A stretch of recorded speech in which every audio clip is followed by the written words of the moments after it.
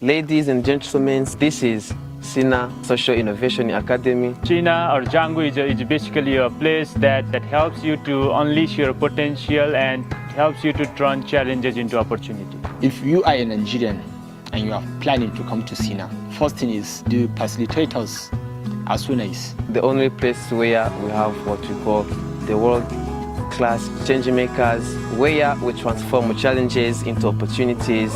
We start with helping you discover yourself. We build in you the potentials. We empower you through many activities. To make sure you understand everything. You will not be left behind. The kind of hospitality we get from the one we come, from the airport, people are welcoming us, hugging us, giving us hope. The most important thing is that the people that are in SINA are welcoming. So I'm welcoming you, that you come, we collaborate, we develop ourselves, we develop our communities, we develop our country, we develop our planet. And because of that, turning challenges into opportunities.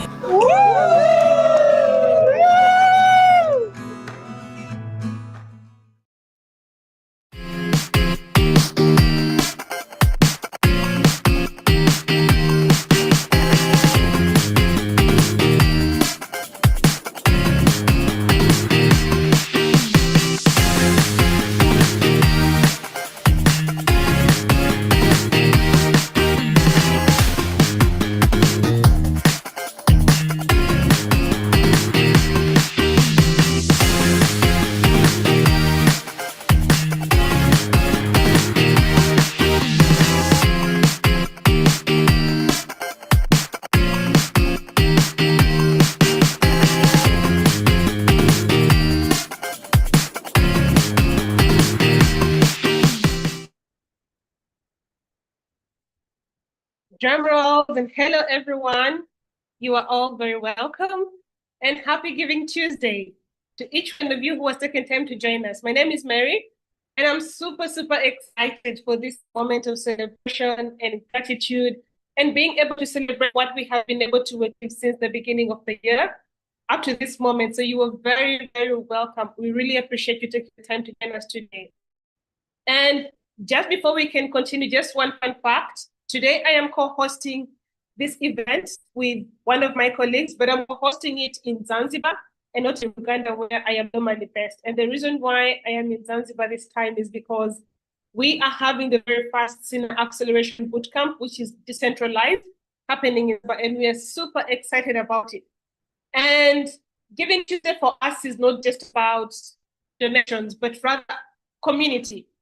We are the SINA community, and the community is made up of the replicators, the scholars, the entrepreneurs, the donors, the friends, and everyone who relates with SINA in whichever way that you know SINA. And we celebrate you today. We welcome you to this event.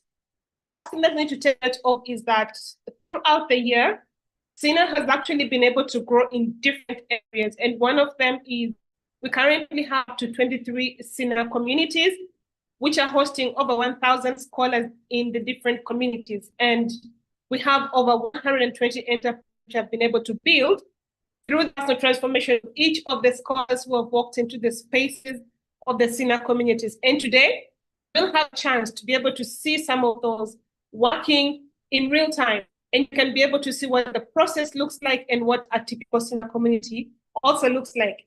And I'm not doing this alone today. I am co-hosting this event with my colleague, John, who will also be guiding us through the highlights and the stories and the inspiration that we have prepared for you all through the day. It's very great to host together with you, John. Over to you, John.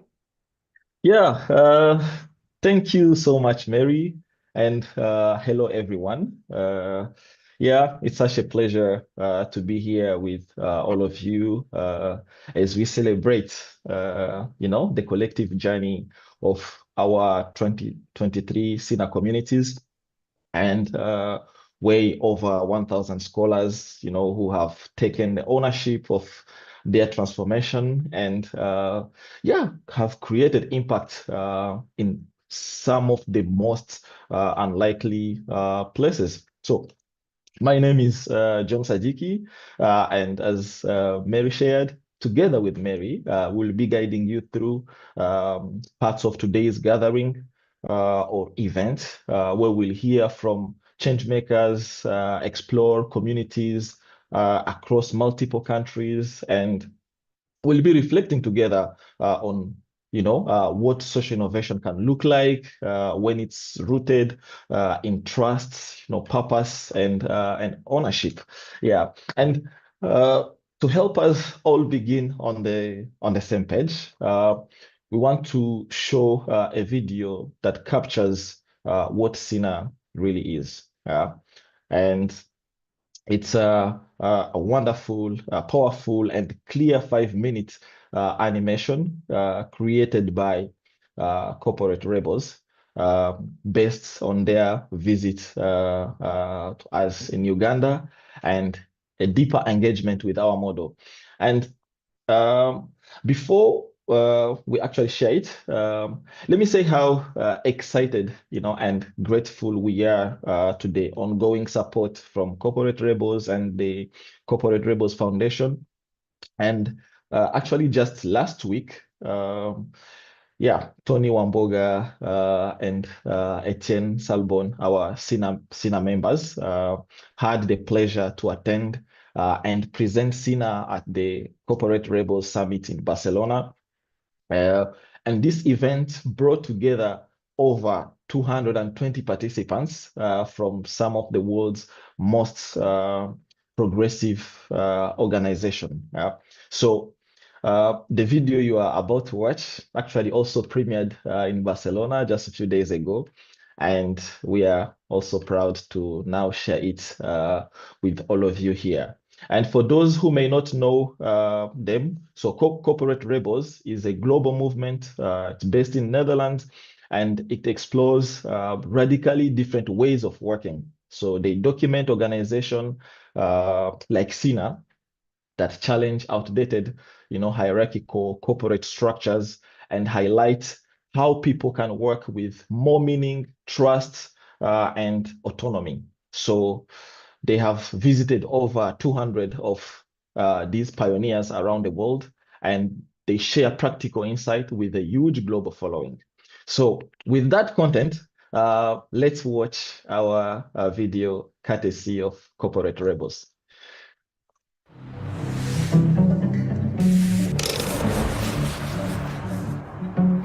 Across Africa, millions finish school and find nothing. In Uganda alone, hundreds of thousands enter the labor market each year to compete for just a fraction of formal jobs. Potential is wasted. In 2014, just outside Kampala, Uganda, something unusual began.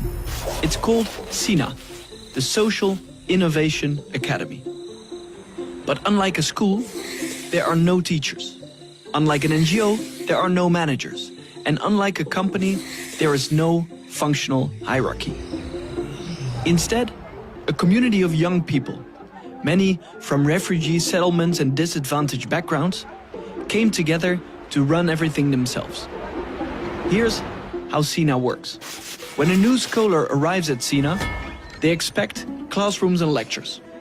Instead, they discover a self-managed community where everyone takes on real roles. One scholar might join the finance team, keeping the books transparent. Another may step into the community team, resolving conflicts and organizing events. Someone else may take charge of the canteen, making sure it turns a profit. There are no bosses, just roles chosen and rotated. Decisions are made in teams. Everyone holds each other accountable with authority shared across the community. This non-hierarchical system does more than run the academy. It teaches leadership by experience. Take Edson. He arrived with no business background. Within months, he was part of the canteen team. They divided responsibilities, set goals, and made collective decisions. It became his training ground for entrepreneurship. As scholars grow, they form teams around real-world problems. Malaria, unsafe drinking water, waste pollution. They design solutions, test them in the market, and if they work, turn them into enterprises. One powerful example is Uganex. Its founder, Joanne, grew up watching her community suffer from malaria. At SINA, she and her team developed mosquito repellent soap, a simple product with life-saving potential. They tested it locally, refined it, and built it into a social enterprise. And today, Uganex reaches thousands of households, protecting families from malaria while creating jobs in the process. Stories like this show what happens when hierarchy is removed and responsibility is shared. Scholars don't just learn theory, they build solutions their communities desperately need. And by the time they leave, scholars are not job seekers, they're job creators. Ventures like Uganex, Tusafishe with clean drinking water for schools, or Smart Kitchen with eco-friendly cooking fuel. In total, more than 120 enterprises have been launched through SINA, creating over 1,600 jobs. And here's the real magic. The system regenerates itself. Scholars step into roles, then hand them over to the next wave. Some become mentors, others replicate the model in their own countries. That's why today there are 23 SINA hubs across 9 countries. Each one locally owned. Each one non-hierarchical. Each one training a new generation of entrepreneurs. SINA does not scale like a company. It scales like nature, through replication, interdependence, and freedom paired with responsibility. The mission? To create regenerative communities for a free, responsible world. At SINA, the line between learner and leader disappears. And out of that freedom, disadvantaged youth transform into social entrepreneurs who change their own lives and their communities. This is education reimagined. Not preparing people for jobs, but enabling them to create their own future.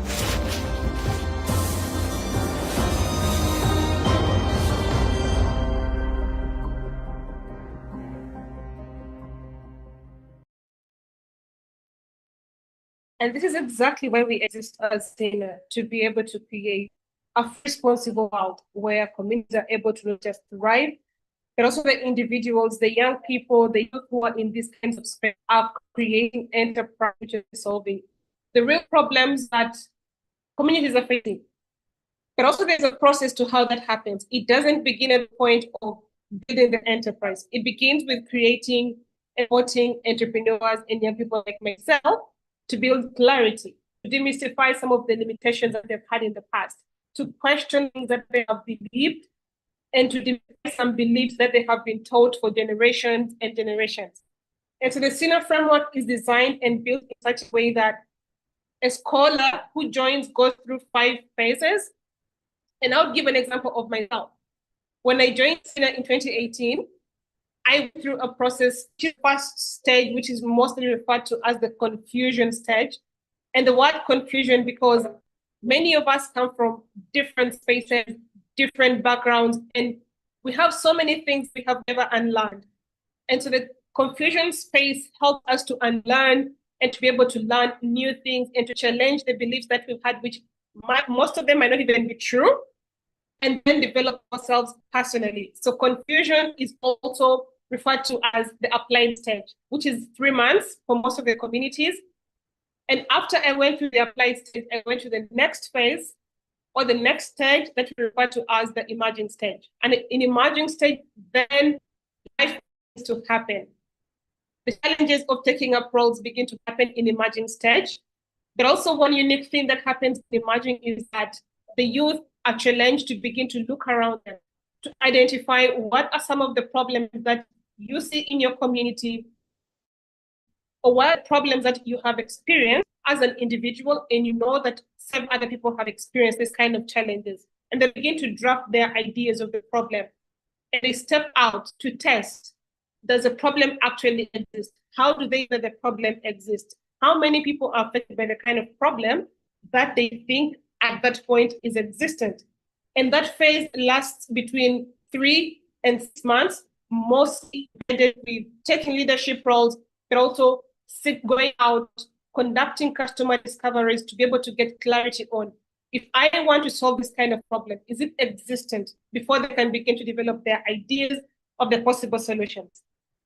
And the part of developing the solutions, which definitely change the communities, begins in concentration stage.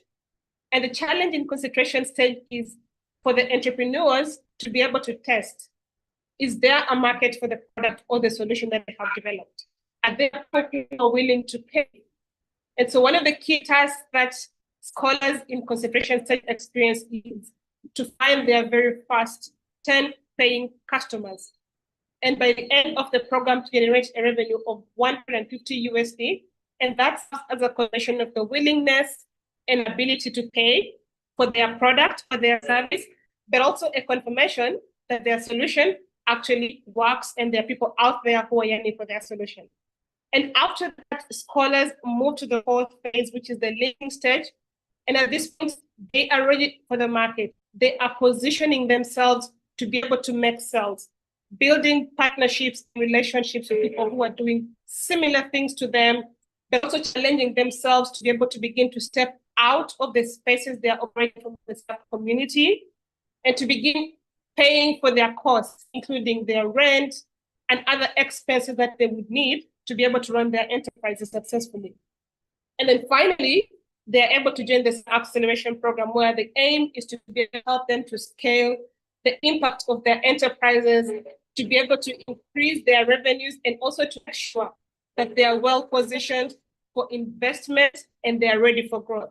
And so this is typically what the SINA framework looks like, beginning from the point when a scholar joins until when they are ready to grow their enterprises. And for a moment then, that is only focused only on the journey of a scholar. And I would hand it over to John to tell us, how about someone else who would like to rebuild a SINA community and replicate it in their spaces? What does that look like? Yeah, thank you so much, Mary. That has been wonderful. As you explain, I kind of like also mirror my journey through SINA, or the SINA framework, where I joined 9 years ago. And after seeing how impactful, or the impact that it has created in me and for me, at some point I was like, hey, how can we have the same community or the same learning environment in my communities? So with friends, we kind of like decided to create or to replicate another SINA community in Kampala, which exists today, called Lazima Innovation Hub. And that was mostly because of we had gone through the SINA framework, and we had seen its benefits, the impact it has had on us, on our life, and decided to replicate. So that's one key part I would like to expand on. That in SINA we call replication journey. It is the process that individual scholars or change makers go through when they want to create their own SINA community. So they start with an idea or a desire,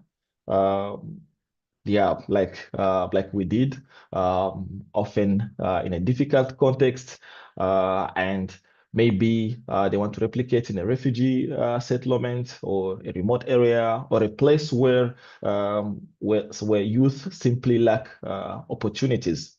So instead of importing solutions, so they go through a structured journey, that equips them to build their autonomous, self-organized SINA from scratch.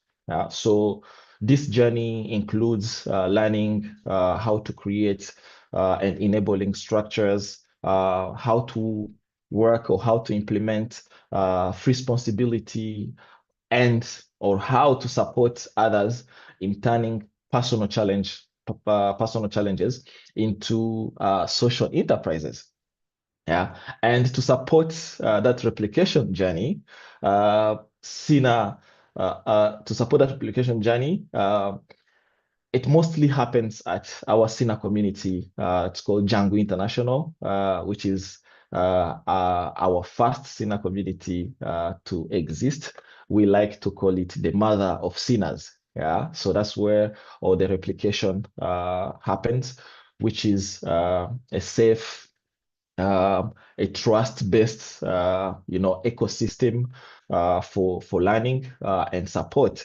And yeah, it's where new replication teams receive coaching, exchange with existing SINAs, and build the foundation they need to succeed in their own context. So it's one of the core places, important places, where SINA can replicate in ways that are both scalable and deeply localized. Yeah. So Django International is where the replication happens. It's our first SINA community. It's the mother of SINAs. So that's a summary all about replication journey.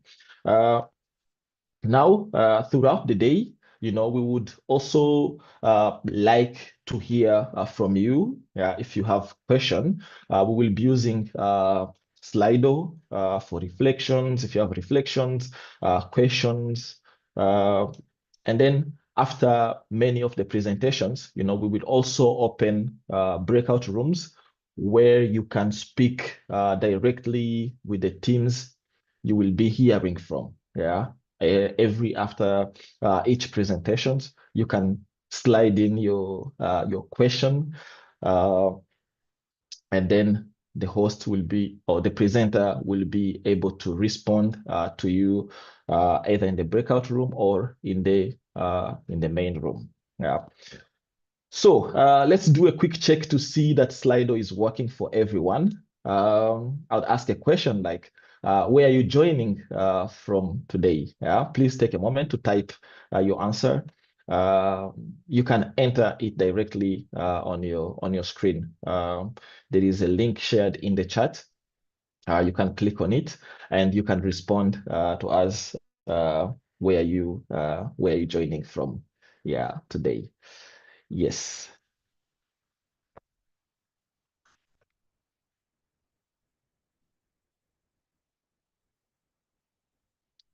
All right. As we wait to receive your questions, to receive your answers, and to test our interactive app today. We will go now into introducing our first destination, where we will now travel to Nepal, where the Hope Innovation Academy is cultivating change makers,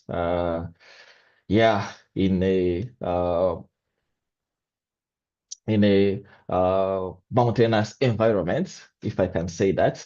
But first of all, we can begin with a 1-minute drone view to get a sense of where they work. And then we will hear from the Hope Innovation Academy team after the 1-minute video.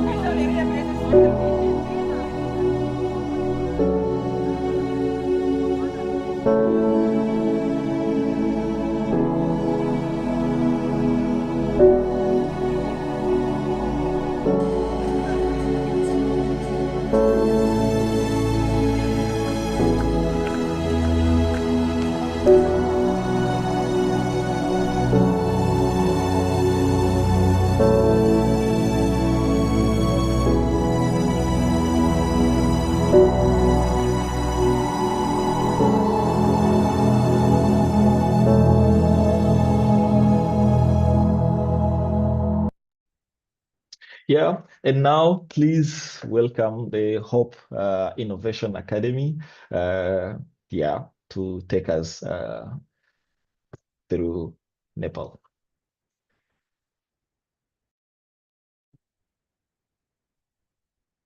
Hi, namaste everybody, and welcome. And thank you so much for taking time to be the part of this unbelievable event. And my name is Rupak. I'm the founder of Hope Innovation Academy, and it's really honor to introduce you Hope Innovation Academy. So I just want to take you quickly through Hope Innovation Academy, our surrounding, how we work, who we are.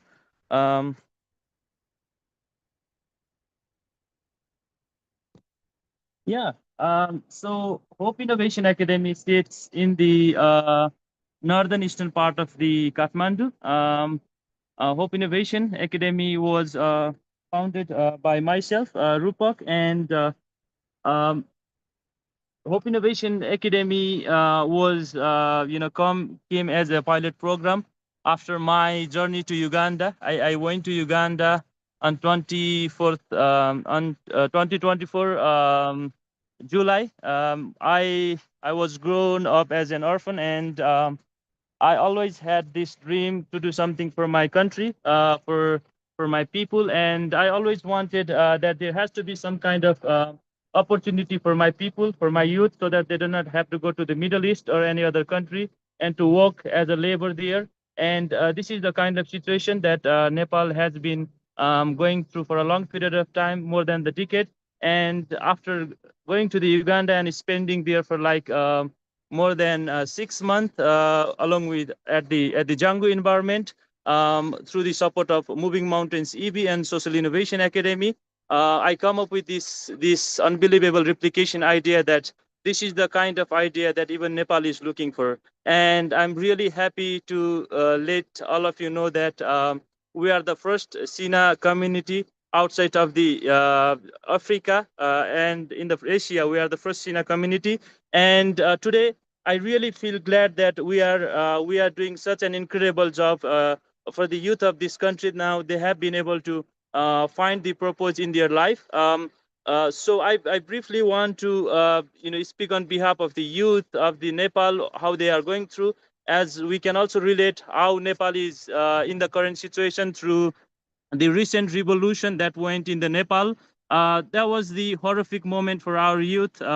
Many people died in the process, and that is the kind of situation that Nepal is going through currently. And today, at this present moment, Hope Innovation Academy has been a beacon of hope for this kind of youth. And today, I really feel proud that I really come from a background of an orphan, and I do understand. I feel like I do understand their feelings, their emotion, and I do feel like if hope and opportunities are provided to this youth, I think this will really, really help this youth to stay in the country and to invest their mind and talent into the country. And that's what we, Hope Innovation Academy, stand still. So I briefly want to take through the Hope Innovation Academy compound, where do we conduct a program.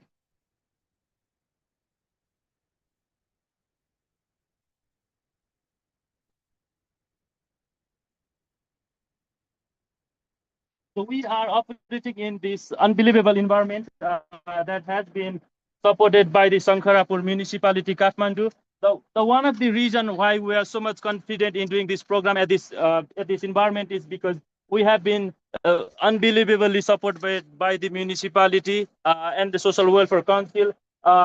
Nepal government have been always dreaming to have such kind of a project in Nepal because of the situation of the youth. They wanted to find something different, something option, different option for the Nepal youth, so that there can be some kind of a solution to our youth. And today, through the support of Sankharapur municipality, through the support of multiple youth club of the Goma Devi, we have been able to fulfill this dream, and we are tremendously grateful to the Sankharapur Municipality, Kathmandu, to the Sankharapur Police Department for providing this unbelievable venue, for helping us to grow and thrive in this venue. So I briefly want to take our viewers to have a quick talk with our scholars.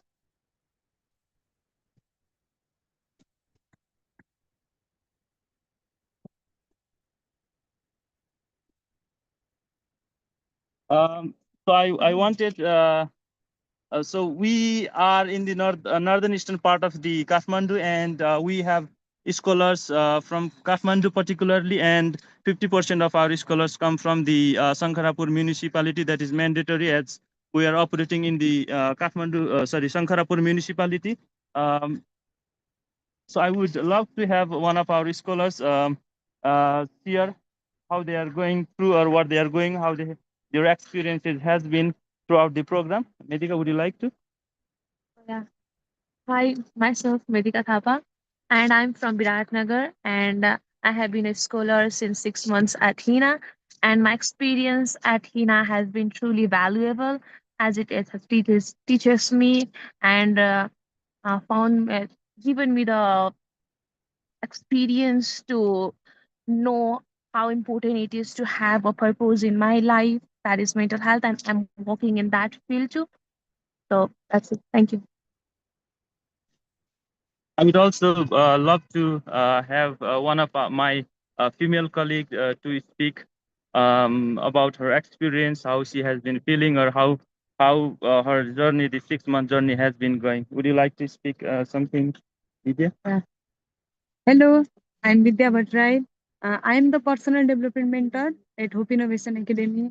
My work focuses to support youth to understand themselves, building their purpose, building confidence, and develop the personal skills that they need to move forward in their life. And being the part of HINA excites me because it is the community filled with the opportunity, collaboration, teamwork. So being a part of HINA really excites me. And throughout this my journey of HINA, I get a chance to connect with the young scholars, learn from their perspective, and grow together. So I'm really committed to contribute my 100% to guide them in a self-discovering process and in a building their future in Nepal. Yeah, that's all from my side. Thank you.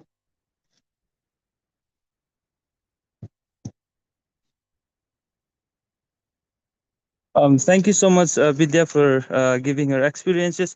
I just briefly want to share about my journey, about how this has been such an incredible feelings for the Sankharapur municipality, and also for myself, coming from that background, and you know, getting into the Uganda after my graduation from the engineering. Everything changed for myself. I really felt like spending 6 months at Django International Social Innovation Academy. That really helped me to shape my vision for my country, my mission to work for the people of my country, and that has come true. And therefore, I really want to be grateful to everybody that has supported Hope Innovation Academy and myself throughout my journey. I want to be thankful to the Social Innovation Academy for providing me such an unbelievable platform. This wouldn't have been possible without you. Thank you so much to Moving Mountains, EV Germany, for providing me such a long support throughout my childhood to till now. Thank you so much to everybody. Thank you so much to all the team members of the Django International. This wouldn't have been possible without you all. And most importantly, we are going to wrap up our program, this 6-month program, on December. And thank you so much to Crossing Borders for pledging the support for the next 6 months. This is really going to save the Nepal. We really see Nepal getting into the new kind of direction through social innovation and social entrepreneurship. We have already been able to create more than 2 jobs, digital jobs, and agro enterprises over the period of 6 months. And this wouldn't have been possible. Once again, thank you so much to everybody. Thank you so much to the Uganda, I have to be thankful to the whole Uganda, because that experience was a really a life-changing experience for me. Thank you so much, everybody. I rest my things. Thank you so much, John. Thank you so much, Mary, and thank you everybody for providing me unbelievable opportunity. And thank you so much for giving me an opportunity to present my community. Thank you so much.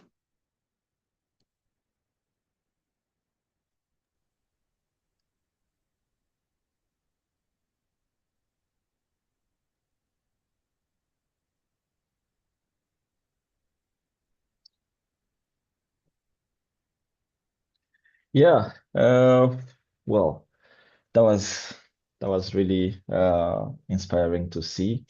Yeah, what can be built with ownership, even at the edges. Yeah, yeah. Thank you so much, Rupak and Hope Innovation Academy for for letting us discover yeah what you are working on, how you have taken the learnings that you acquired in Uganda during your replication journey, and that you are creating a learning space for young people where they can create their own opportunities. I think now we will open a breakout room where you can meet the team directly. And as always, feel free to keep sharing question on Slido. It is in the chat. You open the chat. You can click on the link that is shared in, and then you can send. Yeah, you can send the question. Yeah. Yeah. On that, we can share transition video as Rupak and Hope Innovation Academic team will be waiting for questions in the breakout room. Yeah.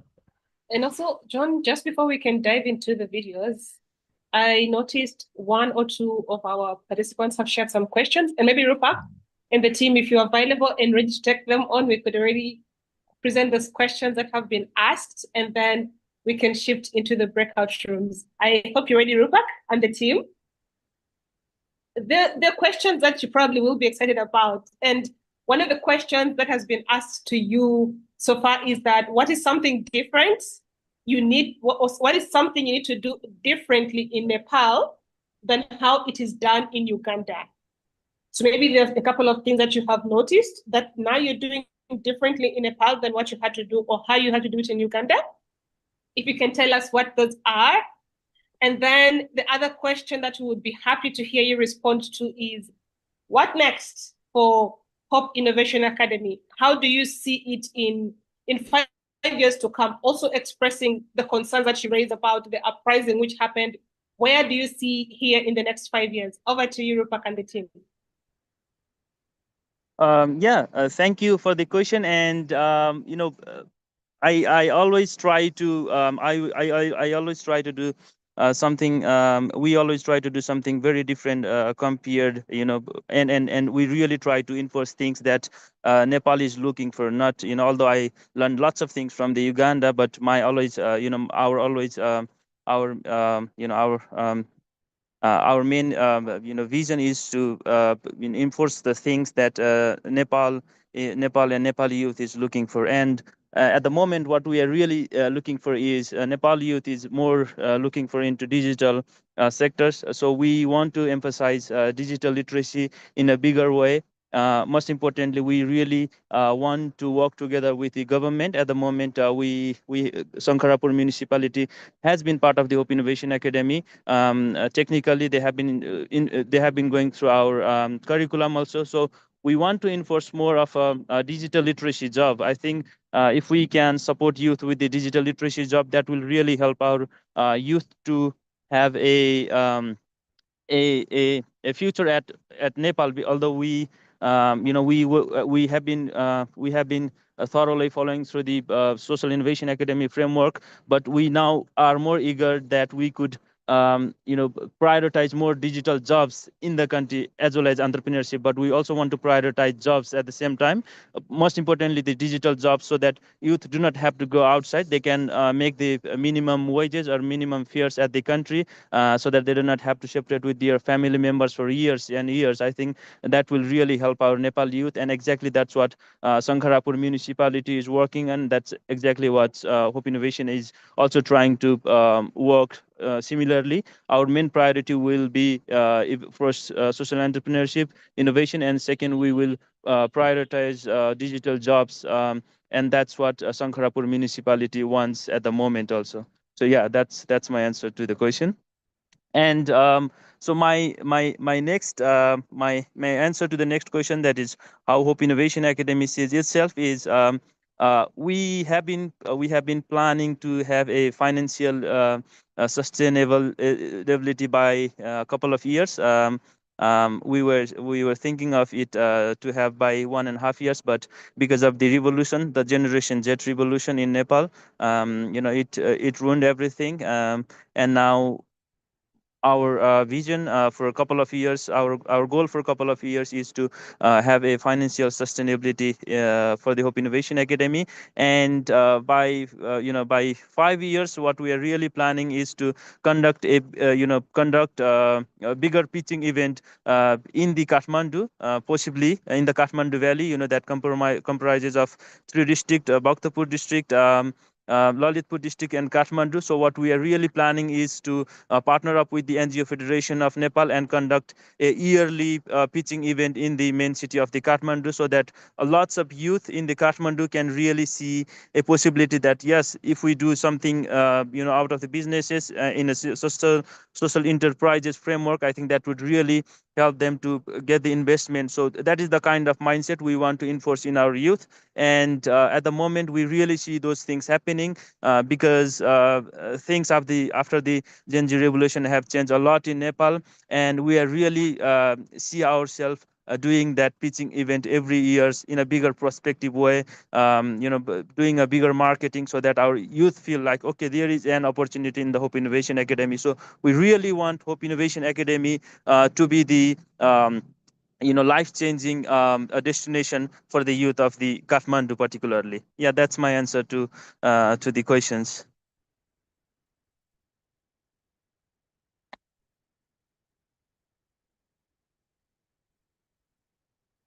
So one of the question I have been seeing here is what challenges have you encountered and how do you manage to solve? So at the moment, I am not so much of a bureaucratic guy. So we have been seeing a lots of bureaucratic challenges at the moment through this governmental thing. Although we have been getting lots of supported from the municipality itself in terms of bureaucracy, paper and everything else. But when it comes to ministry, things are a little bit still complicated. So we are trying to cope up with all the things, and we are hoping that by the end of the year, or within the period of 3 or 4 months, we will be able to resolve all these bureaucratic things and the bureaucratic hurdles. So yeah, that's the bureaucratic things is one of the biggest challenges that we are going we are facing over the period of this 6 months.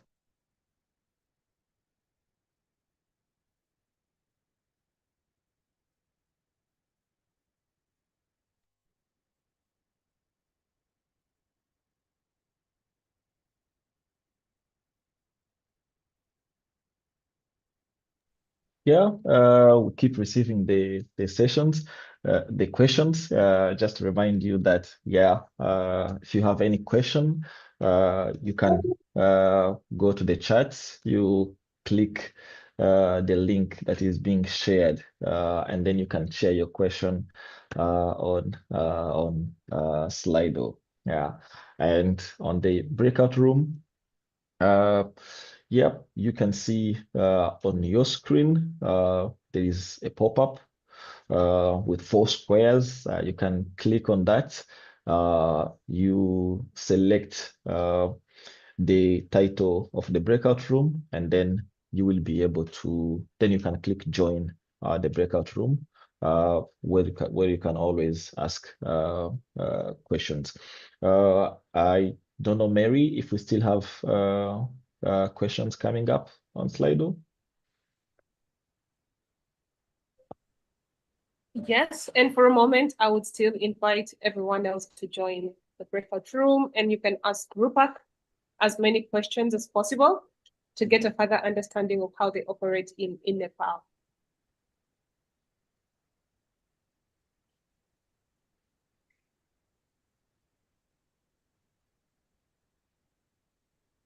Yeah, if we don't have more questions, then yeah, mix.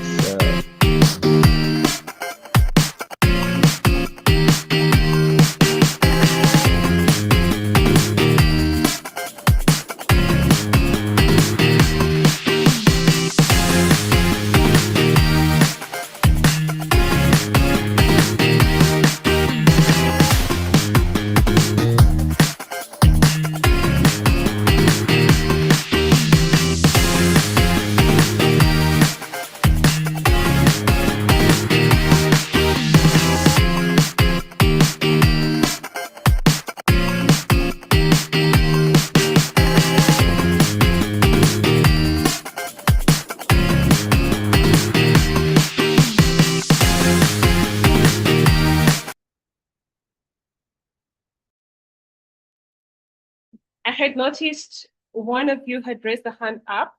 Probably there might be a couple of questions or comments that you would have. I would still like to remind you, please use your Slido throughout the time that we're going to be together. Post as many questions as possible, and then we'll be able to highlight. You can even vote for the questions that you're seeing as the topmost. If you have an interest on hearing the response to most of those questions, you can cast your vote, and then those will be given priority, and we will ask them to the enterprise or the community that has presented. So please engage with Slido as much as possible. And now I would still like to remind each one of you to head over to the breakout room if you are interested and you have a question or a comment for Rupak. Please click on the icon, select the name of the breakout room, and then you can feel free to join in, and you can also jump out on your own and come back to the main room at any time when you need to.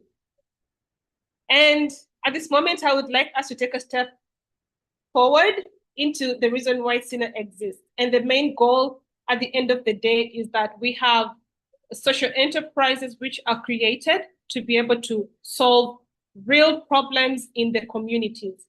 And for this particular enterprise, I would like to say that it is in a space or a location which in Uganda hosts the largest refugee camp. And that refugee camp is called Bidibidi refugee camp in the West Nile region of Uganda. And it's also born and raised in one of our SINA communities called SINA Locator, which is in the refugee camp, operating in the refugee camp. This enterprise is particularly special because they have an interest and are working towards ensuring the safety, especially of newborn babies, by providing different kinds of clothing, including baby warmers, which are intended to keep the babies safe and to protect them from contracting illnesses, especially at their very early and fragile phase of their lives. And so I would like to take this moment to welcome and introduce to you BabyKit, which is one of our enterprises from SINA Locator.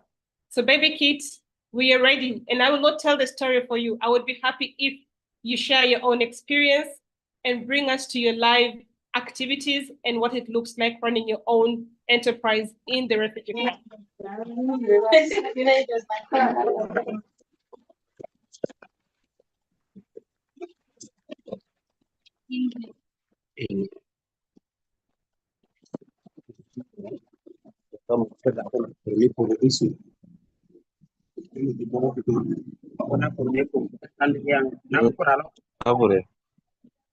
Yes, thank you so much. I'm by Samuel John.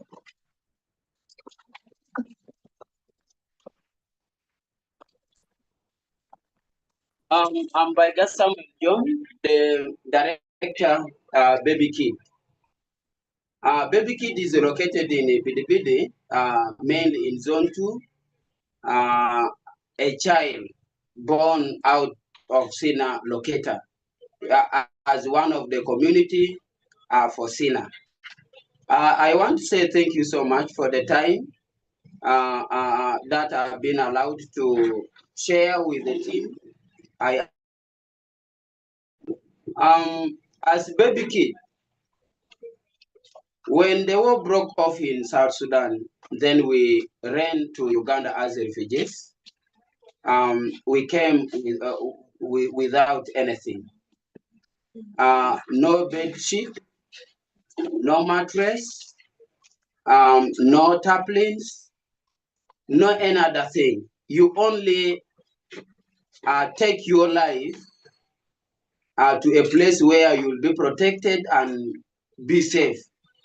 And what is funny, the world doesn't know that war is going to break off in South Sudan.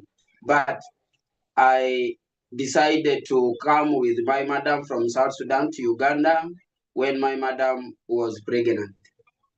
And since the war broke off now, I have to come with my pregnant wife to Uganda.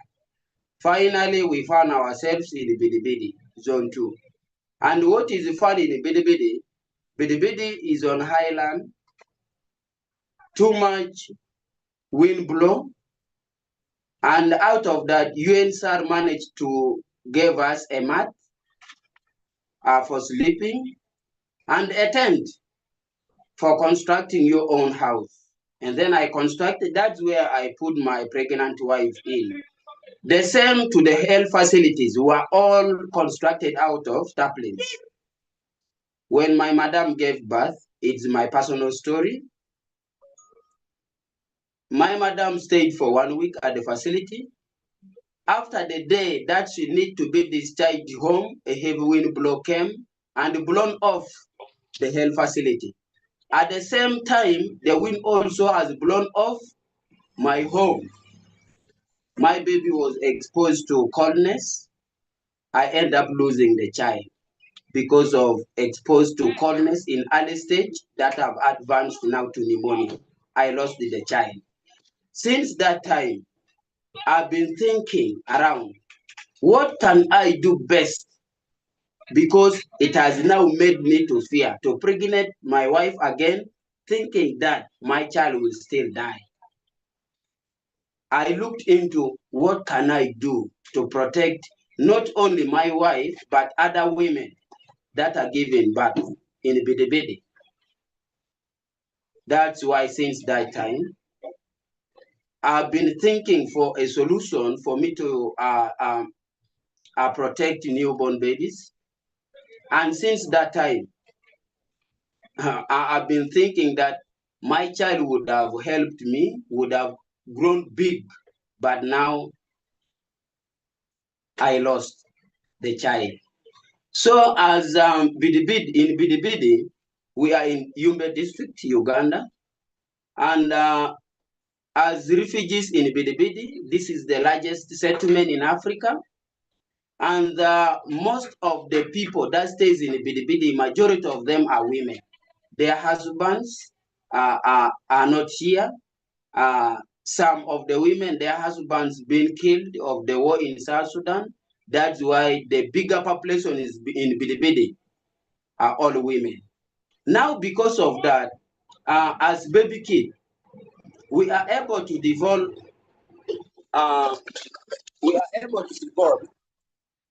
An idea of producing baby warmers. These are the baby warmers. These are the branded baby warmers. To the newborn babies of 0 to 3 months has been our end user. And we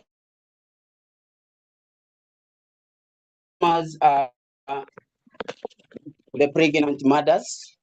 This is one of our customers that has come today to purchase our product. We specifically developed due to the expecting mothers of 7 months to 9 that are about to give birth. At the same time, one of our category of a customer is also the lactating mother. And she already have the baby warmer, and the baby is enjoying the baby warmer because the warmer gives warm. The baby cannot feel coldness. Since emergence, because we are only given mats, babies are not comfortable on the mats. We also make in a way that it is very thick to see that babies feel as they are put on a mattress. This is how it looks. And if the weather is very cold, you can only put the warmer like that. Only the face of the baby can just be seen on the warmer. But if the weather is very hot, you can open the warmer up to the end, and then there are also ropes that you can untie, and you leave the baby open. This is mainly to protect the newborn baby from being exposed to coldness that will advance to pneumonia. And with that, this is one of the child that was born in Bidibidi and has been given the baby warmer, and the baby has grown healthy.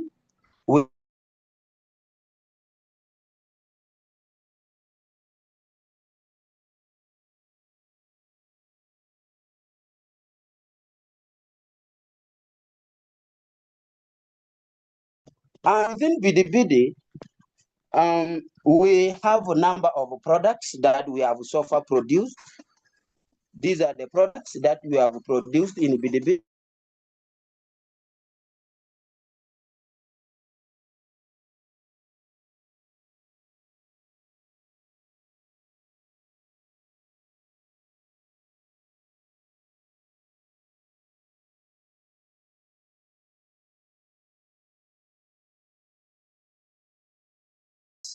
We have the jeeps for sewing, and we have the threads. Here we can see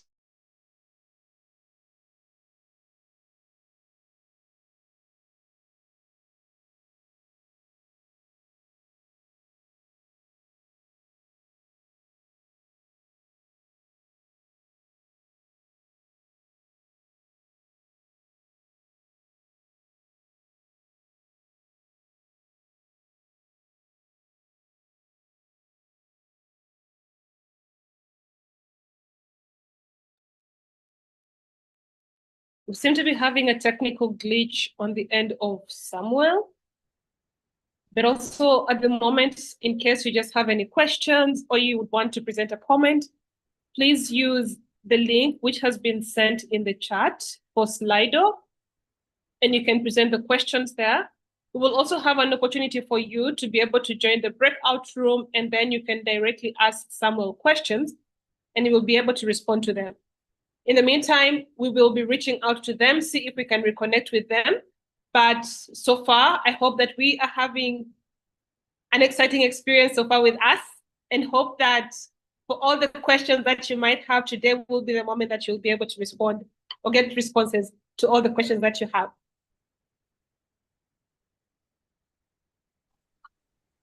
Sorry, network issue, but I'm back. In the culture of South Sudanese, we are told to produce as many as we can. And because of that, we have the bigger population as the South Sudanese in Bidibidi. And in our culture, if you have married a wife, you should be able to marry to produce 8 to 10 children. And if you get a wife and you tell the wife that I'm only going to have 2 children with you, that wife will not be happy of you in our culture. That's why with the products we have the bigger market in Bidibidi. As we continue in production, as our relatives, brothers, sisters in South Sudan being killed, to increase on our number as we are here in Uganda. And then two, we have our tailors that are sewing the baby warmer products. And this is the heavy baby blanket that is used for covering the baby when the weather is cold. This is the tailor doing her part in producing the baby warmers. And not only her, we have a number of tailors. This is one also of the tailor. She's showing baby warmer C4s. As I say, C4s, these are, it means a good warmer in the local language. She's also working on her part. And in total, we have 5 people who are experts in sewing the warmers. And the team, we started as the board of directors, only 5. But because of the work that we already have, we are able to have a bigger number of a team, up to 25 staffs, which they are within Bidibidi and good mentors for BabyKit around here. And with the work that we have so far done, we are able to have an office for BabyKit, and this is how the office looks like. It is located in Koro Market, Zone 2. We are able to produce and sell out 4,000 baby warmers in Bidibidi, and this is only Zone 2, and there is still a bigger market.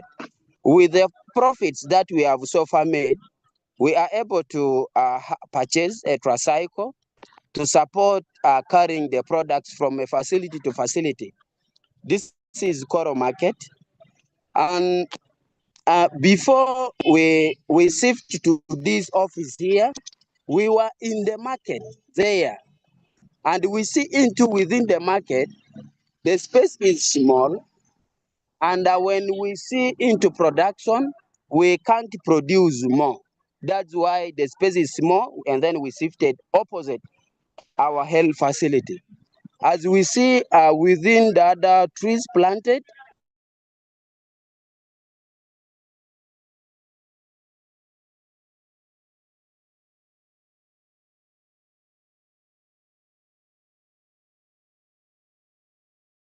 to other health centers in Bidibidi. That is the fence of the health facility. This is Koro Health Center. We started and pilot our products within this health center here. It is a center that almost 5 villages are getting their services here. This is Koro. And before we come to Koro, we have the main road around. That is the road that goes to Yumbe town. And it is the only road that if you're coming from Yumbe, entering Bidibidi Zone 2, you can use this road, and this is where the health facility is. Meaning with that, we also have our former office that we had been in during the emergency time. This is the market. We had been here for a longer time. Because of the small space that has made us to shift outside. This is the market that we had. And we worked here well, only that the space being small, and then we shift out from this office, and then we moved outside there. This is the market for Koro Market 3. And this was our former office with already that way, because of the limited space there. Now, in Bidibidi, as the population continues growing with the newborn babies, in one of the facility, in the recent assessment with our health partner around here, they are able to share with us in a day 25 to 30 newborn babies are born every day in Bidibidi. And in one of the health center, meaning when we multiply 25 newborn babies in one facility with 22 health centers in Bidibidi, meaning in a day we have around 200 something newborn babies born in a day, meaning there's a bigger market and opportunities for BabyKit to scale and grow bigger. And the way I've been following, this is the route that goes to UNHCR offices within the settlement, and it also continues to where we get the food, the upper one, at the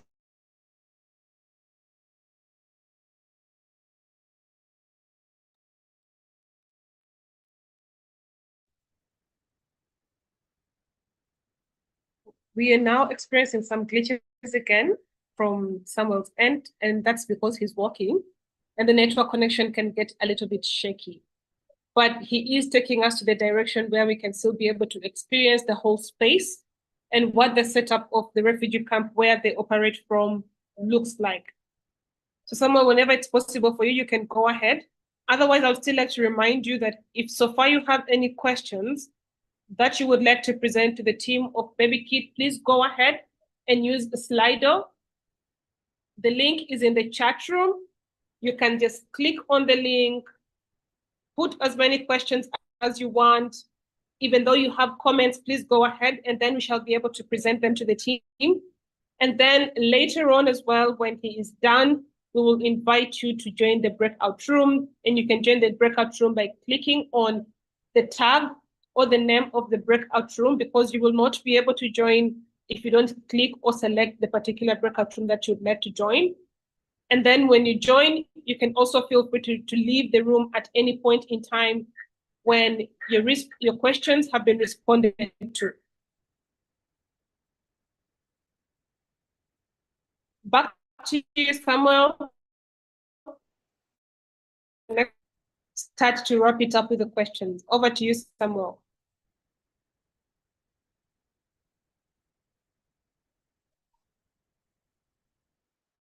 Samuel, we see you, but your microphone is muted, so we are not able to hear you as yet.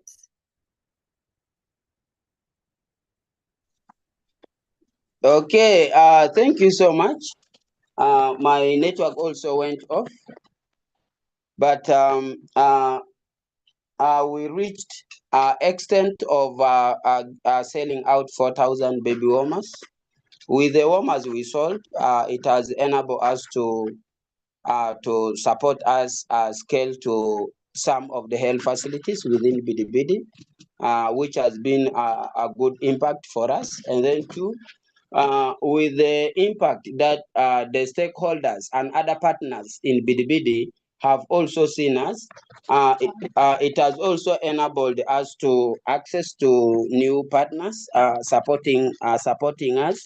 When they have identified a challenge, they will also say, okay, as BabyKit, you're here supporting newborn babies, produce for us this number of baby warmers. So with the support from SINA locator, we are able to do something great.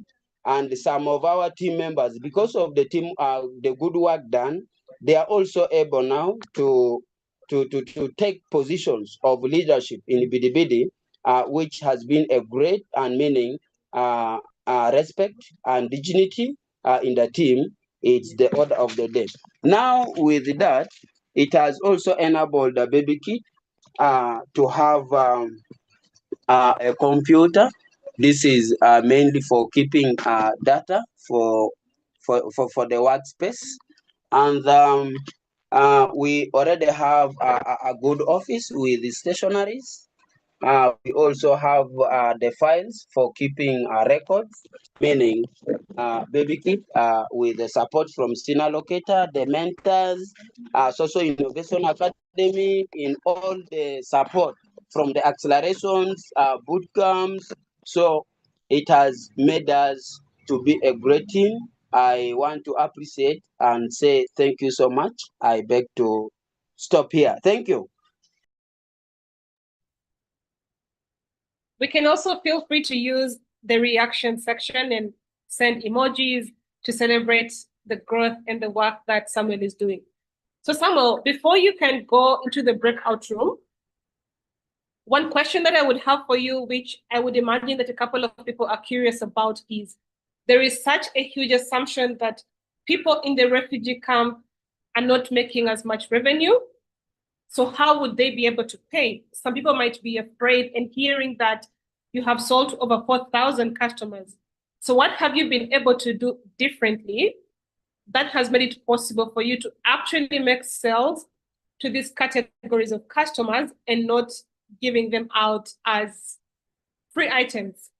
What are you doing differently to make sure that you actually make money through the sales of your products? All right, thank you so much. In Bidibidi, we understand the vulnerability of the refugees, but before we fixed a price, we carry out a price test within the community. And we have also seen that the communities are able to engage in village savings and loan association.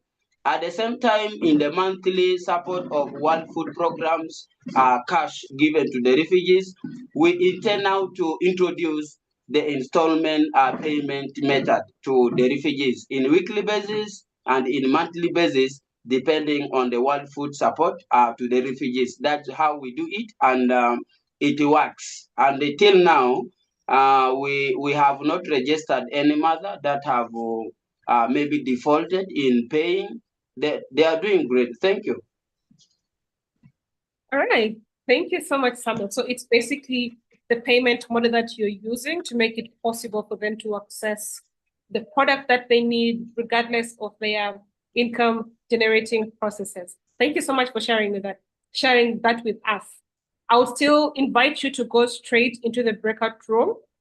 Please click on the link that has the title of your breakout room, join in, and then for anyone who has a question or a comment, if you would want more information from Samuel about how they operate, please click on the link, join the breakout room, and jump back into the main room whenever you're ready to, and as soon as you would want to continue with the programming of the day, because we still have a lot more to share with you, which we have prepared for you to be able to bring the celebration as we wrap up or about to wrap up the year. So as someone is joining in, last year we still hosted another Giving Tuesday event, and we had a couple of teams, enterprises, and also new SINA communities, which we began last year. And a key highlight for some of those communities is that we had the Kira Innovation Hub, we had Kamuli Innovation Hub, and they all began sometime in July. But I'm also happy to share with you that for this current cohort of acceleration, we actually have enterprises which have already emerged from these communities, and that is worth to be celebrated. We also had an enterprise again from SINA Locator in Bidibidi, who transformed plastic waste into valuable items like cups, batons, rulers that are used in schools. And we're also able to feature the Transformation Innovation Hub, which is in Zimbabwe. And I'd like to welcome you to just have a glimpse of what the enterprises and the communities from last year were able to achieve. Hub. And I would like to take this moment to welcome Esther and Alex, who will give us a tour and tell us about their SINA community. After my course, I took time without having what to do, and then that's where I got a chance of being called back the Institute of Don Bosco, and then I joined SINA. So when I joined SINA, that's where I realized who I am and what I'm meant to do. So I saw the SINA model is really aligning with what I want to have. And that's where I realized my passion. And that's why I'm here to work with youth and support them also, realize themselves and create impactful social enterprise as well. I'm so much happy. My name is Alex Adiaka, and I'm a trainer, a mentor, and a life coach at Community Innovation Hub. Very much happy and glad to take you through understanding the ever since when we launched our program in July 2024 this year, what we have done so far, and I'm very grateful to talk when I'm sharing all these. So right now where we are reached, I'm very glad to first show you the first place outside the pavilion, since we're given only one room. But then after our empowerment started, we happen to have two different empowerment stages running together. So that's why we started utilizing available resources to make sure that empowerment programs happen. So right in front of me here, as you see this pavilion, this is also one of the training space that we utilize mostly whenever inside the outside is occupied. So currently they are going through a section mostly understanding the use of ICT. So that is one of the space we use. And then under this mango tree, this is also the space where you utilize as well, we do our trainings from. And with this is also looking at that with a learner-centered approach we are using. We are trying to see that everyone stays in a space that is free and convenient for him to express his or herself whenever he's learning, exchange the knowledge. Since with this empowerment, we aim to exchange the knowledge, to learn from them, and they also learn from us. This one good thing that I like about the program. So right now, I'm very glad to take you inside to see where we do our operation out. So welcome so much. Stay tuned with us. So this is inside where we are, see, whereby when you go past this side on my network side, this is the place where our scholars receive lunch. By Society, sessions are after tourist romantic Friday.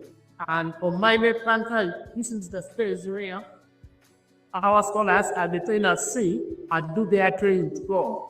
And most of the way they are doing it start, this is where they see. And then right from my left state, this is what I just like you lights mix up that with skip some books for our scholars to at least access them and read and get some information.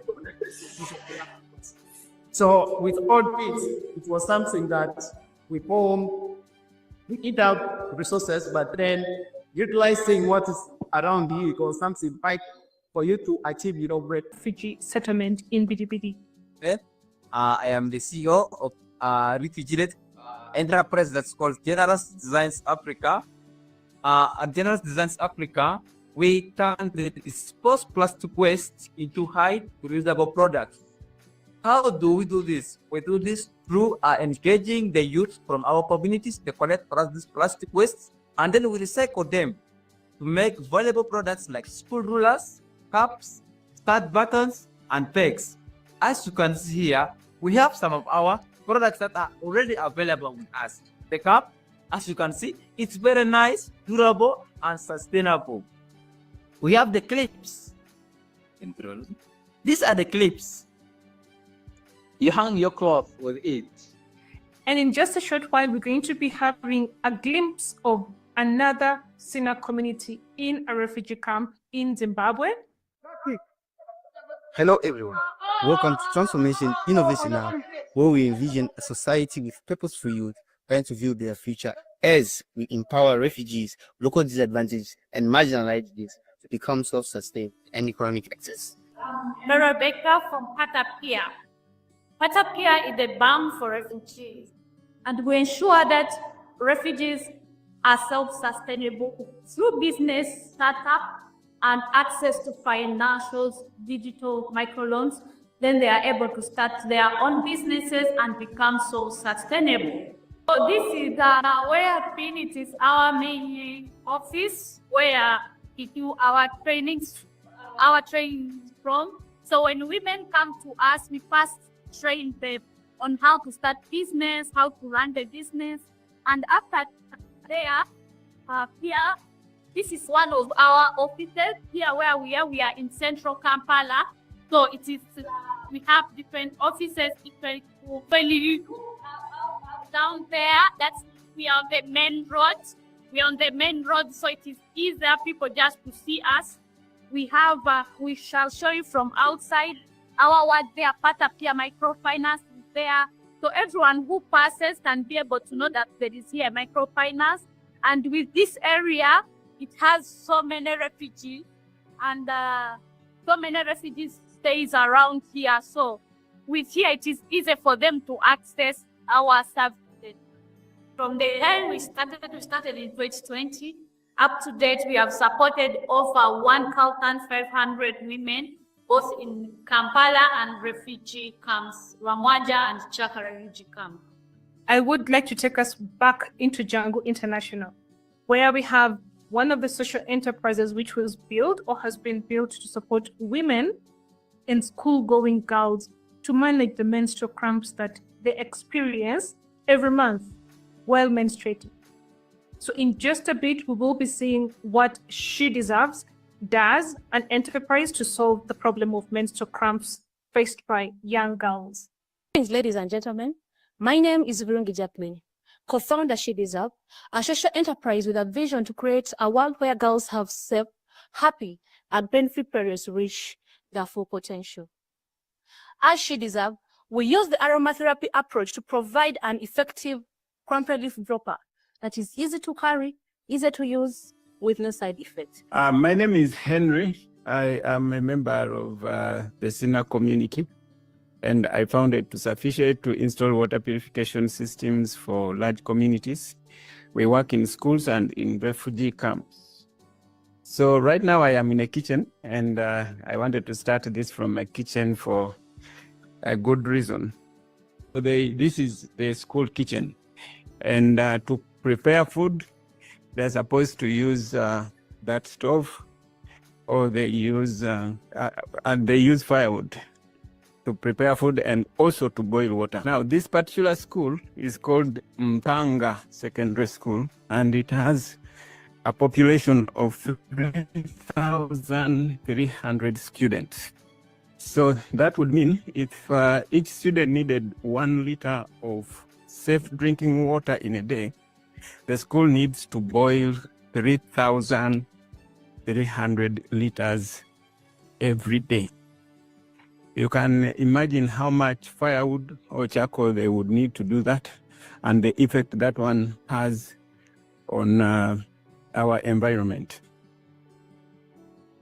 But also the financial cost, if they are going to buy that firewood or if they are going to buy the charcoal.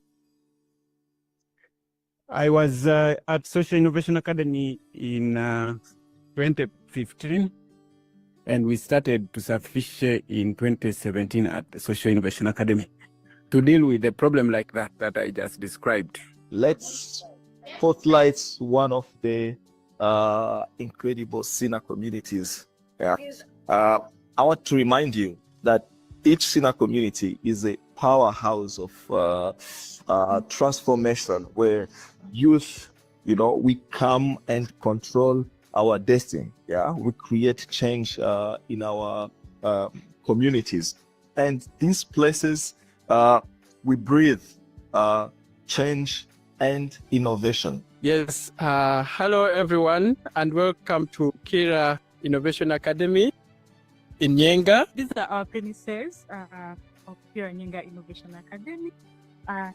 This side, this is a residential area where girls are sleeping. And since we have more girls than boys, we are using two buildings, and also this side of the building. So we have more girls that are staying around more than boys, since these girls some of them are coming from far, so they can't ride any bicycles. So more girls are staying around than boys. This building here in front of me, this is our session room for the applied, majorly, and morning meetings, unity time, any gatherings that need all the community members to be together. This is the room we use. And also this room here, this is where the boys live. We have 4 boys that are staying around. So this is the room they are using, since it's a bit smaller. So this is the kitchen where we prepare our meals from, and this is Peter.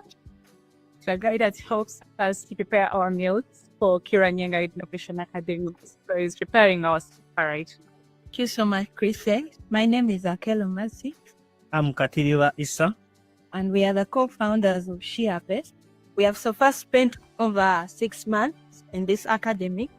And through the whole process, we realized that there's a problem with women are involved in farming and yet they lack quality inputs during the planting season. The ones which are there are really expensive. That is why we as ShiaVest, we came up with the process. We come up with seeds. This is African eggplants. So these seeds are used, we provide them to farmers, and the farmers use them during the planting seasons because many people in this region like to plant these things a lot because they are nutritious. So we provide the farmers with a whole process of with the fertilizers, with the seeds, and with the pesticides, even with the market and the storage during the ending period. This was our first cohort during July intake. We had 20, 16 of them now are dealing with the project, and we have just come up with six projects that are trying to understand the challenges that are facing the community and themselves to come up with the solutions for these challenges. Yes, yeah, thank you for that amazing video. Those were the highlights of our live event last year. So now, you know, you've seen, we hope today we get to have also like amazing testimony, or we get to see, you know, great innovation like what we experienced or what we saw last year. But we've already, you know, started with what we saw with Hope Innovation Academy, BabyKit, yeah. But now before also I take you to another moment, just to mention that we will have part 2 of the highlights of what happened last year in the later stages of the event. Yeah. So let me introduce to you an experience that sits at the very heart of the SINA journey. And it is the Purpose Safari. So the Purpose Safari is a unique residential certificate program that takes place in the welcoming and rural community of Mpigi in Uganda at Jangu International. It is designed for those who want to take a step back, you know, reconnect with themselves and find clarity about what really matters. Yeah. It's for people asking, what's my why?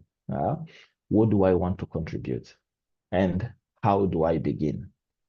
So during the program, you live and learn alongside, you know, local change makers, our scholars, form deep friendships. You can immerse yourself in a new culture, and you will be challenged to think creatively in harmony with nature, and you will work on your own impact project with the support of mentors and social entrepreneurs around you. So the Purpose Safari offers, you know, you get time, you get space to discover your purpose, you get a chance to design your own path and work on a project that is shaped by your passions. Yeah. So it's kind of like a full immersion in the Mpigi community. You live in sync with the local rhythm. Yeah. And you get a support, you know, from a network of change makers, mentors, partners, and then also a certificate to mark the beginning of your purpose driven journey. So, you know, most participants, they describe it as life-changing. Yeah, like, yeah, one of our participants from China, said that it is the most wonderful, I quote it, this is the most wonderful experience in my life ever. I highly recommend SINA for you if you also want to make changes and experience different sides of the world. Yeah. So the program runs 3 times a year, and each time for 3 months. So it is open to international participants with only 6 sports per cohort. And the next intakes begin February, June, and September. So this is more than a retreat. It's a start to clarity, confidence, and connection with yourself and the world around you. So if you are curious or interested, there is more information on the SINA website, where you can also request a personal explanatory call to explore if the purpose is right for you. I will then share a link in the chat. But for now, we can also watch a short video that give us a glimpse of what Papa Safari is.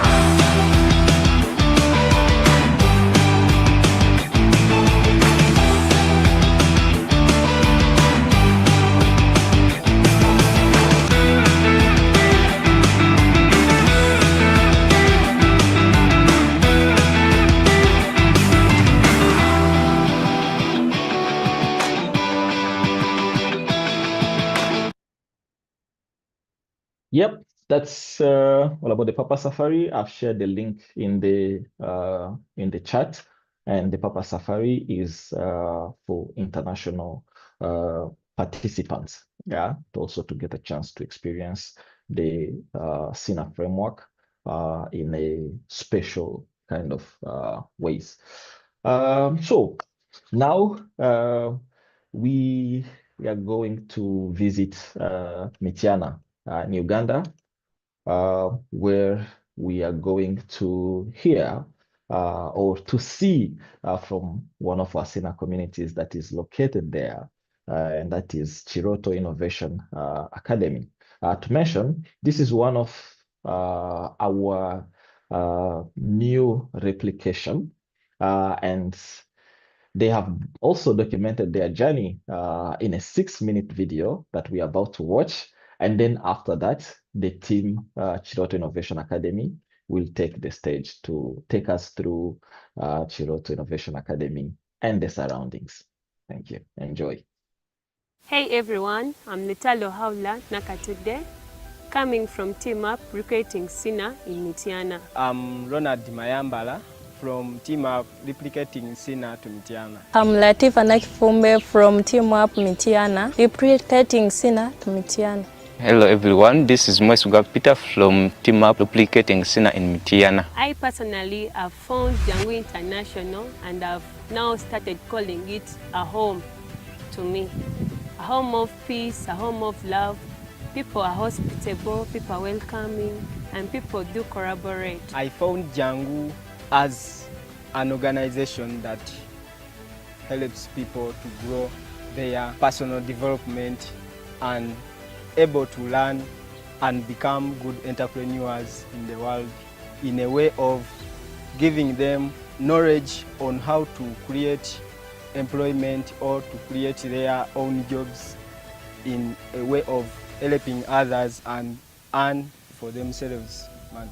First of all, I found this place as a school, but when I came back to the scholars, I found this place as a friendly place. The way the people welcomed me in SINA, it was so special and I felt like I was home. One of my biggest learnings here at Django International, as a scholar as well as a replicator, have learned a lot during many things, like in the assimilation program, where we were given the canteen to run it, and in my big role of being the finance, I've learned book accounting, taking records, and I've also learned many things in entrepreneurship experience, where I discovered my potentials, like in marketing, customer discovery, and also customer care. Inter-members have been helping and supporting everyone and have been friendly, and I have taken a chance to at least communicate to everyone and learn something from everyone, because they have been productive and supportive to me, and I love the place so much, and I'm able to do it so when I go back to Mityana. First of all, public speaking. Second, comfort zone, where I challenged my fears. I've learned to be social and overcoming my limiting beliefs, and also making personal goals and prioritizing things. My big takeaways from applied program as a scholar, I've learned many different things from different sessions, mainly from the session of nonviolent communication. I've learned how to respond and how to communicate to people without hurting their feelings.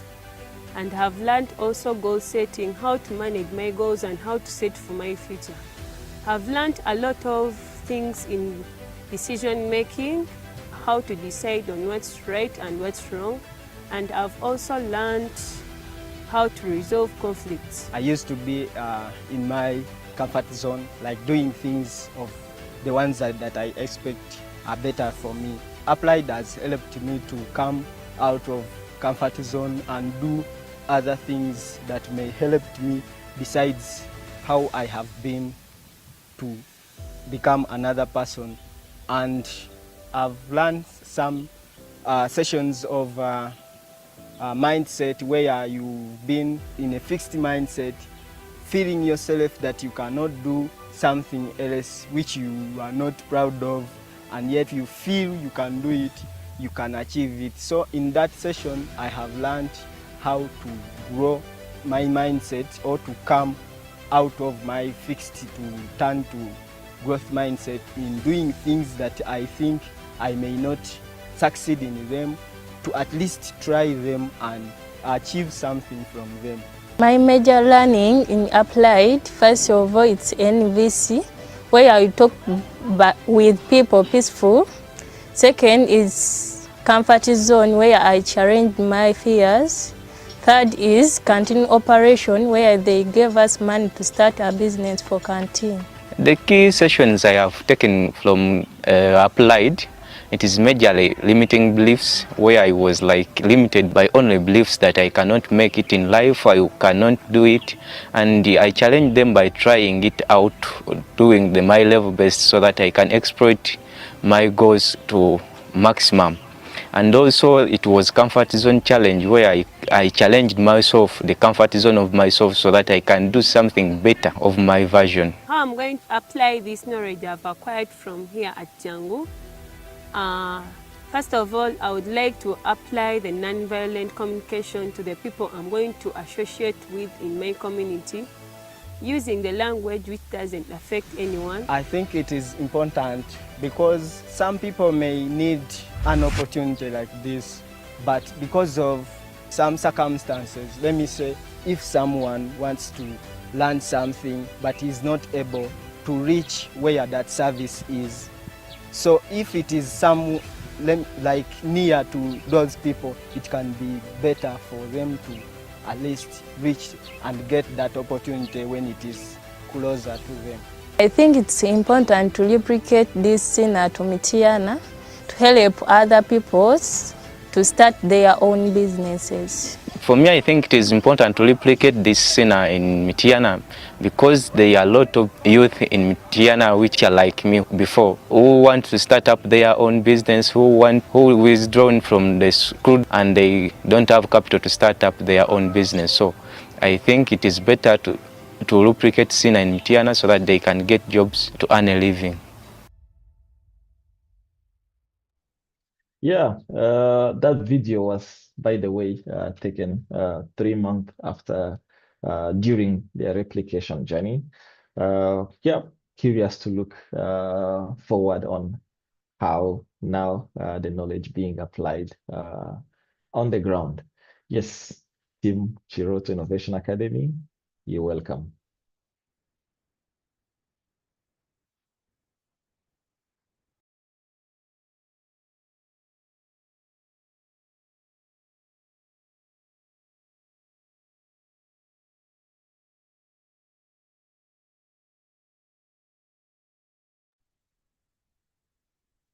Yep, as we wait for Kiroto team to join.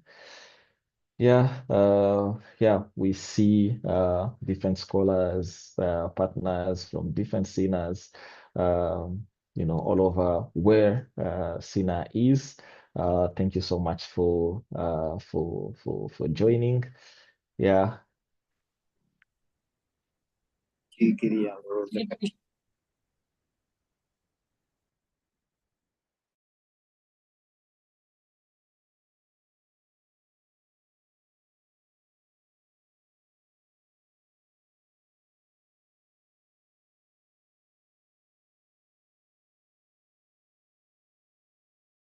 Are standing at the neighborhood. I'm taking you through where we are located. So in Mityana, we are next to the main hospital. So as you're coming from Kampala to the main road, Kiroto Innovation Academy is next to the main hospital. So after the main hospital, we head to the road, and that is a tarmac road. So as you see around, this is our neighboring community and some of the neighbors. So for those who have never lived in Mityana, take a greater look and you see how Mityana is.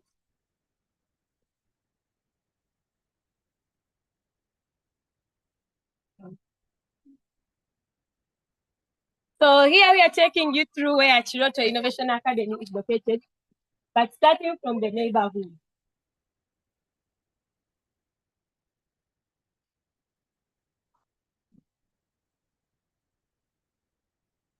So here is where Kiroto Innovation Academy is currently located, and this is our main entrance.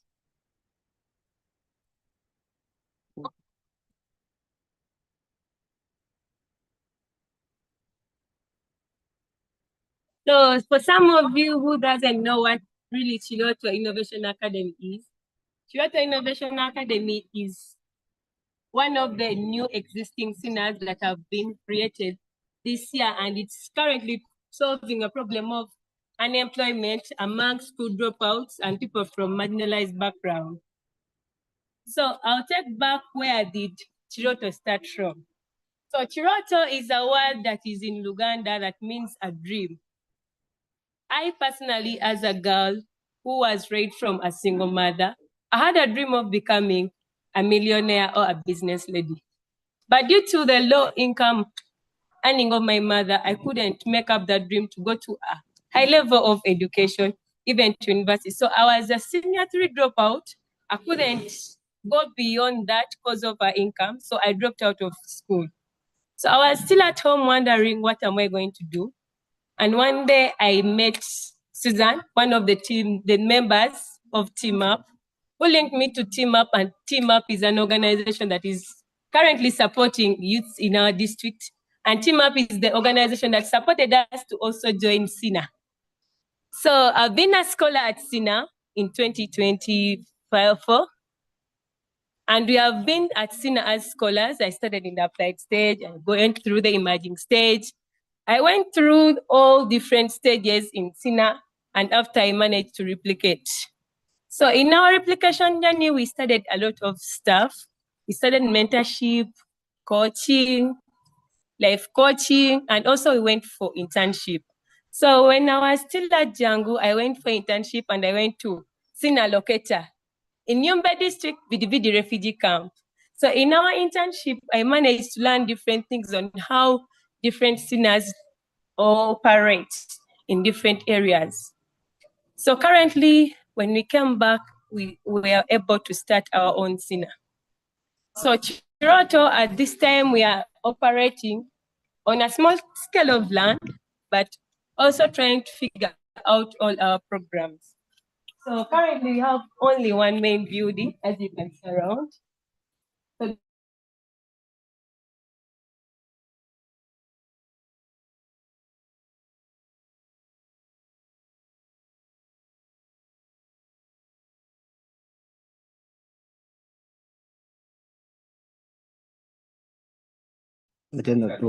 hey, oh, sorry for the network connection. So here where we are currently standing, it's where we are practicing permaculture. For those who don't know permaculture, what it is, it's farming on a small scale of land, but planting different things. So due to the harsh weather conditions we are currently experiencing in Mityana, our garden is not looking that nice, but we are trying to do some agriculture so that we can have some different things, but out of our land. So we had some greens, the one we already took, but currently we are having some beans and cassava. So to take you around, this is where we are located. So this is our powerhouse, where food, tea, and everything that is eatable comes from. But currently, since it's already past the program time, nothing can be seen. So as you see here, we are having a lot of graduation gowns. Since we are soon graduating out our first cohort of applied, and you're all welcome on the 5th of this month, this Friday. We are going to have our first applied graduation, and as well as our first grand opening. So let me take you through the whole building, how it looks like.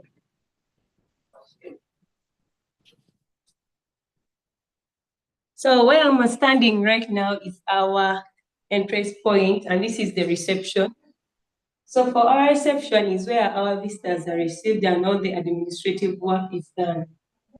So when you come at Kiroto, you will see different messages written on different pages, and every message has a reason as to why it's there. And those messages were written by our applied scholars during their sessions. So allow me to take you through a brief explanation on how our empowerment stage is. So all SINAs have different empowerment stages, but for Kiroto, it's a bit different according to the people we are dealing with. So our empowerment stage, as for all SINAs, it starts with the applied stage, the one we call the confusion stage. So it's majorly 3 months, and it's full of self-discovery, comfort zone, purpose discovery, limiting belief, and goal setting. However, we added something special. So in our applied stage, we placed in some business ideation, since the youths we are dealing in have not yet gained our trust. So people were coming, dropping out because they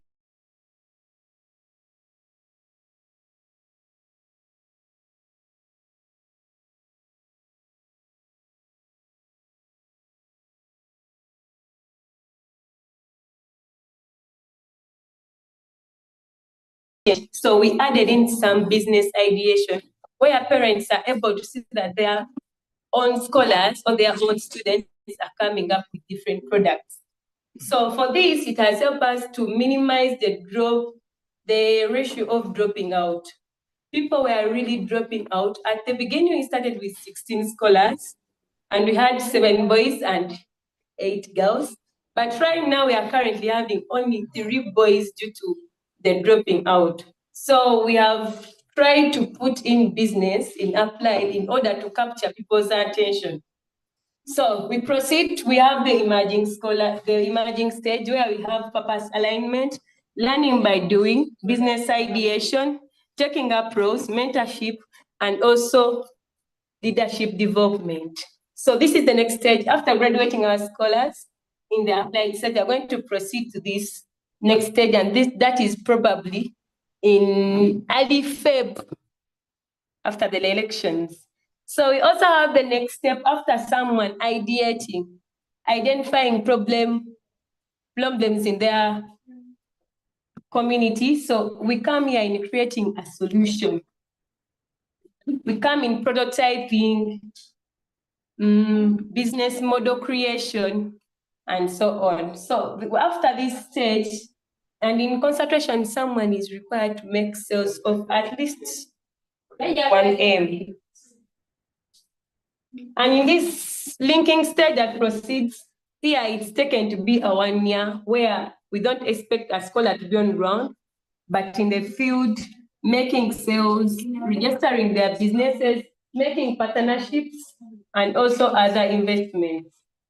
So we proceed to the final stage, and that is the mastery stage, where we graduate out our scholars when they're job creators, people who already have jobs, people who can support others and having a network. So when I come back to employment concept, as you can see here, we have what we call the personal development.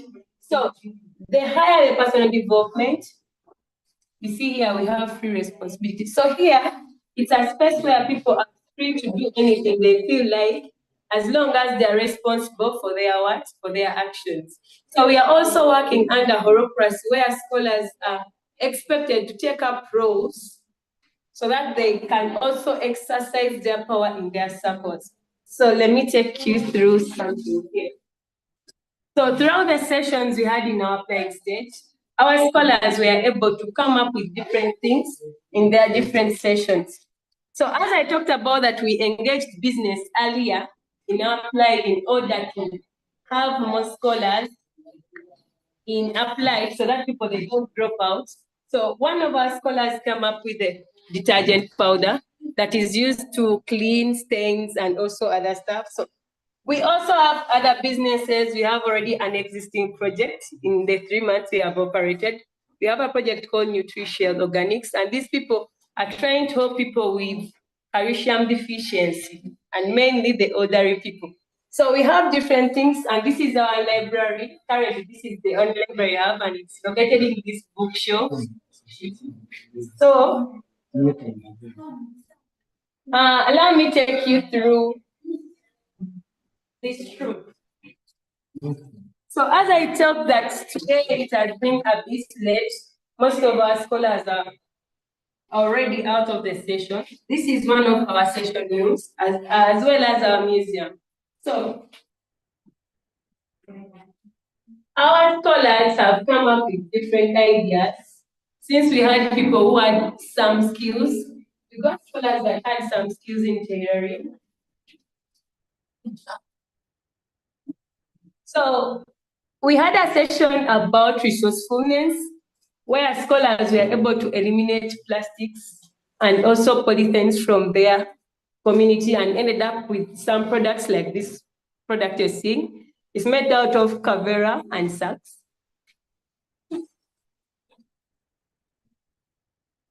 So we also have different things.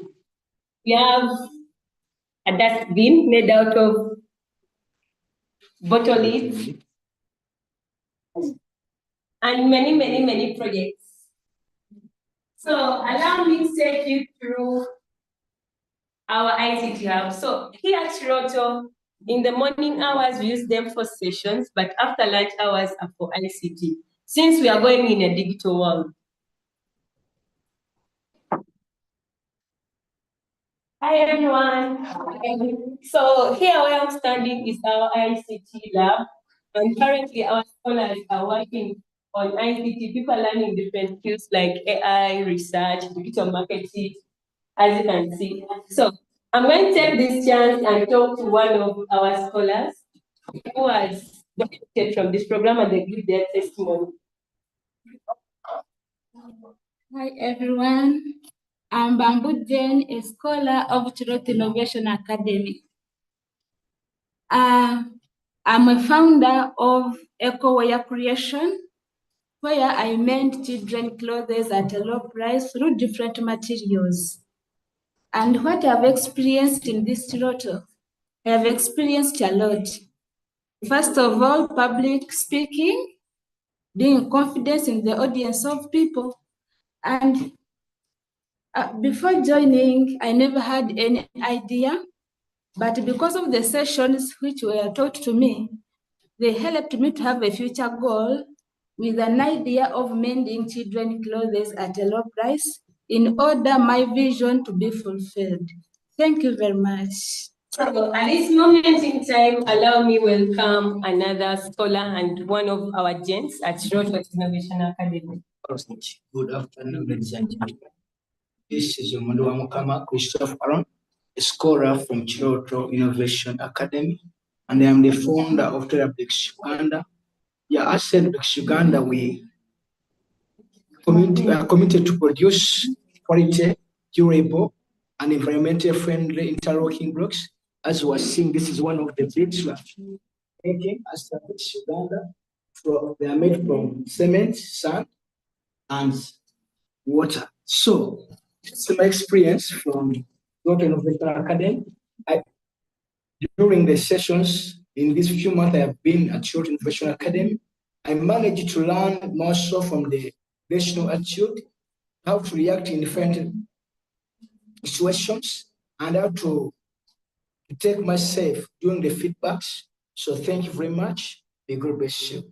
So we not only have scholars currently at Kiroto, but we also have other replicators that came at Kiroto to also get the experience.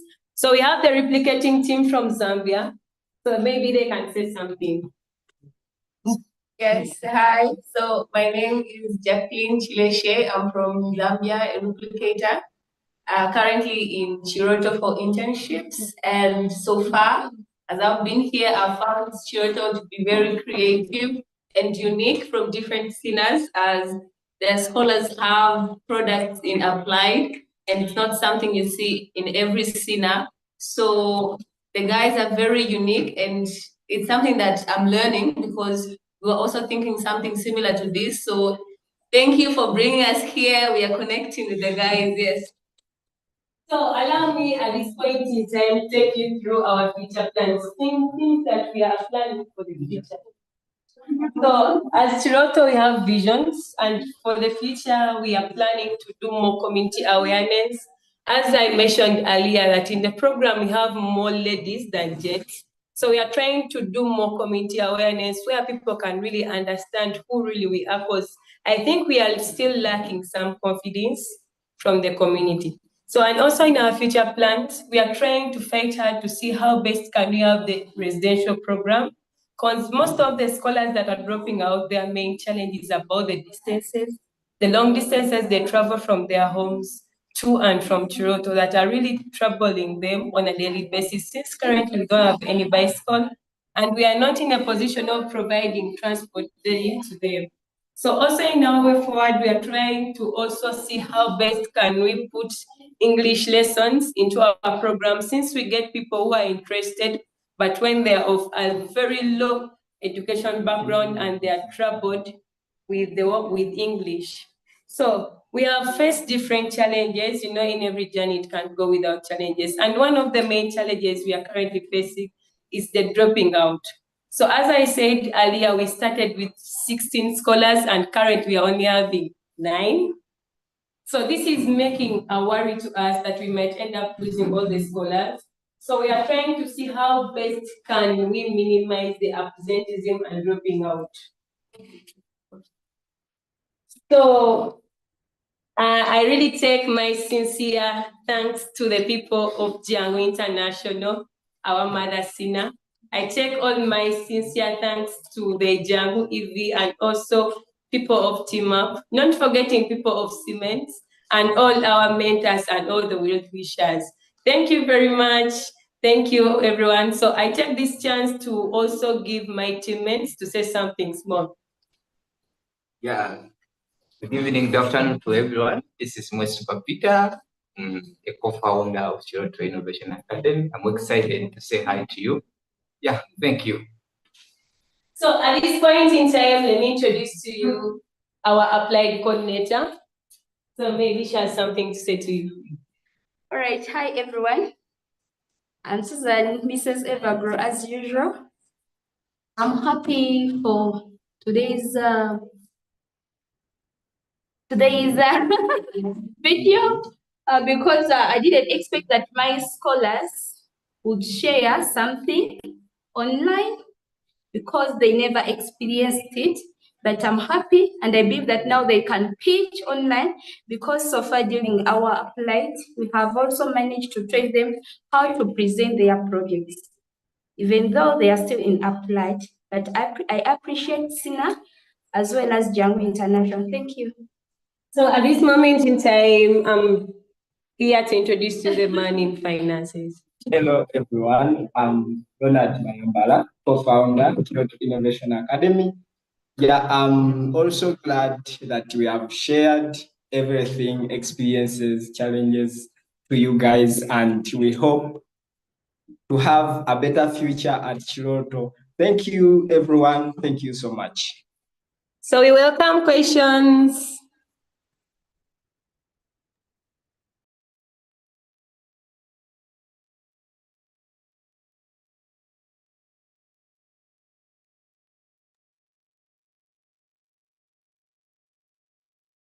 We really appreciate the team from Kiroto for sharing. And yes, you're definitely going to be able to get some questions in the breakout room. But also for those who haven't yet posted the questions on Slido, please go ahead, post your questions on Slido, and then click on the icon that shows which breakout room that you need to join. And you can be able to respond to the questions and also have a deeper interaction with the team of Kiroto and to understand what they do, what could be their possible limitations, and also if it might be of interest to you, how you could come along to support them. It can be in terms of knowledge, volunteering, and finances, whichever it is that you would like to be able to support them.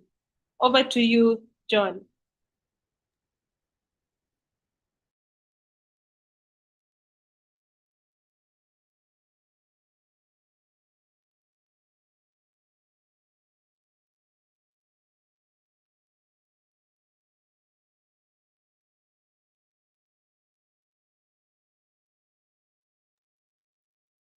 I'm not sure if my co-host is able to hear me, but yes, we are almost just slightly halfway of our journey, and we still have a couple of communities that we are sharing with you, but also just to bring into your awareness, we have 23 communities that have emerged so far, and the ones that we'll be showcasing to you today are the ones that we would refer to as the newest communities.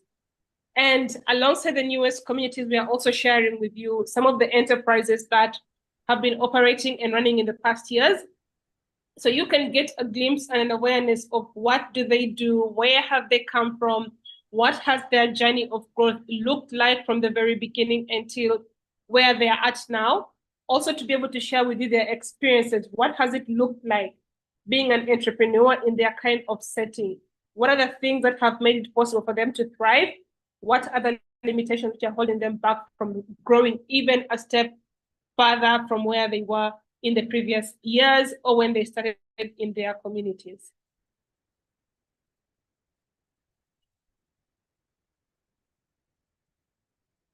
And I would hand it over to you, John.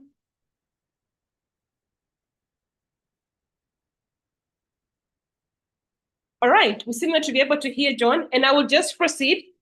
So the journey of SINA began in 2014, and some of you have heard this story over and over again that you're very familiar with it, but also because it began then, and at the time, it was referred to as SINA, which along the journey was able to transform into what we know today as Django International. But we had a celebration of 10 years, which took place in Django International. And throughout the day, we had different speakers, we had alumni, we had scholars, We had different representatives from the government who joined to celebrate the journey, which began only in 2014, but over time has been able to transform, grow into 23 different communities. And we would like to give you a glimpse of what exactly happened during the 10-year celebration, which we held at Jangu International, which is the oldest SINA community that we have.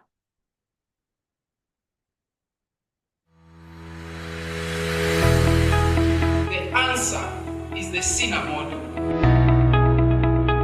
The only institution that I have encountered that begins by introducing people to the method of understanding themselves is SINA.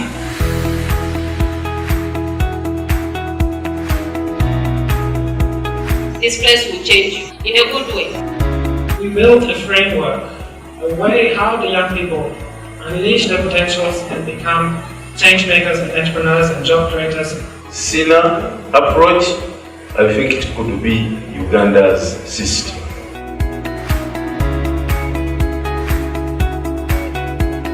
In here, I have made a concept that is capable of transforming individuals' lives and transforming communities.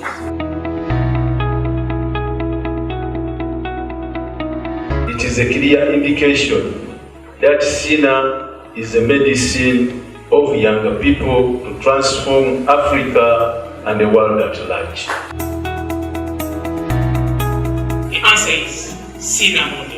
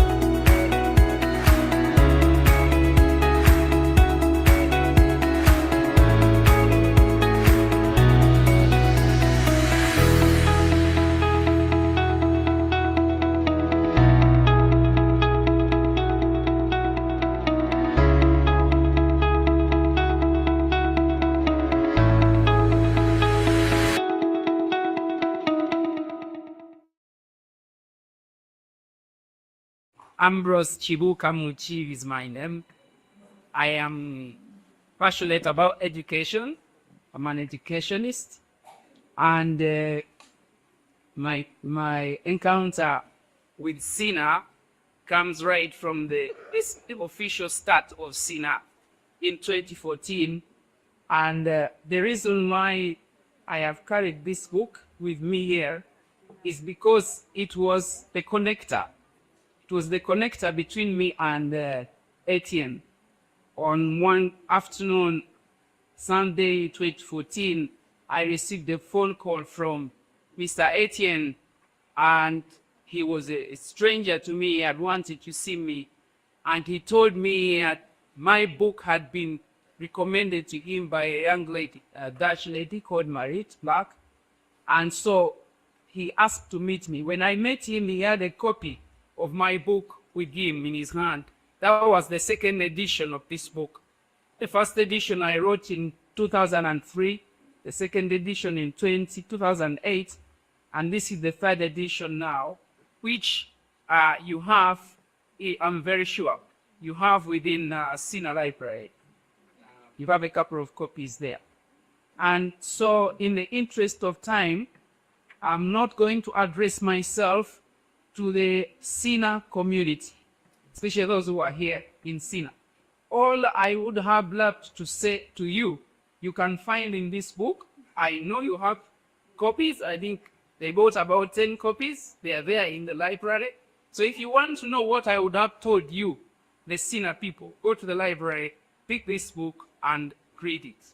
Allow me, guest of honor, to address myself to your office, sir. I'm an educationist. This year I make 25 years in higher education. I have taught in university from 2000, from the year 2000 at Uganda Matters University, which is within your district. And since 2005, I've been doing independent consulting for higher education. Virtually most of the universities. I train the people who teach in university. I train managers of universities, both public and private universities. I've also done consultancy for National Council for Higher Education. And the message I have, sir, is this. The speakers who have been here have said the answer is the SINA model. From their personal experiences, from a helpless young person who thinks that maybe there is, the future looks bleak. It's dark ahead of them. And then they encounter SINA, and the first thing that SINA does for them as they show the stages at SINA is being introduced to themselves. Self-discovery. Because the most valuable asset that anybody has in their life is themselves. But the challenge about the education of which we receive schooling, the education we receive at home and the one we receive at school, specifically schooling, is that it introduces us to geography, to IT, to chemistry, to physics, and then we master all these disciplines, but it never introduces us to ourselves. That is the tragedy. Because the philosopher Seneca once remarked and said, the tragedy of a person's life is not dying. No, because we shall not die. That's the surest thing in life. So the tragedy of your life, according to Seneca, is what dies in the inside of you while you live. Now, the moment education does not introduce us to the method of understanding, who am I will tell you, through all my life in education, the only institution that I have encountered that begins by introducing people to the method of understanding themselves is SINA.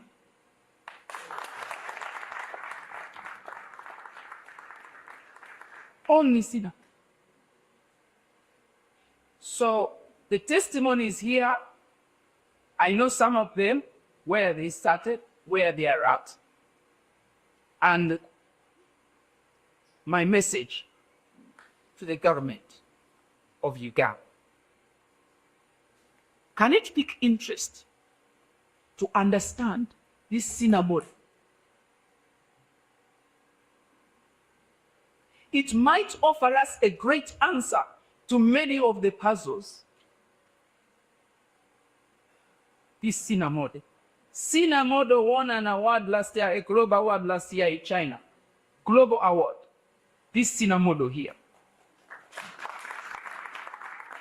It cannot win a global award if it is something mediocre. I saw Mr. Etienne, Salvo, and Henry. Yes, they stood next to each other at that global stage in China I was watching. And I'm thinking to myself, does even Uganda know that we have a model that is being replicated elsewhere, that is being given global awards elsewhere, and that can turn things around? I conclude, sir, by this point. It's the same point, but just an illustration. I had a meeting with leaders in one of the universities. If today is Friday, that was on Wednesday. And as a by the way, I told them, oh, by the way, I've been invited to these organizations I've always told you about. I've always told them about SINA. And I've always asked them, can you organize and I take some of your managers and the academic staff to visit SINA? And they have always been hesitant. So I told them on Friday I'm going to SINA, celebrating 10 years. Does anybody want to come with me? Well, nobody said they want to come. That's not the only university. I've done consultancy for about 18 universities in this town. and I keep talking about SINA, I have never got any of them big interest because in the mind, I've grown up the last 25 years, I've been in the world of academia. In their mind, as scholars, as professors, they think that this is not, where is the research? Where are the theories that inform this thing you are telling us? Well, I may not have the research, but in here, I have made a concept that is capable of transforming individuals' lives and transforming communities.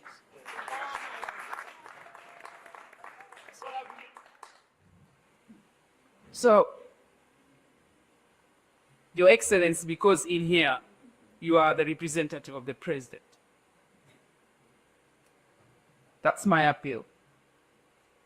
At least as a matter of curiosity. Let them come. Let them see. Let these young people who have gone through that experience explain to them. And maybe, Mr. RDC, maybe SINA products might be invited to wants to explain some of the things. Yeah, maybe. You never know what comes out of here. Ladies and gentlemen, I want to thank you very much. It's not my day, really, but I thought I would make that point, and I want to join everybody to celebrate the wonderful fruits of SINA, and the story has just begun. Thank you very much, and happy Cup.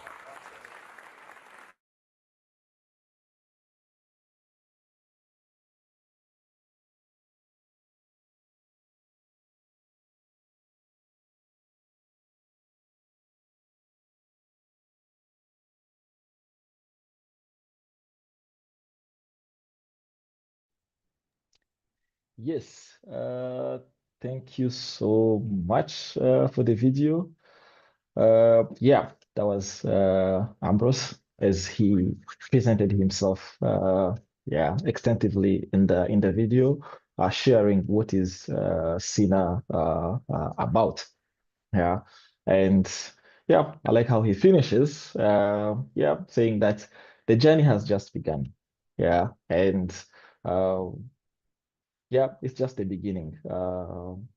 Replications are happening, and great things are coming out of SINA, and we are all excited about it, about this journey. And again, today we are here to celebrate that. We are here to experience that. Yeah, as we continue to create change in our different communities. So up next, Mary. Yes, just before we can get to the next enterprise, I would like to check the energy in the room. If you were glad that you were able to join this call up to this point, please give us a thumbs up or a sign. It can be a thumbs up, it can be a heart, but give us a sign. Thank you. Thank you so much. I see. Yeah, thumbs up from DRC, Kampala, Nigeria, DR Congo, Kinshasa. Thank you. That is from Kakuma. Thank you so much. And from Django International, David, we see you. Thank you. And right now we would be heading on to an enterprise. This particular enterprise comes from an urban SINA community, but that also specifically targets the urban refugees. And the interesting thing about this particular one is that they will get you to rethink how something as simple as sugar or sweetness needs to be treated. And I would like to present to you Kulisha from Patapia Innovate. And they believe that everyone deserves to be able to have access to healthy alternatives to sugar or something sweet without depriving themselves of the joy of the sweet taste. And they're doing that by refining sweetness and offering a sustainable and an affordable alternative. But I would like them to tell their own story so you can hear it from them. What is their experience? What is their journey? And what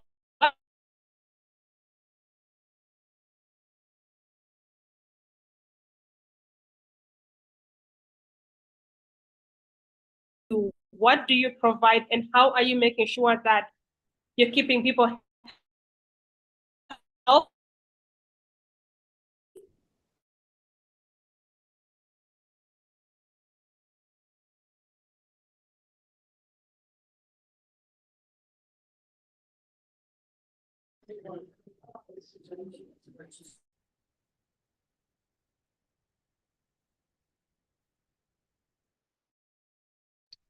Yes, Kulisha team. Yeah.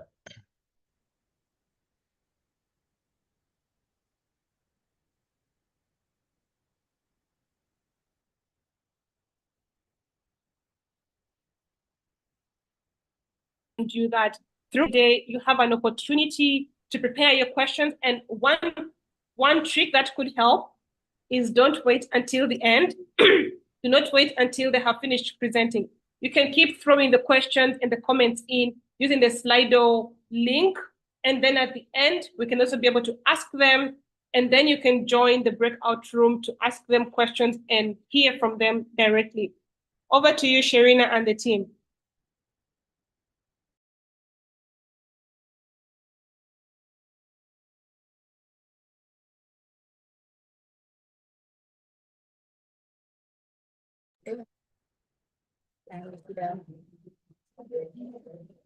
All right. Hi, everyone. We are so happy to be here. Sharina Kalunji is my name, and right beside me is my teammate, Juliet Bagaro. Yes, we are from Kulisha Organics. As you can see, briefly about Kulisha. Kulisha is a Swahili word that means feeding. So literally, we are advising people to feed on organics. That's why we are called Kulisha Organics. Kulisha Organics started last year in 2024. Behind my personal experience of watching my dad suffer on a bed rest for a long time, his blood pressure could always go high, and he developed painful wounds on his legs that could not heal. The doctors confirmed that he had type 2 diabetes and the wounds had become cancerous. We lost him, we lost the battle, but later I realized that this did not only happen to him, but it's still happening all around. Ladies and gentlemen, these chemically processed sugars we continue taking every day, not forgetting the sugary eats and beverages, contribute a lot to type 2 diabetes, which has affected over 1.4 million people in Uganda, and it's expected to rise to 3.2 million by 2026. Imagine. So that's where Kulisha comes in by offering an alternative to processed sugar, which is calorie-free, chemical-free, and safe for all people who prioritize health. Our product has lots of health benefits like weight management and blood sugar balancing. We are having different packagings and we are having different flavors. As you can see, we are having this plain one. We are having this mixed with coffee for those coffee lovers, because every time is tea time. We are also having stevia herb tea for those people that want to feel something like green tea. It's mixed with lots of herbs like mjaja, chisubi, tangawizi, neem, and others. Our products are derived from natural fruits and herbs like stevia. It is now that people's lifestyle has shifted. People are taking lots of sugary beverages and eats, and they are working less, which is putting their lives on a risk. The existing alternatives are expensive, and others still carry calories, which still puts people's lives on a risk. So that's where Kulisha steps in by offering a natural and affordable alternative. We source our raw materials from local farmers, and I will briefly take you through our production process.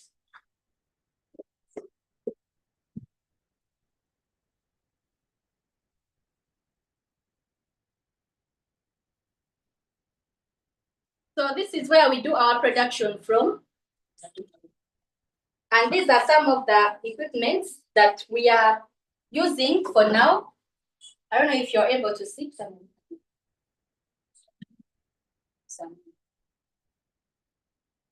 So first of all, as I said, we source our raw materials from local farmers. And one of them is called Stephen from Darara, who gives us stevia and other raw materials. So after bringing that stevia, we put it in this dehydrator where it is allowed to dry. And then after drying, we put it in this grinder. We use this grinder, as you're seeing it, to grind the raw materials into powder, because our product is full of powders. We deal only in powders. So we place everything here and then it turns into powder. We are also having these spoons that help us to quantify the amount of raw materials, the amount of ingredients to mix in. We are also having a weighing scale here that helps us in measuring the quantity of how we are supposed to pack, and then the quantity of the ingredients we are supposed to put. And we are also having a moisture meter that helps us to measure the moisture content in our powders so that we don't pack things that are not dry. It limits the shelf life of our products. Ladies and gentlemen, this is the final product. This is how it looks. As you can see it, our product is 400 times sweeter than normal sugar. So this is our production space. And my teammate will also take you through other steps. Ladies and gentlemen, thank you so much for this opportunity once again. Just like my teammate has talked about a lot of things, and right now we are still in our production phase. However, this is where we do our production from, but we still have a place where we take our products immediately after producing them. So we have a place like we are sub-renting. We have a place like, it's more like a shop. And we are going to take you through all that. We shall move from here because our production place is kind of not very far, but somehow near. So we shall take you through that. But before we go the other side, here as Kulisha Organics, since we offer an alternative to processed sugar, we need to pass through a lot of processes. First of all, we have to go through a process of we have to go for laboratory tests, and one of the laboratory tests that we have gone for, we went to the Uganda Industrial Research Institute, which is known as URI, and we carried out the tests. They came out negative, which limited us from widening our market. And another thing, that is one of our challenges. And another challenge that we are currently facing, it's about the certification process. We are still going through the certification process, and we are still limited to widen our market. However, we are reaching out to different supermarkets as we are distributing our products, and we have so far impacted 126 households, and we are projecting to reach out to 2,500 households in the next 3 years. And ladies and gentlemen, we are here to seek for your support. You can please support us through buying our product so that we can be able to afford some of the materials and some of the ingredients, or let me say some of the laboratory products that we need to fill in. For example, right here, she showed you a moisture meter. The above moisture meter is for measuring the moisture content of our ingredients, but not the powder form. So we are still in the process of looking for money to buy another moisture meter called the Halloween moisture analyzer. That moisture meter will help us to measure the moisture content of our product in powder form. So currently, we are partnering with URI in terms of getting in terms of certification processes. And we're also partnering with Patapia, where we are getting our business mentorship. And we are here by, just like she showed you our products. So I'm going to give out the details of the production processes of these, because these products that you're seeing here, then we have their production costs, and then we have the profits that we gain from them. However, they might be in the same bottles like you're seeing. These are 100 grams, but they have different prices in production. First of all, we have this Stay Cafe. This one contains coffee, and its production cost is $3.6, whereby we sell it at $4.9, and you get the profits of $1.39. And then we also have this one. This one contains tea bags. It contains 25 tea bags, whereby its production cost is $4.99, and we get a profit of $1.94 out of it. Ladies and gentlemen, we are still in our production process. Let us take you through our place where we sub-rent, because right now, I think we are done with this place. Let's take you to our place where we already keep our products. Just like you can see, I'm with my teammate. So we are in basement, and we are located in Wandegea. New University Plaza is the building, as you can see. Here are the steps. We are just opposite Gateway Pharmacy. When you slope on the steps, our shop number is A18. As we told you earlier, that we are suffering with some other people.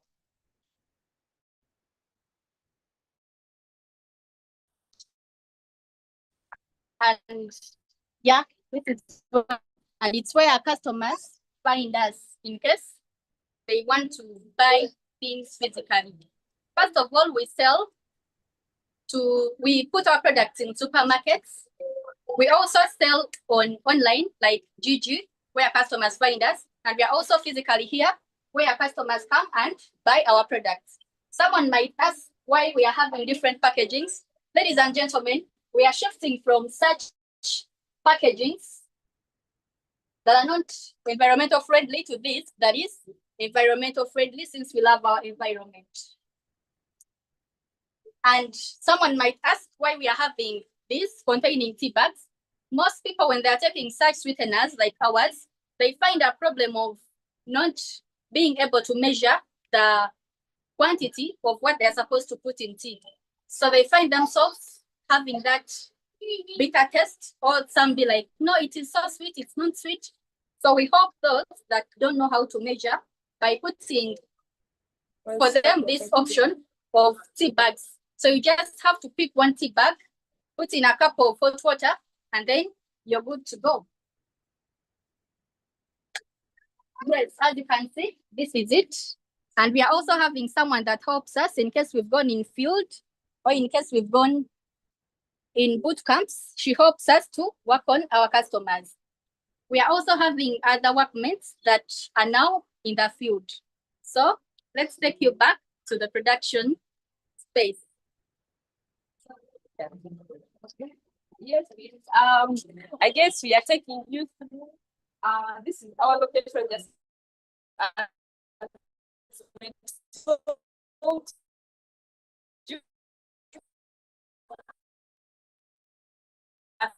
they seem to be losing the internet connection a bit while they walk to the place. So we will let you take over as soon as you have arrived at your production space. But I would like to remind you already, once again, please post your questions using the Slido link. So once you get into Slido, post your questions. We already have some questions there, which I will ask to the team, but I will hand it over back to the team now that you are in your production space.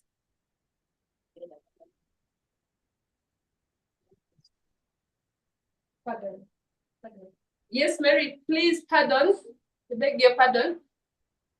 We had lost you for a bit while you were walking back into your production space. If there is anything else that you'd like to share, which you haven't yet, please go ahead before I can ask some of the questions which have. We still had this. We wanted to take you through some of our social media platforms and links where you can find us. So we have this. Yeah, below are our contacts where you can find us in case you want to purchase, in case you want to support us. Our contacts are there. Our website is there and the location is also there. And I would like to show one of our certificates that we got from Yuri. And here is it.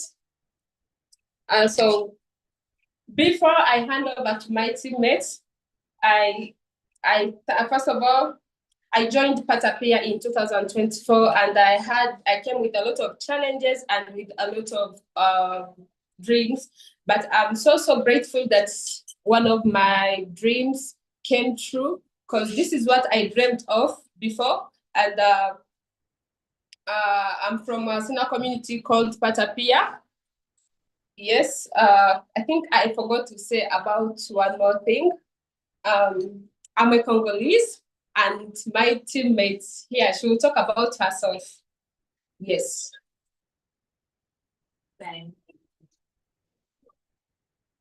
Yes, I'm a Ugandan by nationality, and I joined Patapia, a SINA community in Kampala in 2024, that is last year. And it really helped us because I could always pray a lot for my dad. But when I joined Patapia, I realized that praying for him will not change anything. But at least coming up with a solution that will save people's lives will bring peace and contentment in my heart.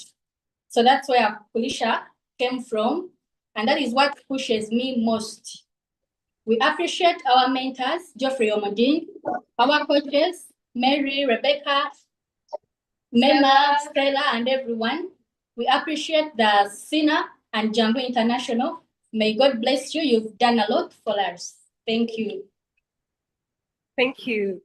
Thank you so much. Yes, we can visibly see a celebration from the audience. You can use any emoji of celebration that you would like to use. Thank you so much, Kulisha. And we have a few questions for you. The very first one is, where do you get your stevia from? Someone is curious, probably knowing what stevia is, but where do you source your stevia from?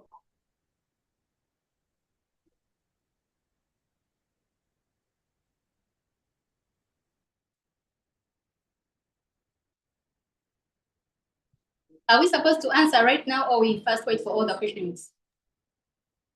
Okay, maybe easiest if I can share the second one. The second question is, where do you see Kulisha in the next 5 years if all goes as planned? So you can go ahead and respond to those so far.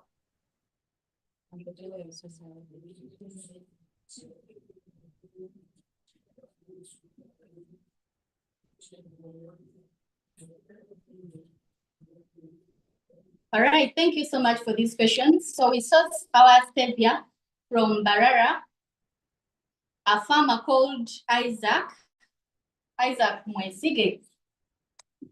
Yeah, it's where we source our stevia from and some other raw materials. He's a farmer and he has a big acre of stevia. Yes. And another question about where do we see Kulisha in the next 5 years? First of all, according to the number of people that we have so far impacted in the past few years, I can call it because it's now going to 2 years, we are expecting Kulisha to reach out to 3,000 households in the next 5 years, and also 50 supermarkets. And yeah, and we expect our enterprise to move worldwide. Yeah, so so that our vision of a world people are free from sugar-related diseases can come true. Thank you. Okay, thank you. And we hope that now knowing what Kulisha does, we can still continue to enjoy our sweetened products and beverages without having to worry about the negative side effects that we could get. Thank you so much. So we shall have two options for you. If you would still want to engage Kulisha and ask them questions, please click on the button in the breakout room and join them so you can interact with them further. However, if you would like to fly all the way to Nigeria with us, you can stay in the main room, and I will hand it over to you, John.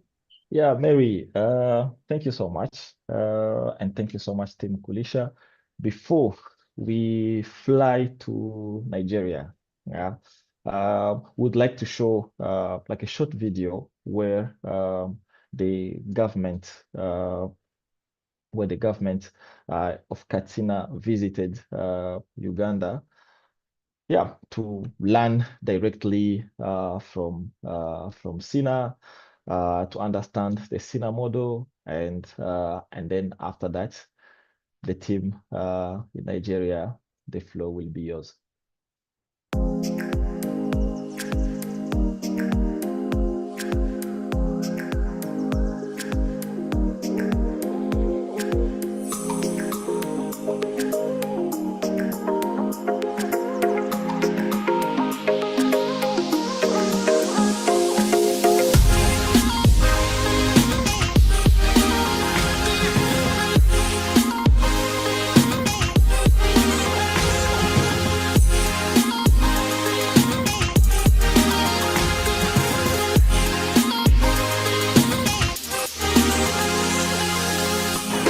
My name is Aisha Aminu. I'm the Director General, Katsina State Enterprise Development Agency. I'm coming from Nigeria to Uganda on a study tour of the social enterprise ecosystem here in Uganda. So today is the second day of our study tour, and we have been to Mpigi, specifically to SINA, to see how things have been done, and I've been particularly impressed with a lot of the things I've seen there, especially as regards social enterprises, giving solutions to challenges we face on a daily basis in the communities we live in, and the use of sustainable methods to do things on a daily basis. And I think SINA is doing a great job in trying to ensure that social innovation is being implemented in a way that is sustainable for the society and the climate at large, especially using renewable sources of materials to ensure that value is given. So I look forward to having the SINA team visit us in Katsina State of Nigeria and working together for more progress and collaboration as we do our best to create more social solutions to our challenges through enterprise development. Thank you.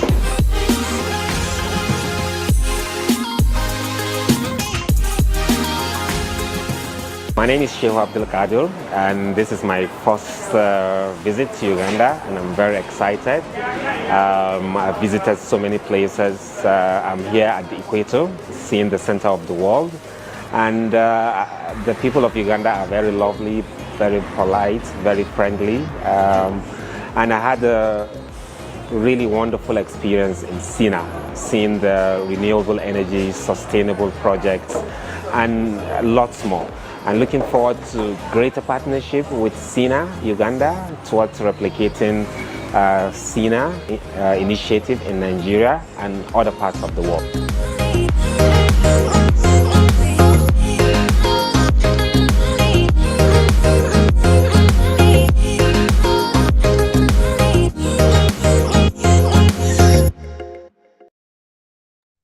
Yeah, that was the government of Katsina visiting SINA. Yeah, and also before we welcome the Dikko's Innovation Academy, shout out to Arsene in Social Entrepreneurship Academy in Bukavu. Yeah, thanks for joining the live. I see Akankunda Emily from Lazima Innovation Hub. Raphael from Cosmo Foundation. Yeah, David Monday, Django International. Thank you so much. And yeah, many more. The names many. Yeah, at this time now, I will not hold you any longer. So, Team Dikko Social Innovation Academy, the floor is yours. Hello, everyone. Hi, I'm very thrilled to have you all here with me. My name is Mariam Serkinagi. I'm the founder of Renourish Nigeria, a facilitator here at Dikko Social Innovation Academy, and also a scholar at the emerging stage. Where I'm standing right here is the Industrial Development Center. To show them around. This is center whereby the government gave to have some industrial machines or other machines to help youths that usually have the skills, have potential, but don't have access to such of the machines. The second floor is where our innovation, to show them the second floor is where our innovation and learning takes place. So where did Dikko, how did we come to be? Dikko Social Innovation started when the government realized that 45% of the population here in Katsina are unemployed, with the extremely high rate of insecurity that is going on till date. So we find that the government decided to send 3 of its indigents to Uganda, as shown in the video, to study. They went there June 2024. They got back December 2024. Early this year, SINA Social Innovation Academy sent 2 nomads from Uganda. And 7 months in, I will show you what we have. I'll be your tour for today, and let's go so I show you around. As I said, the ground floor right here is an industrial development center where you will see lots of very expensive, very big equipment provided by the government, usually for those youths that don't have access to them. They usually have full potential. They have the skills, but getting in contact with these machines is something quite hard to do. So I will be meeting with one of the people in charge of the equipment here, and do show them around, please, so they will see where we are. As you can see, the machines here, different big machines. I don't really know all the names, but here we go. This is one of the persons in charge of the places. You see he's showing you everywhere. And here, Assalamu alaikum. Can you please tell us, introduce yourself, a brief introduction, and then tell us what you do here. My name is Kabir Abrahman. I'm working with the IDC Kasida. I'm a head of monogram and tailoring department. Okay, thank you so much. So how has it been working here and everything? The thing is going well and everything is doing fine actually. And how has it been? You've been neighbors with us upstairs? So, I don't get you. You say what? How has it been being neighbors with us upstairs? It's okay. We are doing fine, all of us together. All right, thank you so much, sir, and I'm sorry for taking your time. Yeah, so Franco is showing you around. As he is, I will be letting you know that even though we do 2 different things here, 2 different organizations, an academy upstairs, and here they do what they do, the thing is that our values come in hand. At the end of the day, we all are trying to check on the youth. Most of them that really just need a helping hand. They just need someone to show them the way, someone to tell them, yeah, you are doing it right, and we can go in to our floor now. And I forgot to let you know that currently in the 7 months, we have 2 cohorts. The first cohort having 7 successful, yes, on the run social enterprises. Each project is socially inclined to solving 1 or 2 societal problems. Here I'll be walking you through the applied stage. Do share that this, I'm very proud of our trash can. This was made from bottles, like waste bottles, and they turned it into our dustbin. And here, right here, it's a little messy because they had 1 session earlier, is where we have our sessions for the applied scholars, as you can see with the boards and everything. And yeah, so now we'll be moving. Sorry, I think that door got hooked a bit. So yeah, we currently have around 26 applied scholars. For our emerging scholars, we have around 20. we have around 20 emerging scholars. So we'll be going, they're currently, our applied scholars are currently having ICT. So do show them around. All that you're seeing here, we have huge ICT centers, like there is provisions for the chairs, for the tables, but no computers. They'll be the one to let you know about all of this. Yeah. These are our, imagine if you could take the camera a little up so you could see everywhere. These are currently our applied scholars. And right here is, oh, do show those. Right here is one of the facilitators, Johanna Titus. So Johanna, if you could tell us, introduce yourself and tell us about what session you're having right now. Would appreciate it. Okay, thank you very much for the privilege. My name is Jamie Titus Johanna. I'm a facilitator, and currently, as you can see, we are currently having our ICT, and I'm in charge, the ICT trainer currently. We have been working on basic computer learning, starting from learning how to type, operating a computer, and today we are on PowerPoint actually, because of how important PowerPoint is for an entrepreneur, for him to be able to express himself through images and showcase his product. So currently, if you observe, you see we just have basically just 3 laptops. And one of the challenges we're having is the fact that we have to match them, the time limit, we have limited time, and we have to prolong time based on one has to use the laptop one after the other. So I think that's one of the big challenges we're having. And they have been trying, they're doing well. They have been learning gradually. Thank you. Thank you. So Johanna, can you tell me, so far being a facilitator and also a scholar at the emerging stage, how has this model shaped you in your personal life, not only your personal, but in your personal and your professional life? Yeah, I think one of these is the best experience for me so far, so good, because having undergone through the model, I think it has shaped my personal belief. It has taken away a lot of limiting belief in me. It has given me the courage, it has given me the passion to be able to pursue my dream. I've been motivating scholars, and from this, I think I'm in the right place. Yeah, I'm in the right place. And SINA has actually changed my life, actually. As you can see, I'm doing very well, and I'm smiling too. Thank you. Well, we all are smiling, aren't we? Now I think I would have to give it to one of the scholars so you can hear from him specifically. I'll give it to the one currently in charge of the computer, maybe.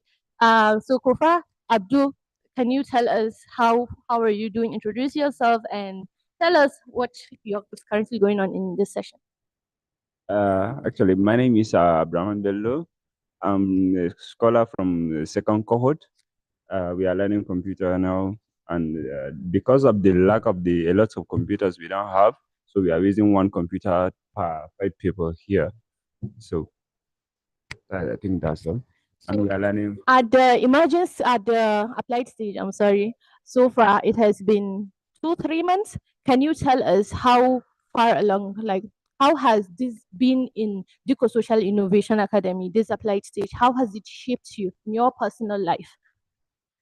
A lot of changes happen through these 3 months. I get based on my personal growth, I learned a lot here, and I also change. I have changes. Yeah, that's it. That is. All right, thank you so much. Sorry to disturb you. You can continue with your session. And I would also ask someone here. Okay, I will still ask someone who is currently using the computer. Hello. So if you can introduce yourself to us and then tell us what is currently going on. That aside, being a scholar of the applied stage at Dikko Social Innovation Academy, how has that shaped your personal life? Okay, my name is Yusuf Hussein Ferdinand. I'm a scholar of Dikko Social Innovation Academy. Here is a computer. Up to I start this program, we are learning a lot. I have know myself, me, and we are learning much. We have these ICT sessions, and we used to know how to use computer, how to on it, shut down anything, and now we are on PowerPoint. That is with my colleagues here. And we need this more computers, because this one, as you can see, is too short for us. If you have more, we will do more. We will learn more a lot, inshallah. So please let us know what session you launched. And then, as I said, I would like to know how has being an applied scholar been so far? We have been in this Dikko social innovation. We are empowering communities now, and we have learned a lot. And we have learned a lot in terms of ICT sessions. As you can see, we are learning in computer, and in classes we learn a lot, 7 habits that can promote highly effective pupils, and critical thinking and active listening. And we have learned physical well-being, how to be a well-being, and we have learned procrastinations, and we have learned mindset, and we have learned much. This social innovation is improve our lives, how we become in a community. We know ourselves. We know how to be a change makers in a community. By God's grace, we promote our communities to become better and reasonable. Thank you so much, Yusuf. So I think I will leave you guys to your questions. I'm sorry. So yeah, next we'll be going to the emerging scholars. Usually they have their little office, because this space, we got quite a huge space, so there's enough space for them. Their own little office. As you can see, this huge space is all the ICT. This is one of this is one of the little offices. This is Lafia Plus. I don't need to tell you about them. They will tell you themselves. So assalamu alaikum. Hello. So if you could introduce yourself and tell us what you do here, and tell us about your project also. So my name is Abdulkadir Jafaru, aka Ganwa, an emerging scholar from Dikko Social Innovation Academy. So we are currently now in emerging stage. We have a project, Lafia Plus, which is the solution for a specific diseases which we call hemorrhoid bile diseases, which is always increase the number in this is a global disease. It's not a disease which is located in some places. So finally, we made this solution because this solution is a filtrated one, and also it has a direction of use. You can use it with hot tea, and also if you use the hot tea, put it and spend 5 minutes. After that 5 minutes, you can drink it. The first thing you will do, you'll eat food first. That is why we keep food here, because if you cannot eat this, if you know eat food, can make you feel somehow. And also medicine. There is no need for any surgery apart of this disease, because this disease is very dangerous. Most of the time, people who have this kind of diseases, they underwent surgery. End of the day, that surgery could lead them to death. And also, always this disease is increasing the number. In the research, of 2014 and 18, so we find there is some people which they got on the weight surgery, and also 250 deaths among 4,000 people in Nigeria. So we are still in the system bringing this solution, and also we are learners. So that is. All right, thank you so much, AK. I would also like to ask you what motivated you into starting this CRT, because all of a sudden one doesn't just wake up and decide, "Ooh, I want to make tea. I want to make something to cure something." What motivated you into going ahead to work on this? Yes, because I very excited. I find myself in Dikko Social Innovation Academy because I come with a fixed mindset, and also my mindset comes to growth mindset. That is why I can innovate something which have impact, contribute to the community health and the well-being, and also create job opportunity in my community. So this tea solution is a medicine which is a trunk of the tree. Most of the thing, if you take this medicine without filtrated, it can cause something, it can affect you in the stomach, and also it can So that is why we formulated it in a tea solution, because this tea solution, it can filtrate the medicine, and also you will drink the medicine without any harmful, and also it will be work for you, and also you will escape from surgery. That is. So okay, how has this model seen? How has Dikko Social Innovation Academy, the model, how has it? What effect has it had in your life so far? The impact of Dikko Social Innovation to me is too much. It's very, very too much. Because before, I already tell you, I have fixed mindset. I don't think I can create something valuable like this. And also, I'm very proud of my product because I test it, and also I get feedback from the people which I test it from them. So that is why I can say this Dikko Social Innovation Academy is very, very important to us, and also we acquire knowledge and the skills to develop and to contribute to our community development, to transform our communities. Thank you so much, AK. And this is his team. So I'll give you a chance to introduce yourself. Hello, my name is Sasi Abdullah Lawal. I'm here in Dikko Social Innovation. I'm proud in myself to be here. All right, guys. Thank you, Lafia Plus. So, yeah, to sum it all up, he started AK Lafia Plus. They started, I think they got the initial idea from he himself. AK, he had pile diseases for some time. He suffers from it, and it got to a point that he almost had surgery. So then he got into taking these locally produced stuffs, and from getting them, that was when he decided, oh, he let him just try something. So that was how it got to be. And this is also, as you can see, our ICT center with our laptops. But then it is a space after all. So this is another mini office. So Assalamualaikum. Hello, guys. So I'm going to give one of them to introduce themselves and tell us what is going on here. Let them see the office.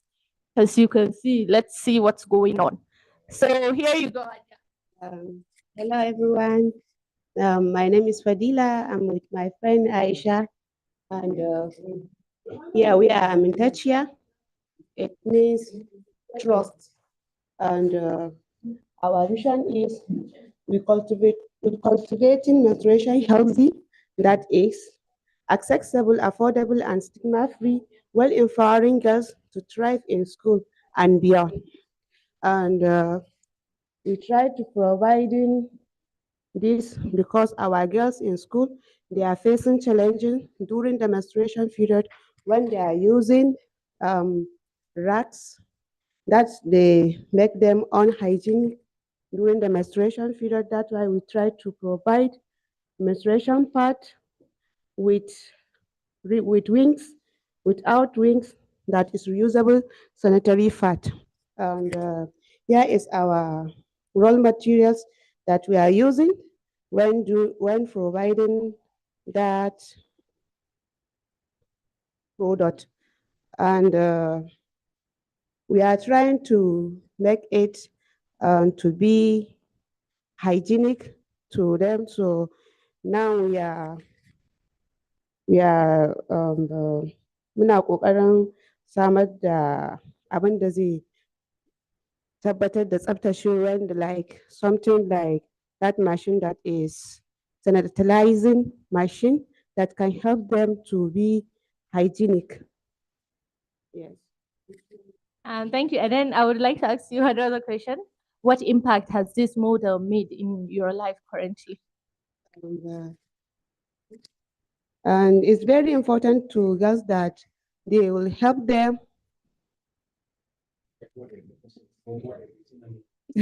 SINA model is very, very important to me and my family and my country, because she helped them, she helped us, and she changed our mind to be we know what we are doing and the important for our country. Yeah. Thank you.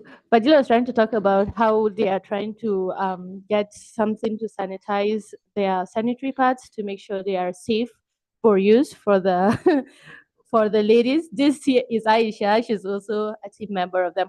So currently, I think the next project we're working on is Build Cycle, but it's like their office is being renovated or something. They are working on something, so we can't go in. They're currently sharing this space with them. I'm in Techia. So Build Cycle, hello. If you could introduce yourself and tell us about your project, we would love that. Thank you. Okay. Good afternoon, ladies and gentlemen. My name is Aliu Abuspian, and we are Build Cycle. This is like our first project, but it's like plant. Something that you'll use and pour fertilizer on your farm. And then we had a second idea, which is Build Cycle, which is a bit personal because growing up in an urban community, trash was everywhere. It disrupt our environment, block our waterways, which cause so many diseases, cholera, malaria, and so on. So we were inspired by this. That's why we are turning this plastic waste into an affordable and durable bricks. Here is our first prototype and samples. We design it and then we bring it to life. As you can see here, this is our first production. These are a few of our first production, but after we got feedback from our possible customers and buyers, and we went ahead and provide this. And also right now we are working on so many designs. These are one or two of the samples that we are working on right now. So thank you, Aliu. So far, what impact has the model made in your life? Well, SINA Communities really shaped our mind. It changed our mindset because we couldn't have done this if not our mindset is set. We wouldn't know that this trash, that the problem we are solving, we can make it to something sustainable and also something that will help our community, help ourselves, and all. Thank you. Thank you so much. I wanted her to be last, but I found Confidence here. Come here. I found her here. She is one of the nomads sent from Uganda. So Confidence, how would you tell our dear viewers, how has your stay been so far? And what do you have to say about staying in Nigeria and your stay with the scholars and everything? Hello, everyone. Confidence Akampeya from Uganda. I joined SINA in 2022, and I've been in the SINA network for almost 3 years, making 4 years soon. I'm really excited for what SINA and the change it has made in each and every person from different individuals. I'm currently a SINA nomad. You can call us people who are driving the change on ground. We traveled from Uganda to come to Nigeria to support the founding team on the implementation of the SINA model. And generally, my time within the SINA model and within Nigeria, it was really interesting. I'm really excited and happy that Nigeria is my first country to visit. And apart from it being my first country to visit, having interacted with these wonderful individuals in Katsina, it is really empowering and energetic for the time I've been here in the SINA network, in Dikko Social Innovation Academy. Honestly, for the past 6 months, I've learned a lot of cultural shocks from Uganda and from here within Katsina. And from what people say that Katsina is a home of hospitality, it is indeed so true. People are very, very hospitable. Some of the culture shocks, I'll tell you, I won't be able to open up all of them, but I'm really loving my stay here, and I would encourage everyone to come and join the SINA model. Thank you so much. Thank you so much, Confidence. Unfortunately, Confidence is going to leave us in like a few weeks. Let me not start with the tears right now. So basically, what I need to tell you about this is that I'm in touch here Fadila from Amintachia, she's one of those people that will truly show you there is no limit to making change somewhere. Fadila is actually a mother of 6 right now. And can you see the project she came up with? She was trying to talk to you about reusable sanitary pads. You can see it all around. It's from our communities. You see girls going around with rags that causes infections. You can see women, ladies having problems giving birth. Why? Because infection has affected them in such a way that it cannot even be fixed. So they came up with Amintachia, and Build Cycle came up with one of the problems that usually people here don't even see as a problem, with helping with waste and everything. Yeah. So I also, as I said, I'm a scholar of the emerging stage. I also have my own project that I'm working on. Currently, I'm your tour, so I can't go deep into mine. But I'm also working on a peanut-based nutritional blend It's formulated to meet the WHO and UNICEF standards for child nutrition. Malnutrition here in Katsina, there is around 5,000 cases every single month. 5,000 cases every month. Imagine children dying, stunted growth, wasted. You see it everywhere. So I came up with malnutrition. I'm a nutritionist with a background in nutrition. So I came up with our one. Currently, I got my food tested, lab analysis and everything was cleared. So I have a go ahead for production currently. So you all should wish me well on this, and let's go. As I said, I won't really go into myself because our tour for today. Do show them around this hallway. As I said, our place is quite vast if we just lack facilities. Either way, this is our space, and we'll be going to our next office. Some Agro, they always like the looks, so you would see it from the outside. They are very serious with their project. All of us are obviously, but they like the looks. That's the point. So, Assalamu alaikum. Right here we have Sam Agro. So can you turn off your phone? It will affect the sound. So Sam Agro, if you would introduce yourself and tell us about your project. Good morning. I, Suleiman Salim Boy. I am the co-founder of Sam Agro Investment here from Dikko Social Innovation Academy, Katsina. What inspired us or motivated us to start this project? I was growing in a community where our farming is our businesses, where we rely on commercial farming activities. As a result of overcultivation of crops, our agricultural land, we make it desert impossible to support our agricultural land. And our family members and our relatives were not able to support their children to school because of the high expensive cost of fertilizer and declining the soil fertility over the long period of use of a synthetic fertilizer. Through our journey at Dikko Social Innovation Academy, we decided to create a locally initiatives that support our farmers, more especially smallholder farmers, for the sustainable agricultural practices and sustainable food economics, so that we engage to produce a liquid organic fertilizer that will help them to support their farming activity. This is a sample of our product. And our product was coming in 3 categories of farms. We have the one for vegetables. This is the category A that we specialize for vegetables.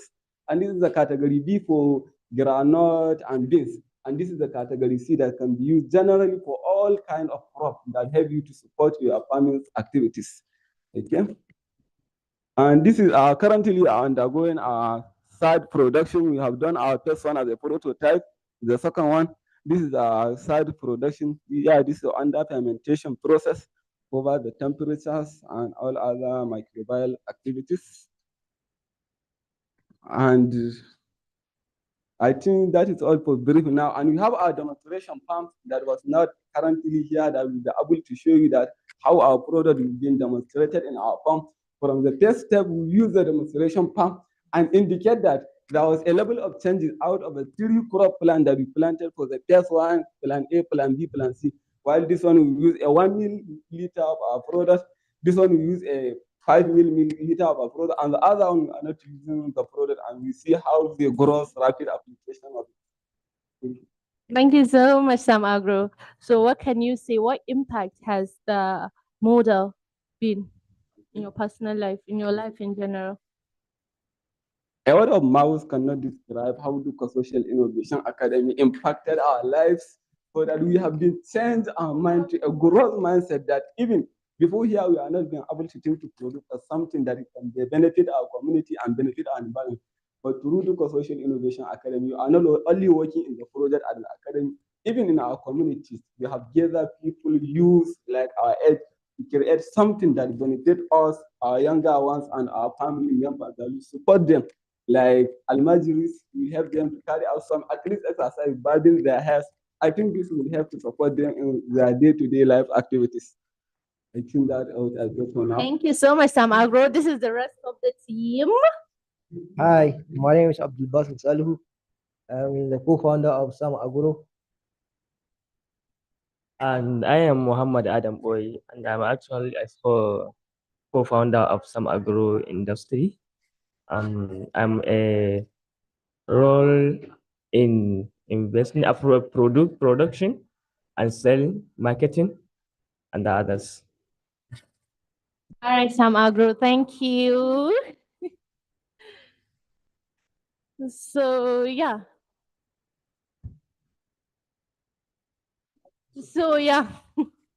I believe we now all have seen all the various, so they're not all due to the time limit. So you've seen as much of the projects we have. And yeah, so I would like to also give a big shout out to SINA, to Kaseda, to Katsina State Government for everything. So some of our scholars are saying we should, our time is up, yeah? Unfortunately, some of the emerging scholars are saying we have not come to their office, but we don't have enough time for that. So yeah, I would like to give a big shout out and a big thank you to SINA for this wonderful opportunity. Katsina State Government, Kaseda, thank you all for this wonderful opportunity, because even I had a fixed mindset at the beginning, but just look at me, locally produced, peanut-based stuff for malnutrition. Who would have thought of that? So guys, let's all say a big thank you. They're all eating. Let's all say, I forgot to want you, Franco. Yeah, you need to talk. Yes, hello everyone. My name is Franco, and I'm also one of the nomads that came along from Social Innovation Academy to support in the implementation of this academy. I will not say much because Mariam, the tour guide, has already given you a lot of things, you know. I could not add more. I will just say, honestly, this place is amazing. People are loving. This is a home of hospitality. I will recommend you join Katsina as soon as possible and really witness the innovation that is happening here. I'm really enjoying the stay here, I will say. Staying with the scholars, seeing them grow each and every day, coming up with this project has been a dream, and I'm really happy for Social Innovation Academy for giving me this opportunity to be part of the amazing, academy that started in Nigeria. I will not say much. Thank you so much as we come to the end of the tour. Yeah. Yes, I'll be rounding up, not you. Yeah. We've reached the end of our tour, and everyone, let's say a huge thank you to SINA, to Kaseda, and the Katsina State Government.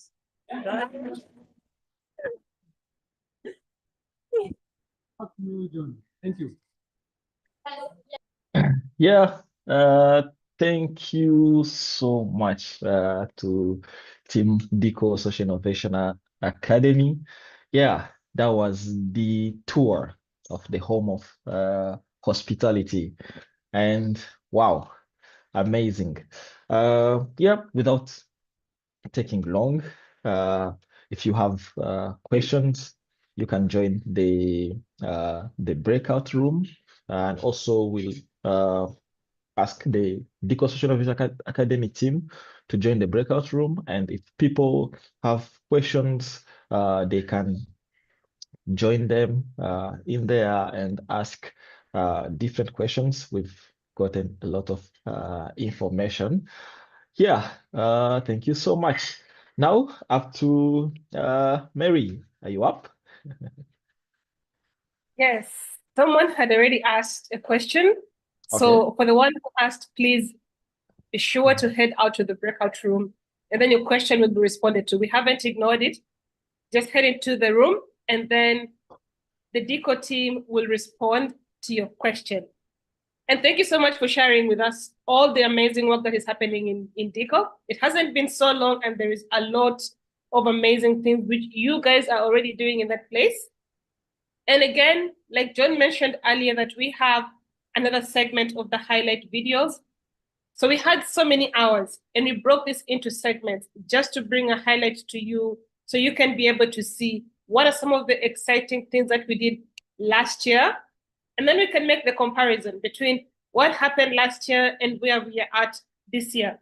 So for the highlight video that we're going to watch now, one of the communities which is very exciting and has always been for us is Opportunity, because it was the very first, or the pioneers who showed and made it possible that replication can actually happen. And now this year we can say 23 down the road and so many more to go. And so we'll be able to see their journey and also see the enterprises which featured in last year's Giving Tuesday.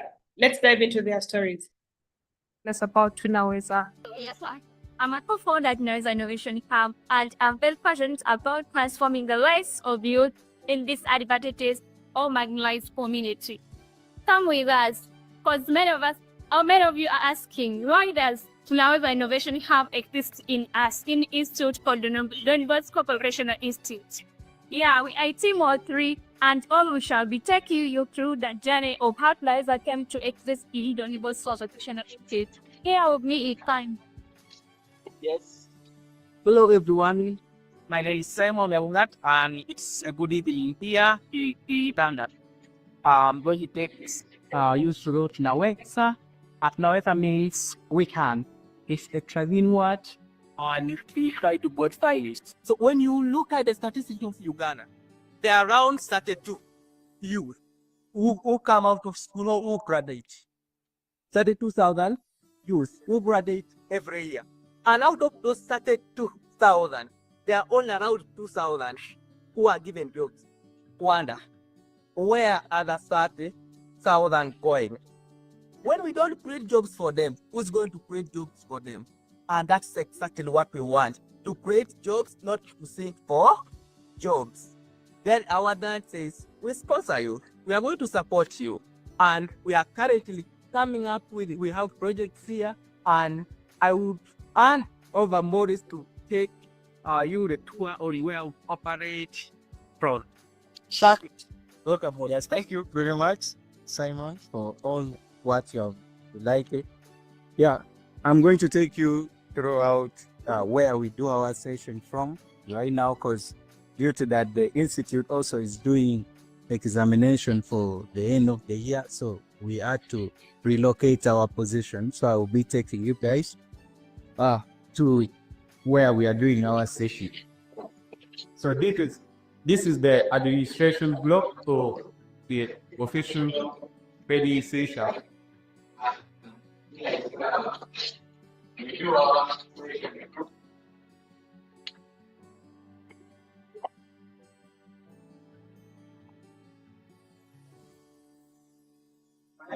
This is the computer lab, although right now is not. We also give computer skills to our scholars. So we borrowed computer labs from the vocational school.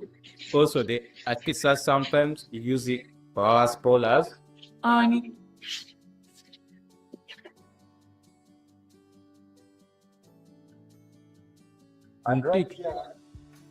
right inside here, imagine stay in our second stage. We do the session, and we use free Probia, and the next class, which is here.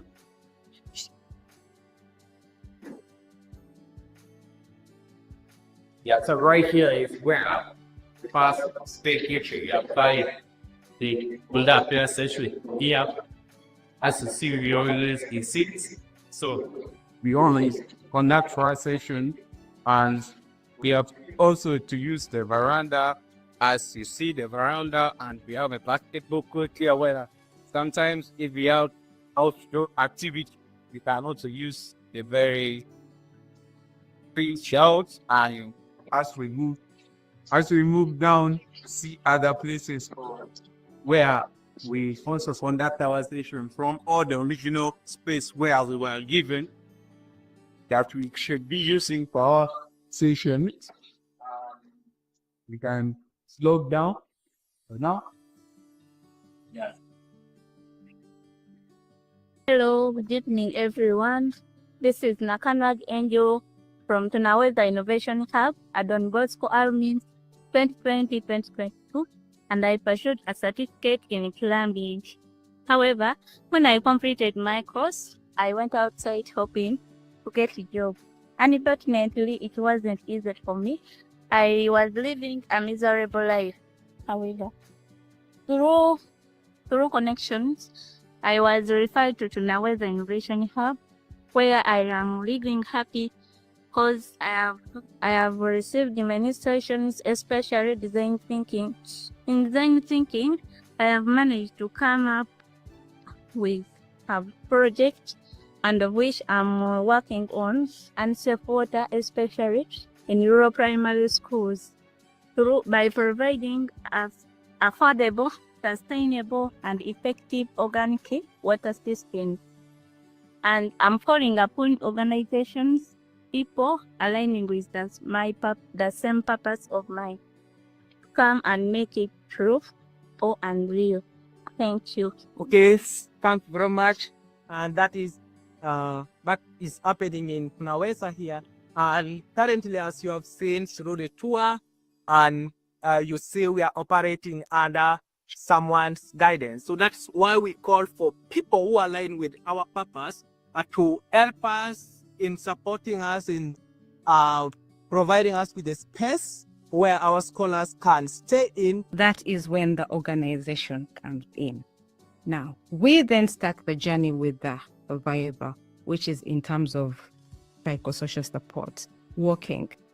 Remember, when someone has been abused, there's that authority, that energy it has taken away from you mentally and physically. It has taken this person's will to consent.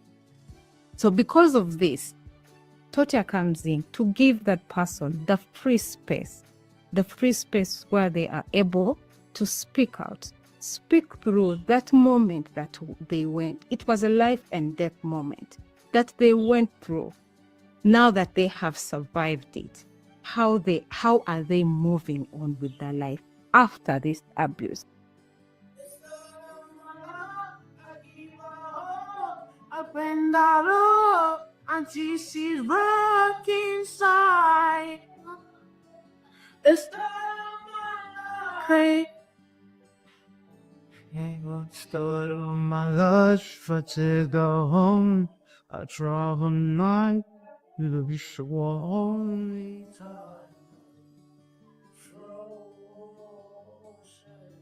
Just traveled back to where the SINA replication story began.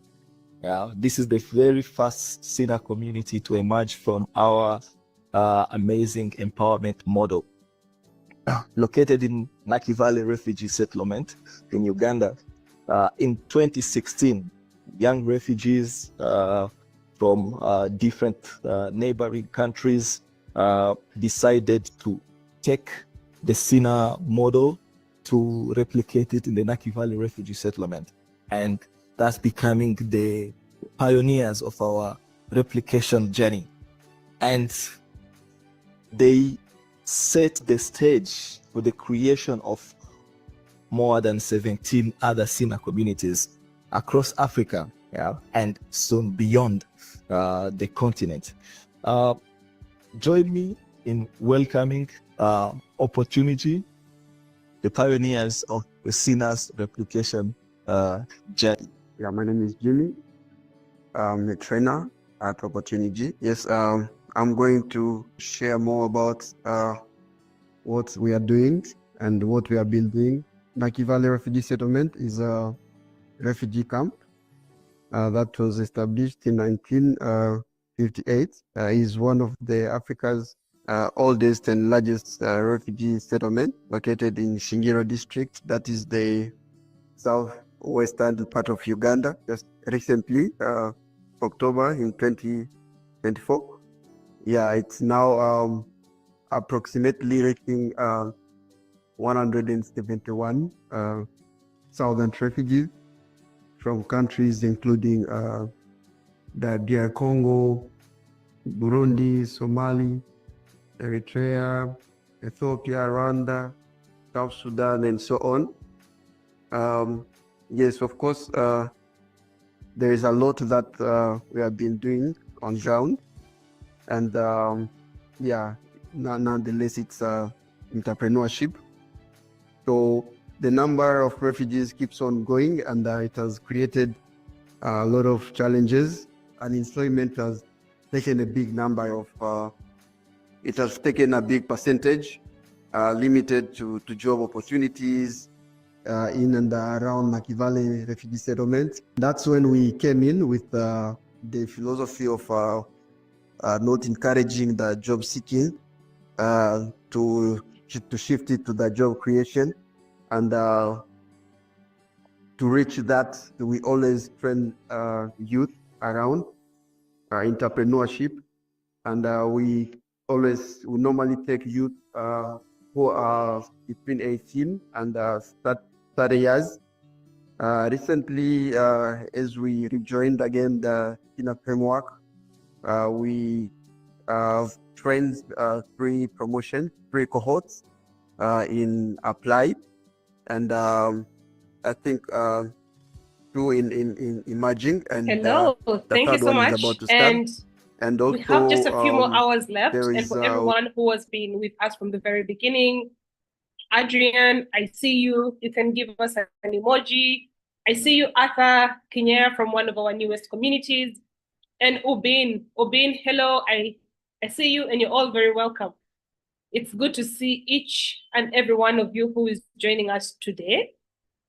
Now we are going to head over to Kakuma, but I'd like to share just a brief highlight and insight about Kakuma. So Kakuma is a refugee camp in Kenya, and it's where one of our SINA communities called Global Innovation Valley, or GIV, is located.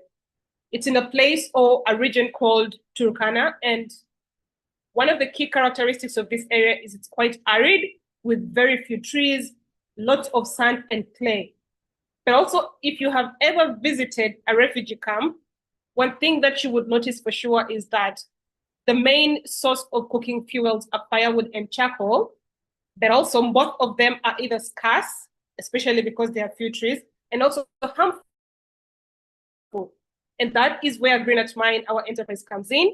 They created a solution which offers clean, safe cooking energies, which are affordable to families and making it possible for families to cook in a clean way, but also in a smart way. So without me saying everything about them, I would like to invite Vincent to tell us the story. Tell us about GIV, what you do, and how you make it happen that the people and the residents of Kakuma and the surrounding areas are able to cook neatly and smartly. Karibu sana. Asante sana, Mary. Thank you for this wonderful opportunity. Also, thank you for different enterprises and SINA communities who have been presenting before. I'm Vincent Ubeling. I'm the founder of Green at Mine Limited. We are a social enterprise providing clean cooking technologies, specifically for the refugee communities and the surrounding host community in Kakuma refugee camp, with an extension currently in Kiambu County, which is 45 kilometers from Nairobi. We are based, our main production site is in Kakuma, which is in Turkana County, as Mary mentions. And a bit of a background, how I came to be part of the Kakuma community. It was back in 2016, where I left Congo, DRC, which is my home country, looking for opportunities. And the easiest place where I wanted to settle was Kenya. And when I reached Kenya, the place where I wanted to settle was not really matching with the current compliance I may have at that time. So I had to relocate myself to be in Kakuma, where I started looking for some opportunities around, and it was not easy being a non-citizen. Having the same wage of payment was difficult according to the law settled by the government and also UNHCR. So we have to find a way of surviving. And then during the time we are looking on how to survive, Kakuma is a very hot region in the country with the temperature going up to 38 degrees. And the lowest is around 25 to 27 degrees. So you can see it's not an easy place to survive, especially when you are coming from a county or a country which is presenting a different range of temperature. So you have to adapt with the temperature, you have to adapt with the huge number of people living in Kakuma, where we have over 14 different nationalities in the Kakuma refugee camp, which is also one of the largest refugee camp in the world. So it was not easy starting life, where people were depending almost at 80% on the social assistance they were receiving from UNHCR and its partner. So we have to find a way on how to survive. But then in the process of looking on how to survive, one of the biggest challenge in Kakuma was about accessing clean cooking solutions, specifically for women, who are the most vulnerable people when they are looking for firewood to ensure they have a meal on the table. So imagine in a county where women have to spend over 5 hours looking for firewood, in a dry county with very less tree, and it rains rarely in the county. So the few trees we have, which may support the environment, it's what they were using also to get access to a kind of fuel that can help their families to put a meal on the table. And you find in this process, most of them were exposed to different cases of insecurities, different cases of rape in the bush. You find girls are dropping out from school because if you have to spend 5 hours in the bush, then it simply means you are not going to school that day.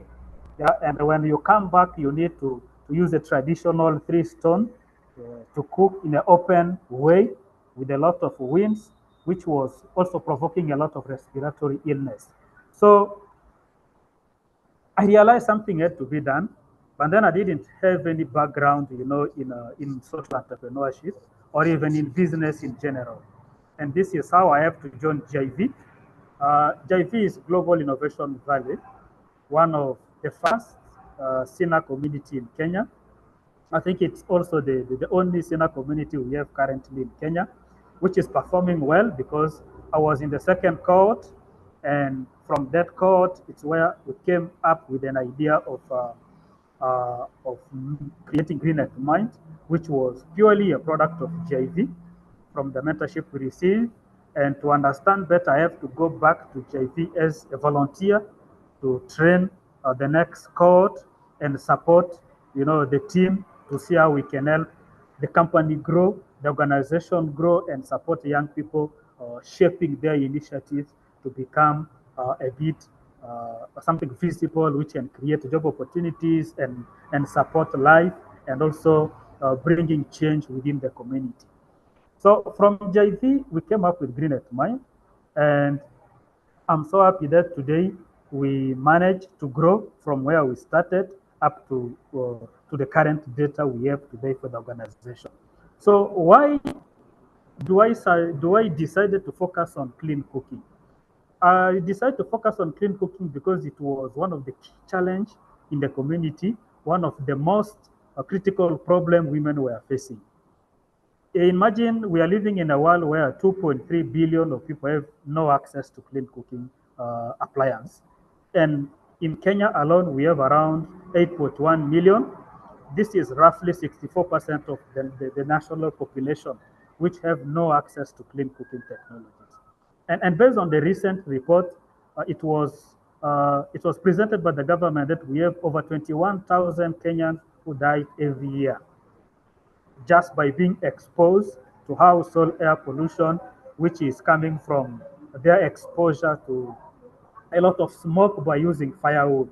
So we had to come up with something with a theory of promoting or producing around 10,000 cook stoves annually, which can easily contribute in reducing around 35 to 50% of the premature death rate in the country, and also support in reducing the rate of deforestation. And this is how we came up with Green at Mind, which is a purely clean cooking technologies company, where we provide a double burner cook stove, which cook twice faster and also save 40% on the fuel consumption. And the stoves are very efficient. They are made with a ceramic viper inside, which prevent the heat from going outside the liner heat and increase the cooking time to make it faster while using less fuel. So this is the solution we came up with, just to ensure the majority of our communities have access to appropriate cooking solutions to limit the rate of premature death from household air pollution, but also protect our environment from the high rate of deforestation. And by starting that company with that idea and vision in 2023, up to date, we have managed to create 23 permanent jobs. This is both in our production site in Kakuma and also in our distribution point, which is in Thika in Kiambu County. And so far, we managed to produce over 7,500 cook stoves, which is giving access to over 7,000 households to use proper clean technologies, clean cooking technologies, which is also contributing in reducing the rate of deforestation and the rate of household air pollution. And locally, we are working with over 37 distributors. And I know very soon we will have our colleague who will take us through the production site just to give you an overview of where we are operating. But before that, I just want you to give a bit of the traction we have made so far.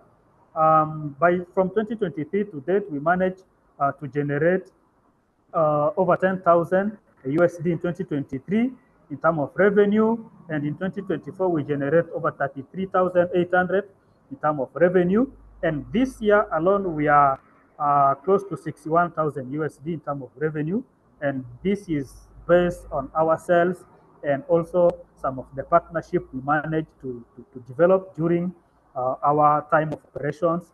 And part of the partner, SINA, has been one of the bigger partner we had because of the exposure we have benefit from SINA. From SINA, we managed to get in partnership with Because International, and I'm great that one of the Because team is on this call, Aliet, which is supporting Because International Enterprise around East Africa, and we are very grateful for their support. Recently, in October this year, they gave us an RBF, a financial support of around 15,000 USD, which is really supporting our production. And then earlier in August, we also managed to get a grant of around 23,000 USD from Ashden, based in UK. So we have been generating some tractions, and this is based on the impact we are creating on the ground, but also the vision we have of supporting women to have an exciting experience during their cooking process. So we are looking on how to get more on our traction and also creating more impact. But then before we move to our next vision, I would like to take us back to Afshar. Afshar, who is one of our staff in Kakuma, managing our office in Kakuma. He will take us through our production site just to show you where we are operating. He is alongside with Dominic, who is our marketing lead, who can also probably also share in 2 minutes briefly our marketing approach. But then let me hand over to Afshar so that he can take us through our production site. I hope you are on the line so that the team and everyone can have an access on our production site, and yeah, just present what we are doing on the other side. Over to you, Afshar. And probably before he starts, Afshar is from Afghanistan. He joined our team recently, and he's one of our good staff managing our team on the other side. He will take us through our production site. Over to you, Afshar. Okay, Alhamdulillah. Greetings to all. I'm glad to be here with you. And first of all, my name is Mityana, and I'm from Afghanistan, from Asia, a refugee in Kakuma camp, and one of the admin and staff in Green at Mind. First of all, I can say Green at Mind started in 2023, and we are, you can say, we are a new enterprise, and we are producing clean cook stoves that are totally different with other local cook stoves. And today I want to present for you our company, and I will show you how many workers we have and where our company located and how is the work ongoing. We are going to show you right now.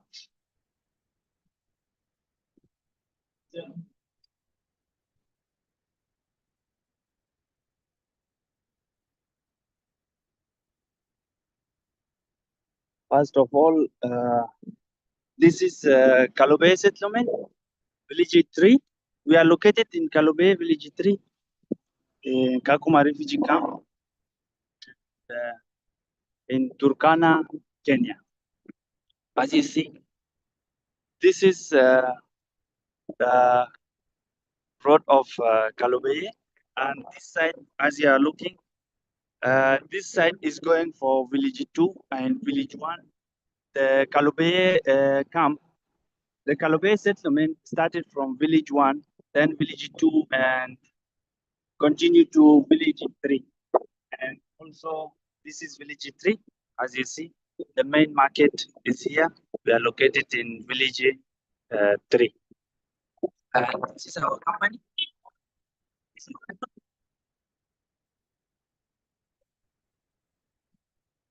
is our enterprise. And now going to the company inside to see what we are doing.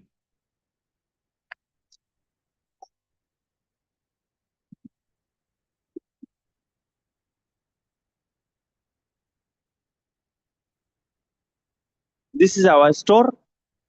We normally keep our products here, and we have also another store that side, another store at that side, and also we have a big store here that for our production, we keep our products here. And as you see, these GCOs, we are in a project with Boma, and we are producing the GCO for Boma. And as you see, there are all double burners, double hook stoves, and as you are looking here,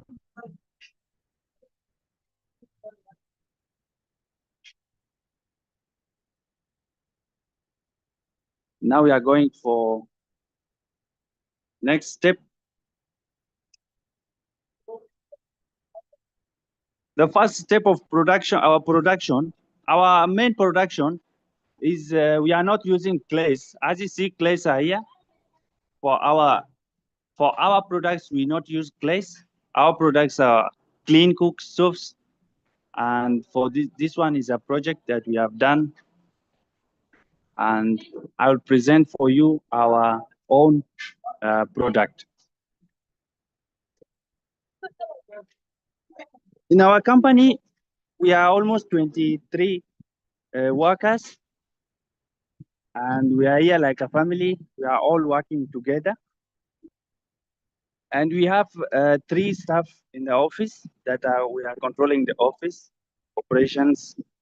And also we have 3 security. And we have 6 women that are working in assembling area. And also we have around 9 males that are working in our cladding area or production area.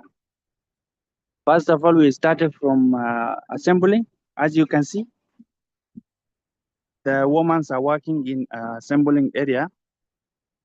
In assembling here, we are using cements because of holding the placed inside the Dikko, as you are looking here. Our ladies that are working here, they are from different nationalities. Some are from South Sudan, some are from Congo, and also we have from Burundi that are working here. And also, this is next step that they are putting colors to the Dikko, to the stoves.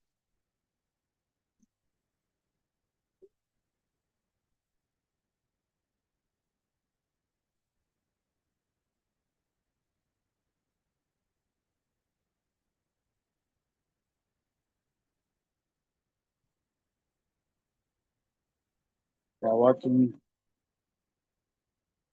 to paint the stoves. Also, next step, we are going for cladding that the males are working there. This is our cladding area. As you see, our workers, some of them are absent today. As you are seeing,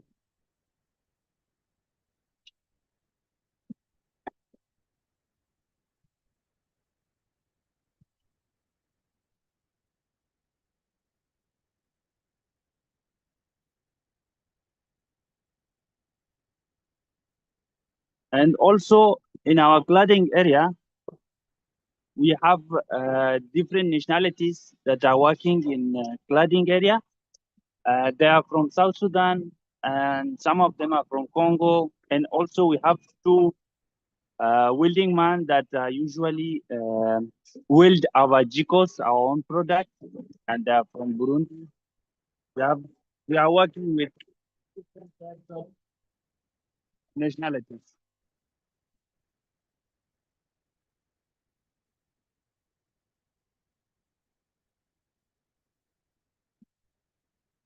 And next step, I can show you the finalized Dikko, the finalized food stove.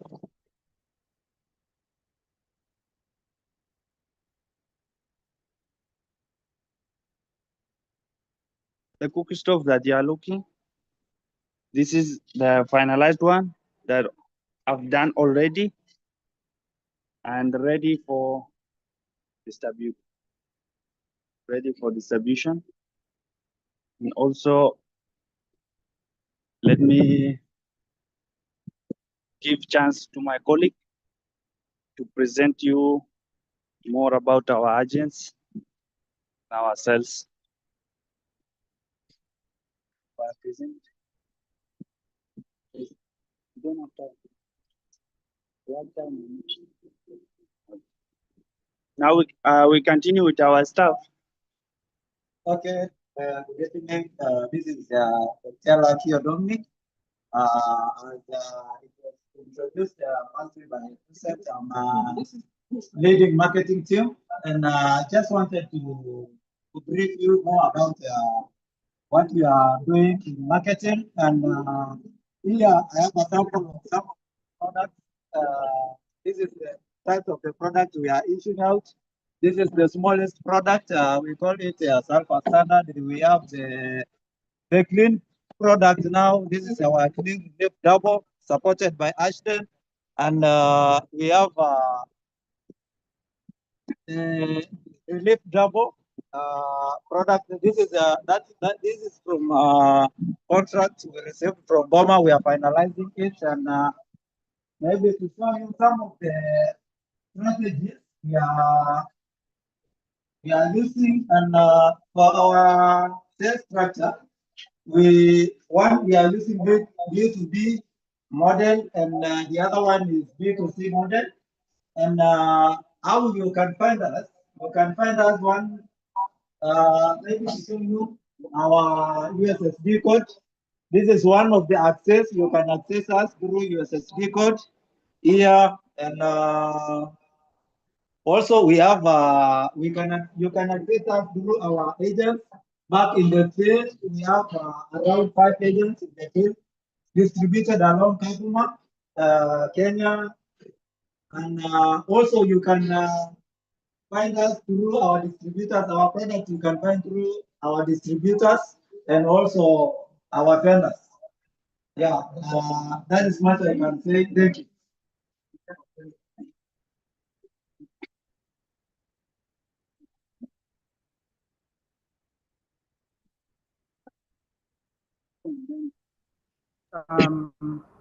Thank you, Afshar, and Dominic for that presentation. This is our office in Turkana, especially in Kakuma, and our staff on the ground. And we also have another office in Kiambu County, which is in Thika. So our next move, currently, just to close, we are currently in a position of looking on how to expand our enterprise in the region, and this is the reason why for now we are looking for an investment, of around 600,000 USD to generate more revenue, because the main target currently is to produce around 30,000 cook stoves, which can give us a roughly revenue of 1 million USD by 2027. And this is the target we are having currently. This is the reason why we're looking for more partnership, but also we are improving on our branding with some of the support we are having from our partners.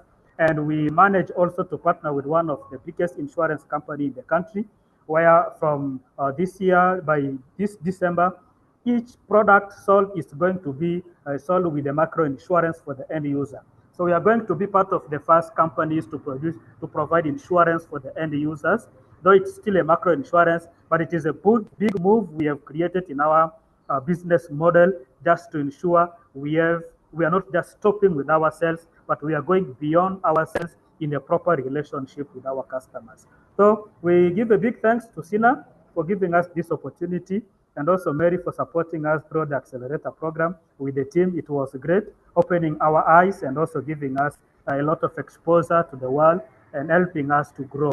So we are very grateful, and we look forward for more interaction for those who will be interested in getting in touch with us. We are open on social medias, and you can also reach to us through SINA just for more communication. Thank you so much for your time, and we wish you all the best interacting with us in the future. Yeah, thank you so much, Vincent. That was really nice, wonderful to see Green at Mind. Yeah, if anyone has a question, you can share your question in Slido. You can see the link in the comment section. Share your question. But otherwise, Vincent will be in the breakout room.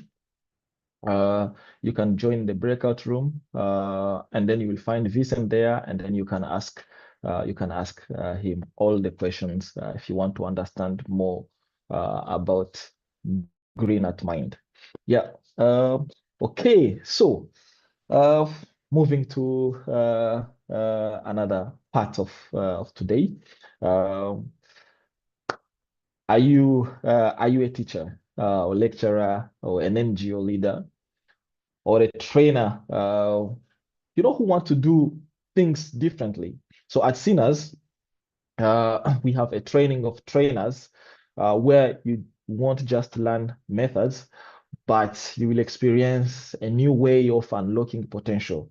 Forget about lectures and control, but instead learn how to build self-organized, purpose-driven learning environment where sessions, are given through trust, coaching, and ownership. So let's watch a video on that.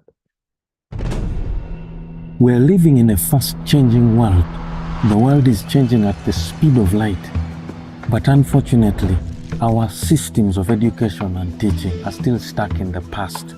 We're still using old methods and approaches of teaching in the new world and the new reality that we are in. Students are taught how to memorize information. They are taught to cram facts, to pass exams, and to look for jobs in the end. These students, after spending so many years in school, when they eventually get into the workplace, they realize that they're unprepared for the challenges of the world. They are not able to think critically. They cannot innovate, communicate.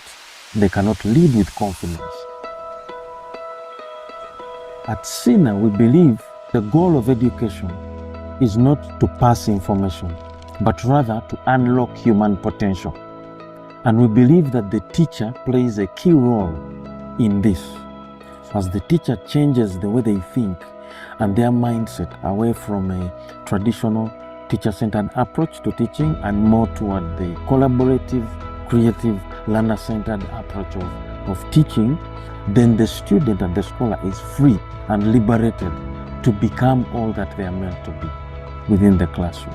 And that's why we have come up with the SINA Train the Trainer Bootcamp, which is a 1-week intensive training where educators are equipped with tools in experiential learning that will enable them to transform their learners into leaders.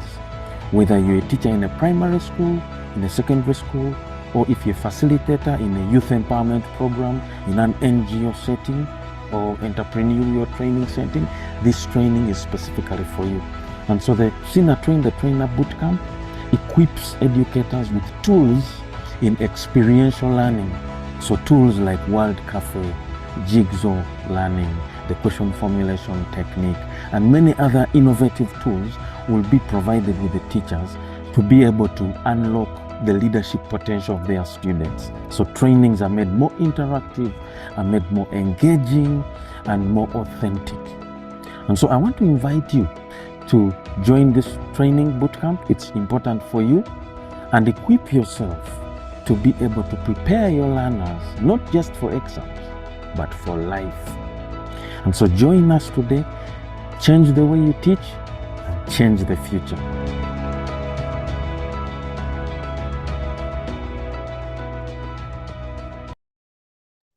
Yeah, for more information, you can contact James. We'll share his contact email in the chat shortly. Yes, now after a trip to Nigeria, and another trip to Kenya in Kalobei refugee settlement, we have not yet done or finished with refugee settlements. Now we come back to Uganda, or we go to Uganda, to Palabek refugee settlement, where Twero Innovation Academy is building a vibrant SINA community, in a refugee context. But before they share with us, they give us a tour, let's begin with their replication journey video.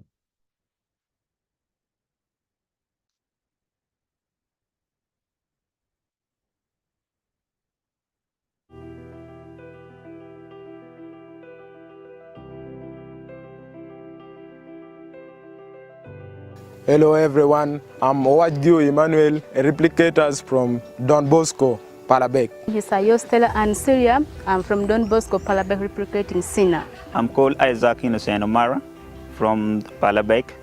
My nationality is Ugandans, and I'm here to replicate SINA back to Palabek, Uganda. And the first day I joined this place, I find this place as a home, because the way people welcome me in this environment, it is really, really so amazing to me. And the way people are so to others. When I came here, I found this place was evergreens. Then I was thinking maybe I'm still in Don Bosco, Palabek, because for us from their side, our area is evergreens. And then on my arrival on that very day, the way they welcomed me, it was social friendly. I was very happy because the way they welcomed me, they carried my luggage and they took it out to the hostel. And then they were the one also serving me food. I feel at home. I was very excited. I was very, very happy. I came here. We were being selected from our school, that is Don Bosco, Palabek. And the day we arrived here, we found here a little bit different because the environment, we found it was so welcomable, and the people here, they are so friendly to everyone. And the way they communicate and talk with people, they were really, really so good to me. And I feel at home, beginning from that day until today. I can now be like, there is no more that is better than SINA. Before coming in Django, I was a person who is not so social with others, but Being in this community, it has shaped me into different Emma.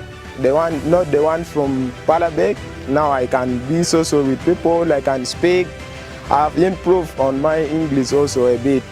And I'm happy that with time I will be like someone who can speak like for 10 minutes in front of people. From the sections, what I've learned, my biggest takeaways from that section was public speaking. Because before coming here, for me, I was too shy. I couldn't even stand in front of people, expressing myself.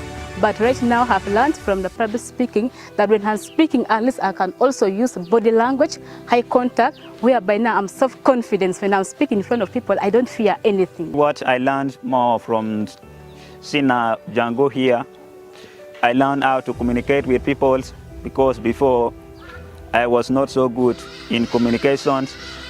And I learned even other new knowledge in computer, and I learned even how to socialize with other people. My major learning from applied social innovation is the lesson about mindset, where I learned how to leave my fixed mindset and come to growth mindset, and also the session about NVC, which is non-violent communication, where we learn how to give feedback to other people, how to communicate with the people in the community in a polite way. My key takeaway from the applied, it was one of them was time management, because in fact for me I was not good in managing times, but during the sections where they taught us about time management, but right now from there, at least now I've improved on my time management. Then I learned that in everything you want to do and succeed in this world, you have to manage time, because without time you can't even manage to succeed anything. And then also from there, my key takeaway is life coaching. In life coach, I've learned that everyone in this world go for life coaching. Because for instance, like when I'm starting a business and my business is not running on well, I have to go and check from outside, from the community, from my customer, why is it they are not buying my products? Then from there, I get to realize that I have a mistake somewhere. In the process of going that side, I've gone for life coaching. And how can I know that I'm a good life coaching person? When I'm surrounded with people, every time I'm surrounded with people and they're coming for me to consult something, that Stella, I want to know this and this and this. And that one, I have to get that I'm a good life coach. Because people, they are coming to me to consult me, at least to explain for them something where they are not achieving their goal in life, whereby I find it was very good for me. And then from there, how can I know that I'm a good life coach? A good life coach, to be a good life coach, you have to be active listening, because a client may come to you, that client may speak in a low tune, and then for you, you have to give your attention to that person. You have to be very focused to listen to that client who has come to you, to know what she or he needs from you. Apart from that, you have to be non-judgmental approach. You have not to judge anyone. You have not to judge the book by its cover. That's a very, very, very good my takeaway from the sections of life coaching, because judging the book by its cover will not take us anymore in this world. So far, what I have learned better from my stage 1 applied, I have learned on self-awareness and self-esteem, whereby you will be able to know your emotion and other people's emotions and your activity. And I learned events on goal setting. Before, I was not knowing how to set my goal, but this time I can set a goal with a good vision and a good value. My biggest takeaway of this ceremony is comfort zone challenge, where I managed to challenge myself. Before going there, I was wondering how am I going to finish it, and I gained some confidence from it. I learned a lot, like teamwork. The most interesting day during applied was a comfort zone challenge, whereby we went and we challenged our fears. What I learned from there is that you can overcome any situations which is coming to you. You need not to fear anything. For me, I really think this opportunity is good for me to replicate SINA in Palabek, because of the youths there are jobless, school dropout. Yeah, And I think it will be helpful if we replicate SINA in Don Bosco, Palabek, SINA. The important to replicate SINA system to Palabek there or any other part of the Uganda, it's by what we are learning from here. For instance, like using NVC. You can never get it anywhere. How to use NVC. NVC means non-violent communication. How to approach someone. Because we outside there, we don't know how to approach someone, how to talk to that person in a good language. You can approach that person, instead of speaking to that person in a polite way, you find you are using any kind of language which cannot make that person happy. The youth from our place, they are facing so many problems. Some of them, they are dropped out from the school. Some of them don't have any skill about entrepreneurship, and then some of them don't have anything to do. Replicating SINA in other country or other places will help youth to gather themselves together and to help them know what they have to do. Yes, now we hear from the Twero Innovation Academy in Palabek. Welcome.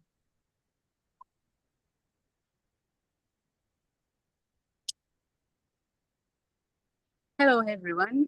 Imagine the life of being a firstborn in the family, and then you have been paid by your parents, but later you lost your dad when you are still young. And then from there, you have been picked up by one of your family members who started paying you. And later, after a year, they stopped paying you because of their family issues, because your mother could not even afford to pay you. And then after, because of your good character, good behavior in the community, you have been picked now by someone, at least to live your potentials. And then that is after, that is me. Later, because of my good character, I find myself in SINA Community, where we have started now in SINA Community last year in June. And then later from there, we have been has been professional development, training of trainings. And also from SINA there, we have, at least for some of us, like for me, I was someone who was very shy because I could not even express myself in the sections. So I have to utilize my one-on-one at least to support me. How can I be confident when I'm speaking in front of the people? Not only that also, we have also been having our life coach who have also been supporting us to set our goal. Because in the journey, if you know how to set your goal, then from there also, you have to know which goal can you start with. And then later from there also, we have also been taken also to also like for intern, we have been learning from there also from our intern, how can you maybe like take role in SINA community, and then also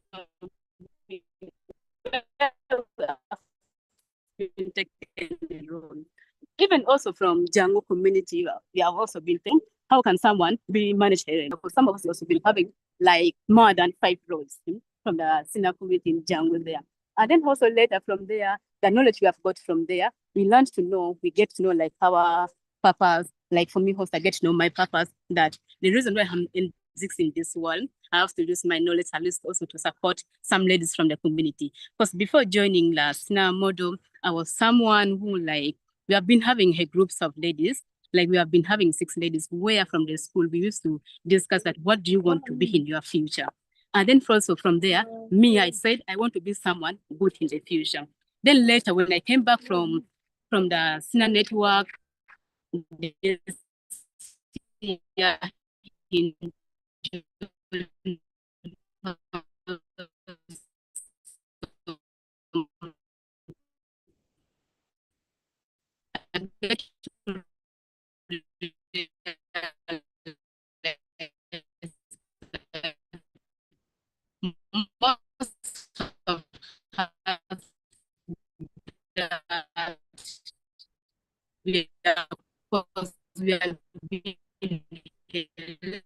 Yeah. We have been sick. Then they already got married. Before getting married, was Before joining Jungle, with our challenges, now I'm passing through this. But then I was not having no street in northern Uganda, in the sub-county, Palabek now located. Palabek is in Lamu district, where SINA is also located. And as I speak right now, as Twero also, we are here in refugee settlement. This refugee settlement started in 2016 with the war when broke up from South Sudan. So as I speak right now here, we are having so far 88,000 refugees who are here in Palabek. But most of them, they are from South Sudan. And not only that also, in their arrival, they have been coming here, but they have been keeping them like in the border point where before they have been gathering them there, and then later they brought them to Palabek. But right now in Palabek here, we are having so far 9 zones, where in that 9 zone, we have also the biggest zone, which is called zone 5. And then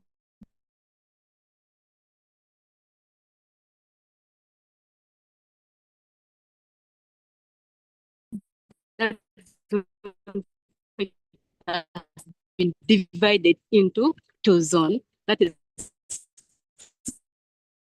zone 5 and zone 10. As I stand right now here where I'm standing in zone 1, block 3, as you see right now here.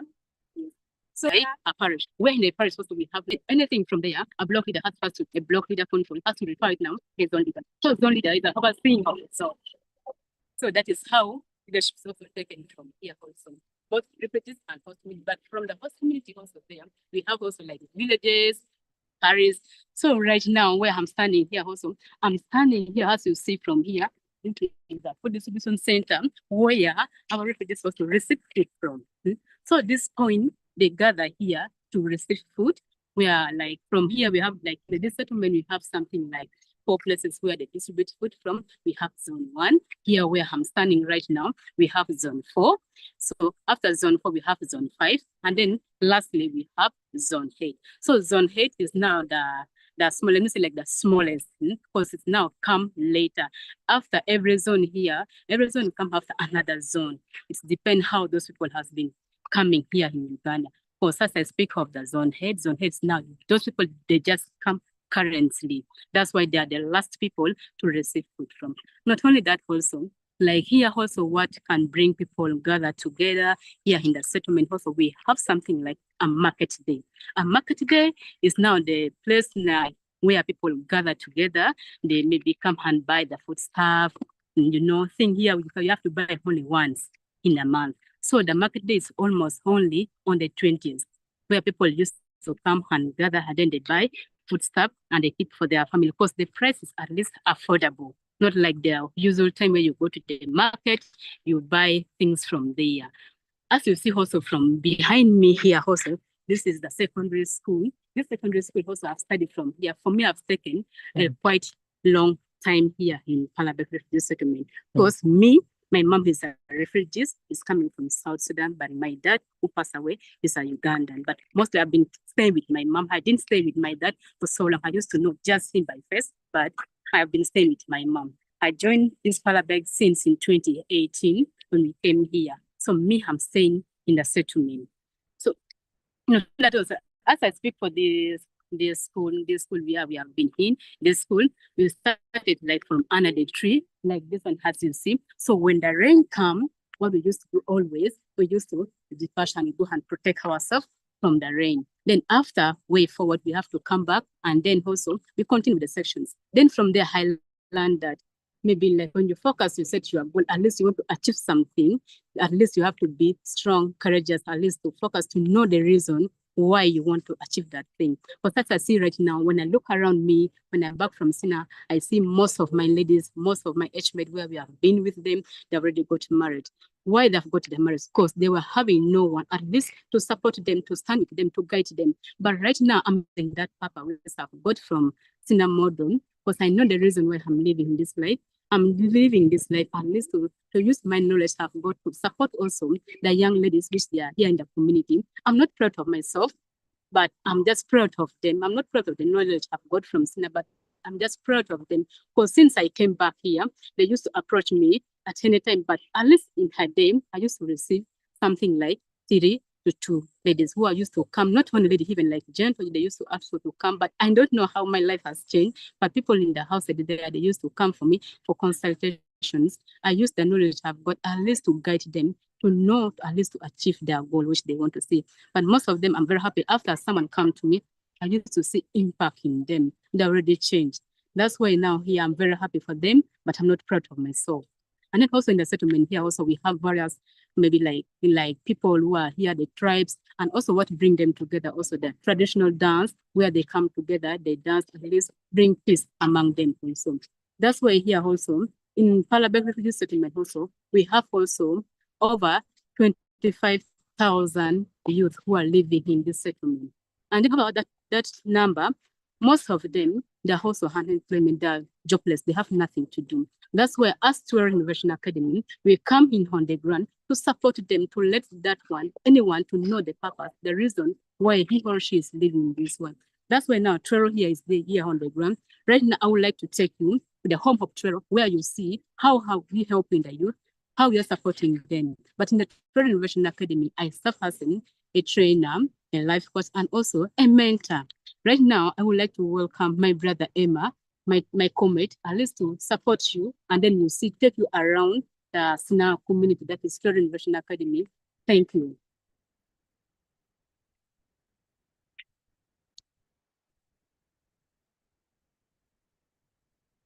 Come around.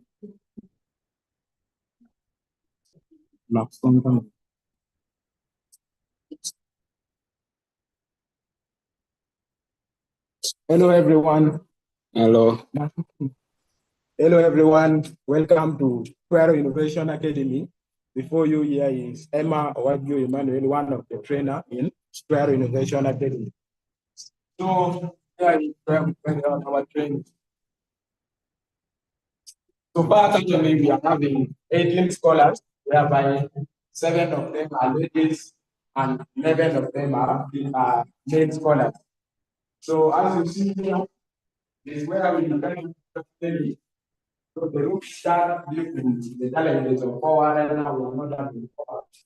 So this is how we end up with the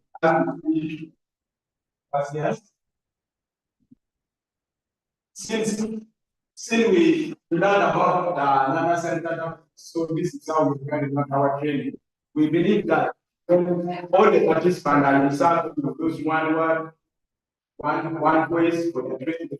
It allows them to express more question. So here is where we carry out our training for the applied scholar. So here is our empowerment concept, where the first stage is called ignition stage. We started this year in October. So now our scholars are staying 2 months and 2 weeks. So the first stage is back their college where they analyze their potential.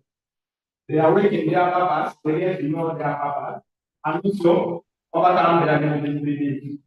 Also where they embrace positivity. So after the first ignition stage, our scholars goes to the second stage, which is evolution stage, where we first community emerging stage.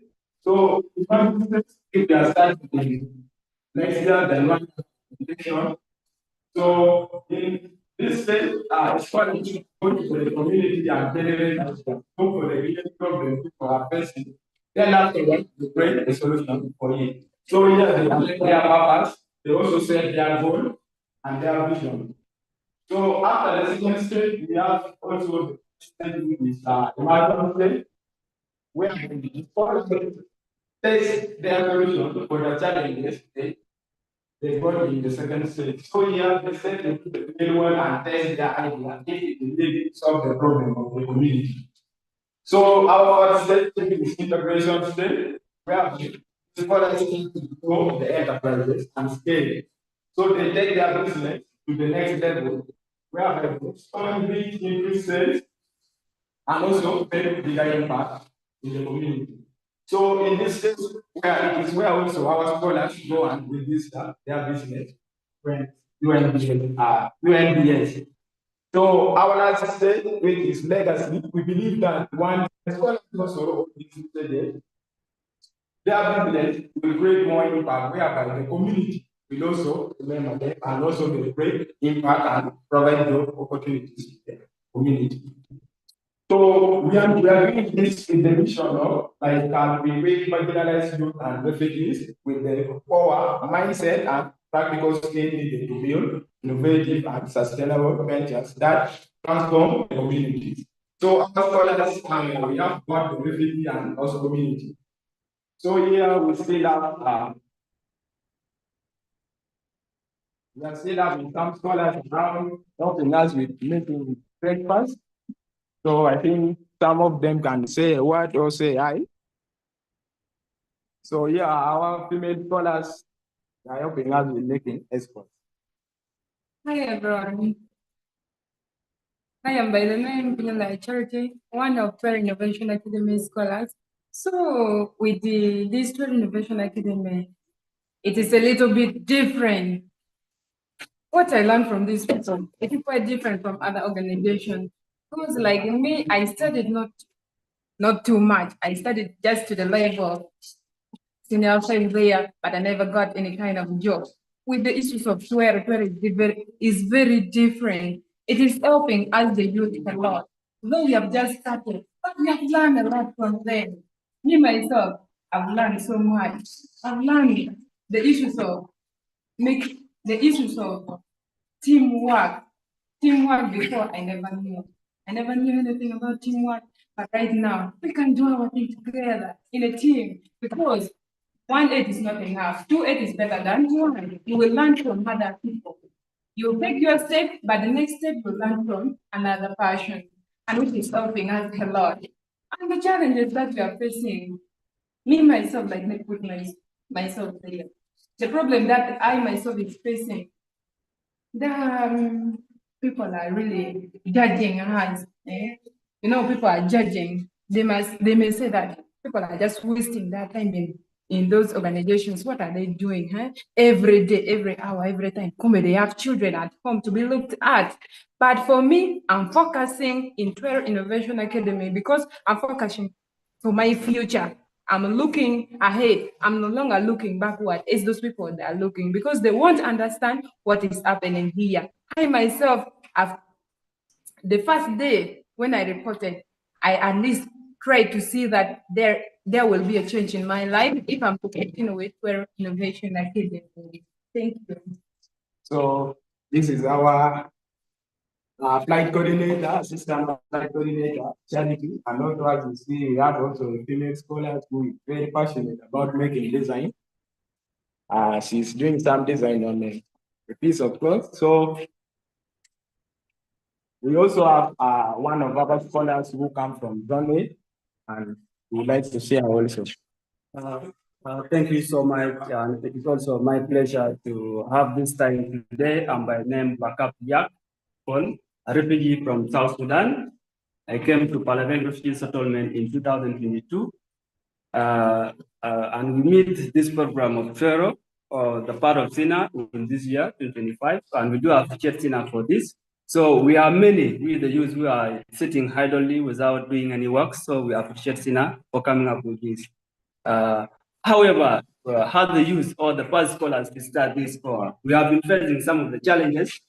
So like the long distance, I myself, Bakap, I'm from Zone 8, a distance of 1 hour to the program.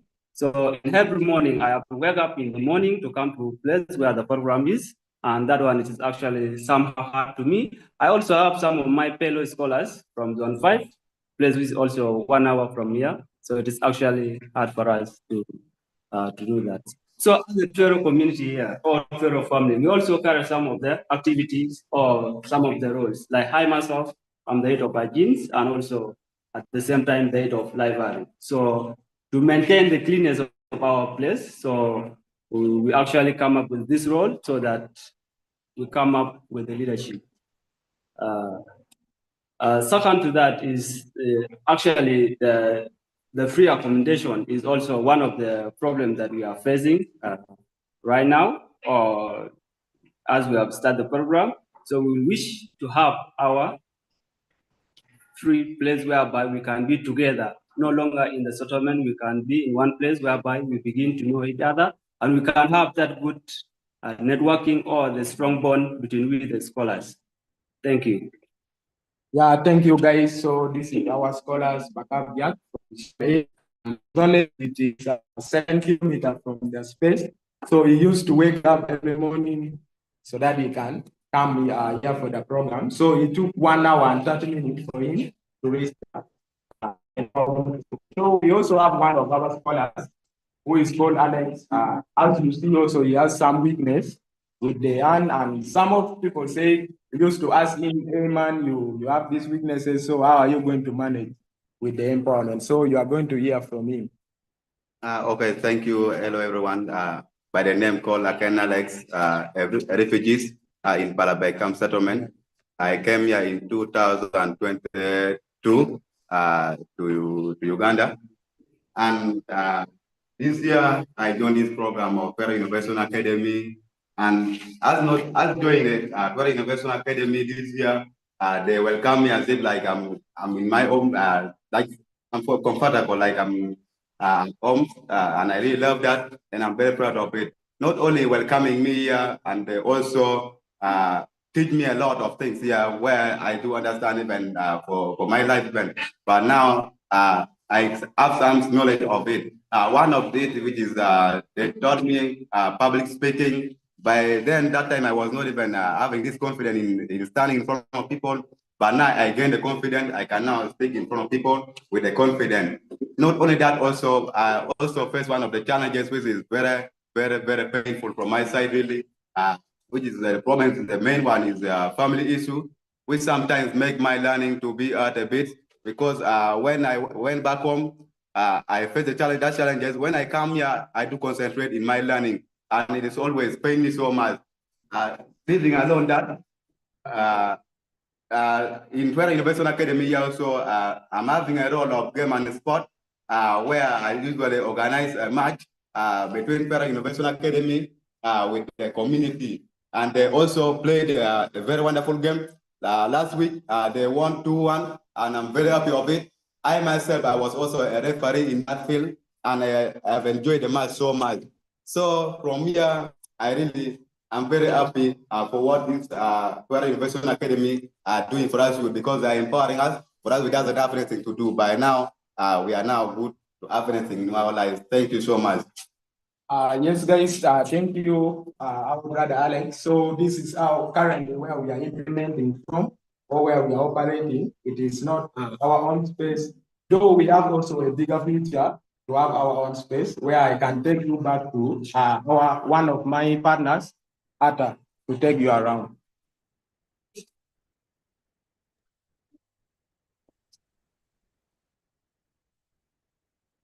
Okay. Hello, everyone. Thank you very much, Emma. That was a very good presentation. So my name is Kinyara Arthur. Yes, a co-founder, a person who's very passionate about helping fellow youth achieve their goals. So as we talked about our future plans, this is actually the space that we're looking at. Very, very big space, situated in the middle of the refugee camp and also the host community. Yes, as you can see. So this place alone, we believe, as Twero, if we have a home. We're able to see you, but it would be better if you turn the camera. Right now, it's at a vertical view, and we're not able to see you well. So you could, perfect. Is that okay? All right, thank you very much. So as I was saying, so as Twero Innovation Academy, we actually have a future plan of owning a home. And this actually will enable us have a place that we can actually stay as people together, as our brother Alex and our scholar said, that it's a family. Yes, we don't only see this as an organization, but it is a family. And we believe by having a future home, this will enable us have our scholars concentrate in what we are going to do. For example, have a space where they can actually nourish their minds very well without any distractions coming from home. Imagine coming living in a society for over 17 years with a same mindset, yeah, a fixed mindset, I can say. And then you have to come for learning, where we are empowering you with 3 months program to overcome this limited mindset, but still go back to the same place where you're surrounded by very many people with a similar mindset. once and actually most of the times we have actually seen that our participants, they always come back and tell us, hey, look, I'm facing this challenge. My people at home are actually discouraging me from coming from the program. Like, why is this happening so much? But it's because of the nature of the environment and the empowerment to give these scholars that sets them different enough that they keep on coming back because they see the value that Twero provides to them. So as you invest in the land, you're not only investing in land, but you're also building a future of Africans and Africa as large. You're giving hope to refugees and also host community youth to have the ability to build themselves a very great future ahead through social entrepreneurship. Thank you very much for those who have rendered support for us, the Twero Innovation Academy, and also supported SINA as large. This journey wouldn't be possible without you. Yes, thank you very much. And I would like to say this together with my fellow sister. At Twero, we don't wait for change, we create change. Thank you. Yeah, thank you so much. Yeah, Twero Innovation Academy. That was really amazing and inspiring. Yeah, now on Mary, introducing okay, before we introduce the next innovation, the next speaker, Twero Innovation Academy team, you can go into the breakout room, and then if there are questions, anyone can join them and ask. And if you want to learn more about Twero, you're welcome in the breakout room. But also don't forget to send your questions. In the chat, there is a link, Slido. You click on open, and then you will be able to share your question to Twero Innovation Academy or in general. Yeah. So Mary, the floor is yours to introduce our next amazing speaker. We shall be heading back to where the story of SINA began, in the space and in the year actually when SINA began. And our next speaker or the enterprise that I will be introducing is Maclean Kopsinje. Maclean has spent over 11 years actually of coaching, training, and supporting young people. So her journey began at SINA not as a scholar or typically as we would have imagined, but she joined in as one of the partners actually from the very beginning of SINA. But that didn't stop her from creating her own enterprise. And the enterprise that Maclean created comes from her own personal story. Being a survivor of a maternal death, she didn't stop at just experience, but also went a step ahead to build a solution that can be able to support other mothers, especially in rural areas, to be able to have decent access to birthing kits and also birthing facilities. Maclean has, over time, been able to get several awards, including the Mandela Fellowship, and she has also been an Acumen Fellow. So Maclean, I wouldn't talk much about your enterprise. I will let the rest of the audience hear it from you. Over to you, Maclean. Hello, I hope everyone can see me. This is Maclean Kopsinje, and I am a founder of Vital Care Connect, an initiative that bridges the gap in maternal health, one doorstep at a time. So before I take you to Vital Care, I have to first take you to myself, because it can't exist if I do not exist. That's what I can say just right now. So Kopsinje Maclean is a change maker. I am an entrepreneur. I am a life coach. I am a trainer, a character development trainer. And at the same time, I'm a mother. So where I am, it's where my story started before even the organization started. So allow me to take you through where I am. If you can see very well, this is my home where I have been for over 11 years. It's called Jangu International. Jangu International is located in Mpigi in Uganda, one of the central Uganda region. And this is the place that has the best scenery, the best view you can see. And you can see we always have in the evening some of the youths having their games playing. So I came this Jangu International 11 years back. That was 2014.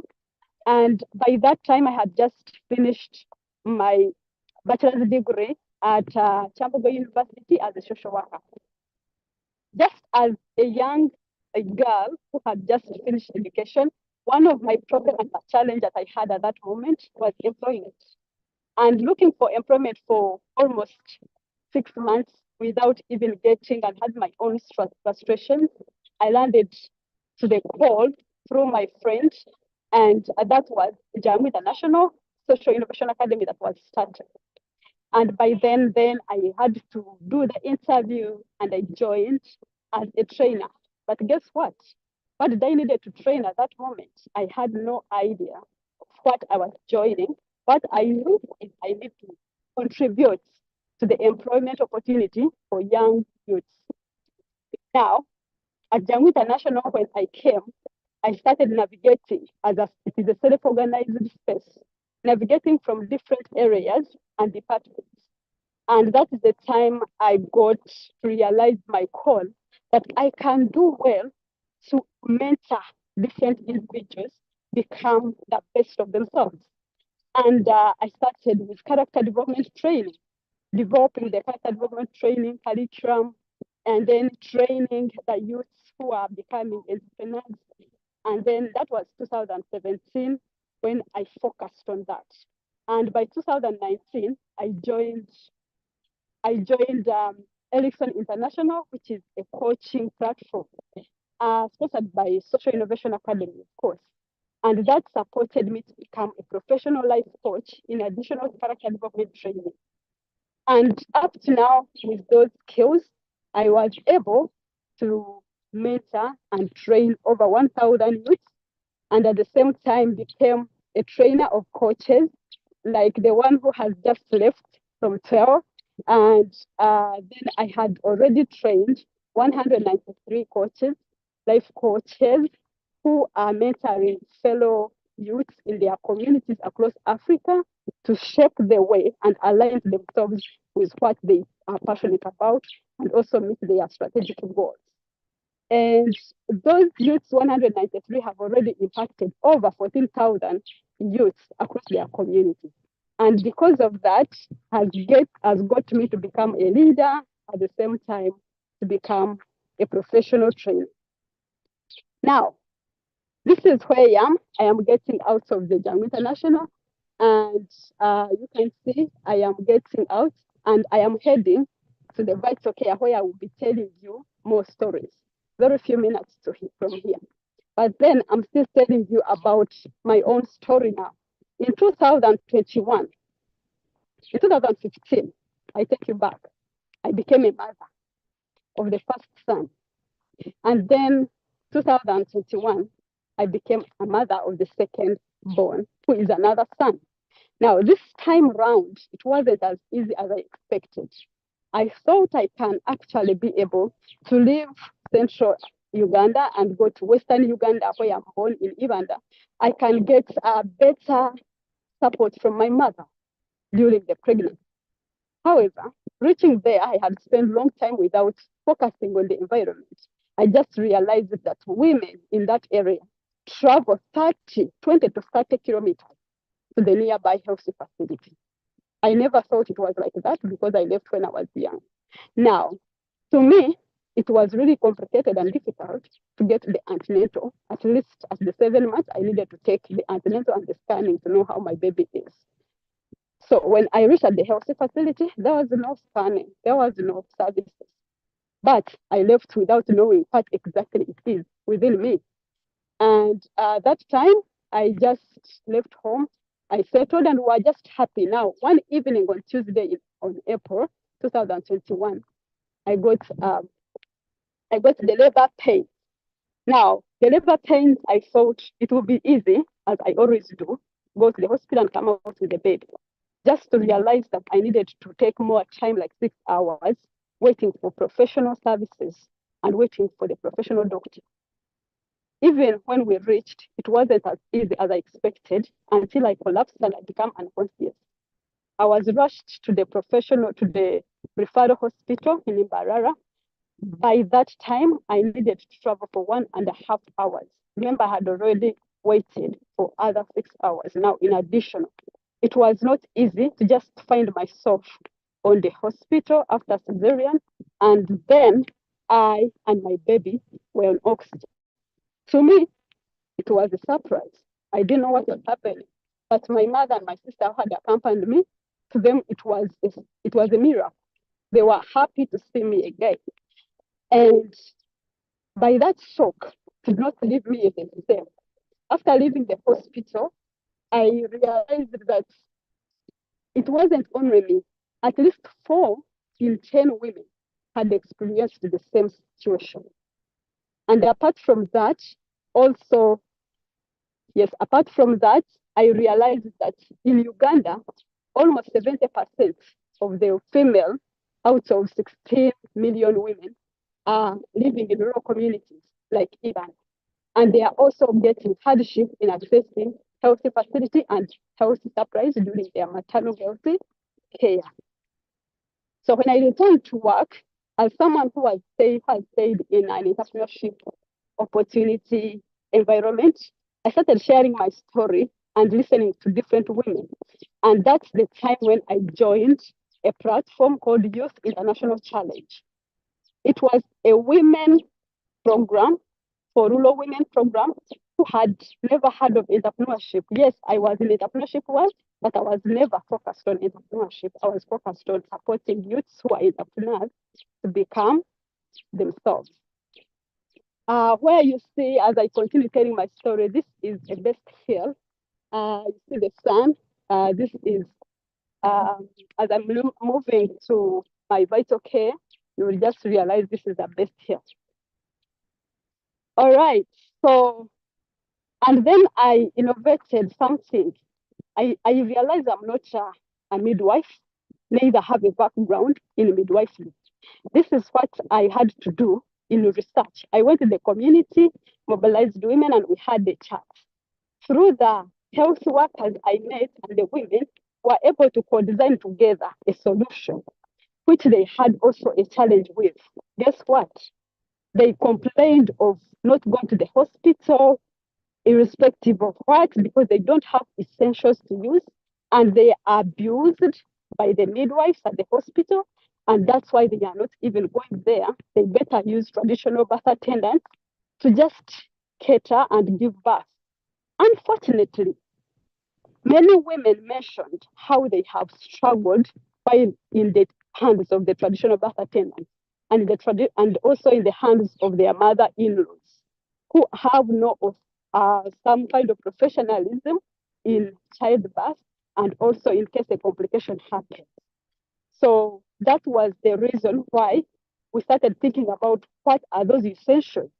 I started doing more research. I got different people on my team to support me do my research, and some of them you will meet them next. And then we coordinated and got something which is a safety birth kit. A safety birth kit has all essentials that are needed by midwives to conduct childbirth. In Uganda's health, these things are supposed to be brought in other countries or other environments. They are supposed to be given to women. But in Uganda, a woman has to go with their essentials, including sterilized cotton wool, gloves, cold tie, delivery mats, all of these things, they are supposed to carry them. However, a woman is not even aware that they need them until they go to the hospital for the third trimester in the 7 months, and they realize they need them, yet they have not prepared, so they decided not to go. So we started gathering resources and assembling, as well as packaging and adding additional items to make sure that this woman has the items. Now, as we are continuing together, thank you for working with me the journey. I'm almost going to reach there. NIA is an organization called Kaleke Kasome.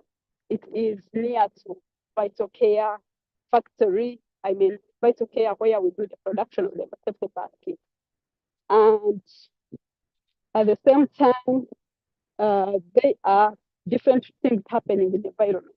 So it is a rural community that you will admire. All right. So taking our prototype to the community supported us more to interact and keep adjusting the product and going back and adjusting and making the product even better. So with that, we are able to have a finished product and we called it a safety bath kit. It is a kit because it doesn't have one item.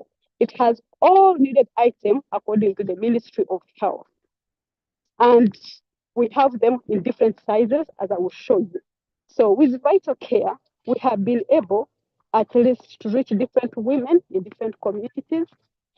So before I take you, so this is some of the roads where we are going to different communities, going to reach the village health workers and the midwives as well as the women so that they can be able to have these products within us. So safety basket, you see I am almost going to reach, so that is the Vital Care lunch. Almost there. Thank you for traveling with me. And yes, we stay with the community people. You're welcome to Vital Care. As I will explain to you more about Vital Care beyond the safety basket. So here we are, the Vital Care.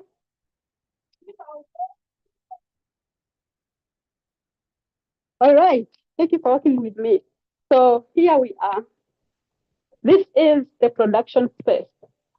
And these are the women we work with. Maybe before we talk much, let me invite one of the mother, a woman, a health worker who has worked with us to make this quality become better, even some more. Thank you, Irene. You're welcome. I'll say something and explain what you do. Then, I work as a nurse.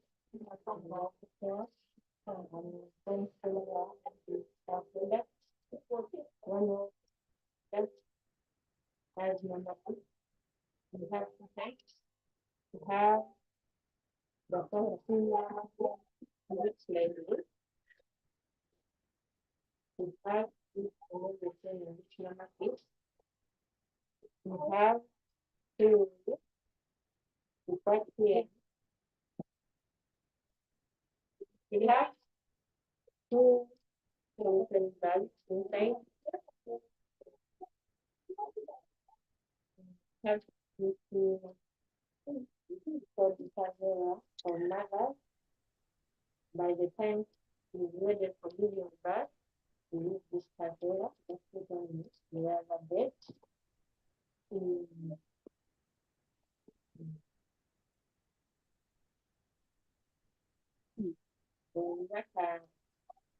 put the camera, the bed where the mother is going to deliver.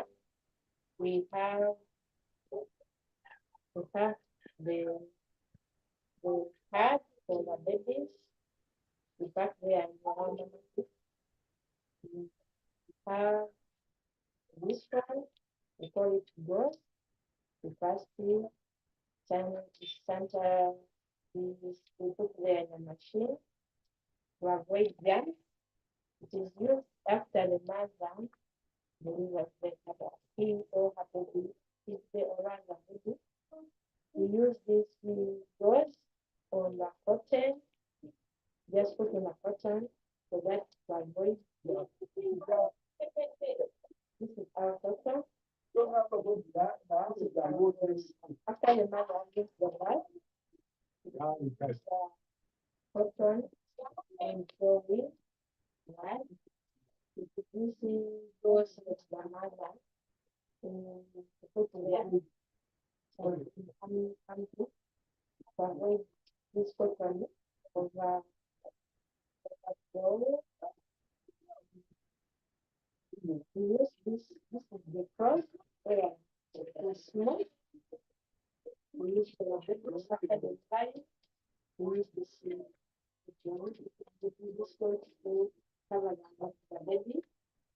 for another, and we have this there two pair of gloves.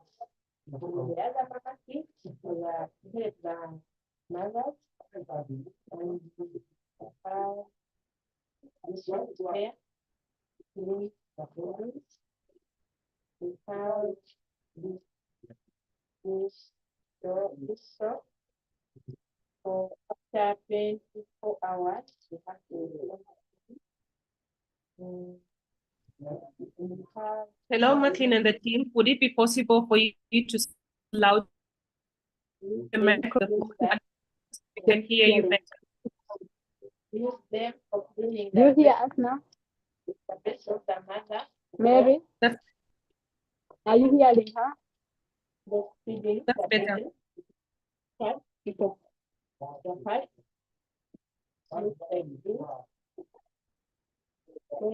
is the all the mother them so that we get it. Always go to the way or more to clean the baby store, and it's soft. Yeah, it's some things like jam. Like this. We have these pads. The pads for the mother after delivery. We have this surgical grade to cut the umbilical cord after cutting in two sides. After cotton work on the side, tie the baby cord like this. Then we have to put them there, some socks, one pair of socks. We have babies after the delivery. We help them their babies to do work.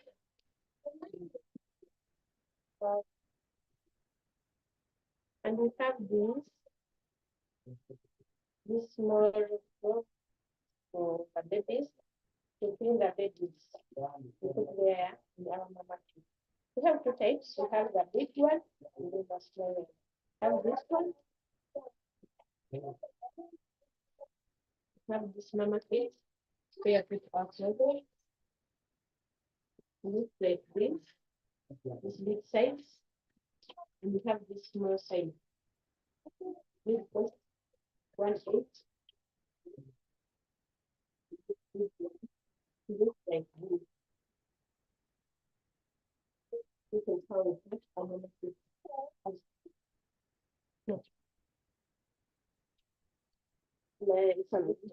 Then we have this machine where we stand our thing. The goals, the person sometimes then we put them in mama kit. Well, when we are preparing our mama kits, we have to put on the gloves. This coat, as we are seeing this, even the mask, we cover our layers. I'm going to open the layers. Thank you, Irene. Thank you. Yes, thank you, Irene. And maybe this other woman can tell you something a little before we quit. Talk about this one. Now let's see, yeah.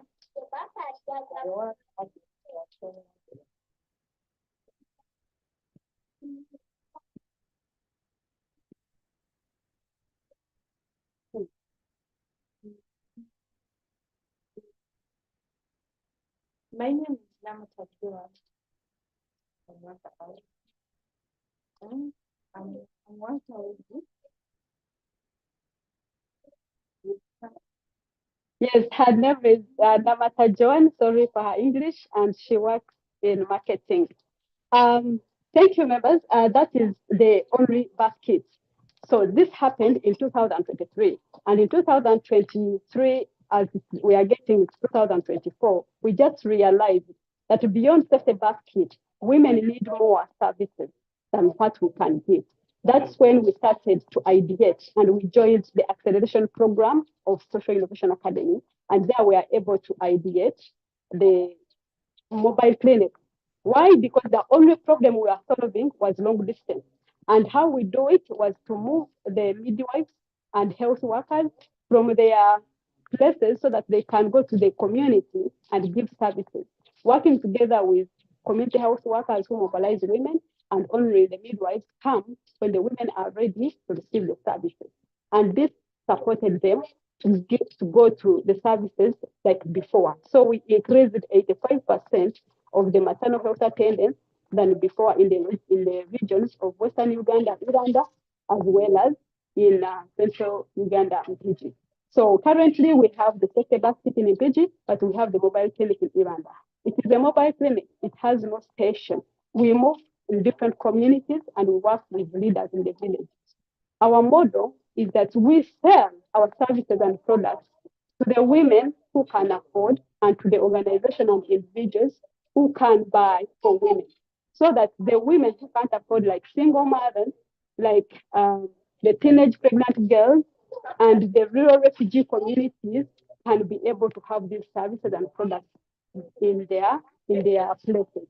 We are ideating to have courage for women and children. We are now testing it. Currently, 120 people have already received this. We have two packages. We have for a mother and for the baby. This has all ingredients that are needed. Because we realized in the community, we reached and we found different mama and babies get malnourished, and sometimes they get a different kind of diseases that are caused by poor nutrition. So we started packing. Because we do mobile clinic, we move with everything, and a mother is able to have them in the community. We also do the maternal health education and the online services. What do I mean by online services? We are able to give education to women, but also to send them messages so that they can be able to have reminders for their antenatals. We mind about a woman that doesn't have these services, especially in rural and deep communities.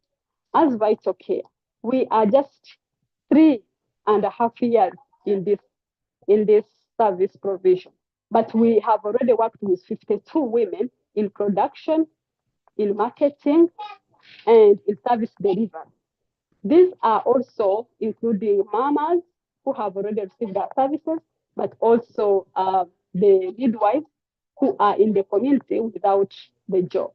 As Vital Care, through the production of safety baskets and nutritious storage, we have reached 15,000 women and children with our services with these products. And through the antenatal, we have reached over 9,000 with the antenatal services and maternal health education. We believe that if we continue doing what we are doing, using the mobile clinics, we will be able to scale, because that is what we are doing. We have already created partnerships with different organizations supporting us to reach even deeper in community. So we also got engaged in different programs like the Survey Fellowship, the Social Innovation Academy, selection programs, the Sustainable Access Foundation, and also we have received resources from American Women of International Understanding. This has supported us to do and reach in different communities. We cannot do this alone because we still need to have a lot to go. When we got the community, we just realized we live scarcity. We serve almost like 20%, and we leave the others not served. The reason because our resources are still little, and we are still have to grow and find more of resources. But also, we are not only focusing on resources, collaborating with different organizations has supported us to mobilize different resources and to be able to reach these communities. I cannot do this alone. I have been with different people and different women, and I hope you are among, because you are here watching, to contribute to the life and healthy of the women and children to be well and to be health-wise better, to remove all infections and complications, and also to increase the healthy outcome. Thank you very much for your time. I am welcoming your feedback, your ideas, and collaboration and network, and also you can become an investor, or you can also become a champion in your community for us. Thank you very much. You're welcome. Thank you so much, Maclean, for the amazing presentation. It's really amazing to see. Just to remind people, Maclean will now join a breakout room, and then there you can join with her if you need to know more about Vital Care Connect. Also, if you have questions, again, if you have feedback, you can meet with Maclean in the breakout room. Yeah, but also to remind you that Slido is available in the chat. You click on the link, open, and then you can be able to share your question, and we will be able to answer, or Maclean will be able to answer. Yeah, thank you so much. Okay, we started the journey in the great mountains of Nepal earlier today. Now, time to descend a little bit to hills, the country of thousand hills, Rwanda, where our newest SINA community, Ikaze Innovation Academy, is cultivating transformation through deep engagement with the youth and ownership. Without delay, welcome Ikaze Innovation Academy. Thank you.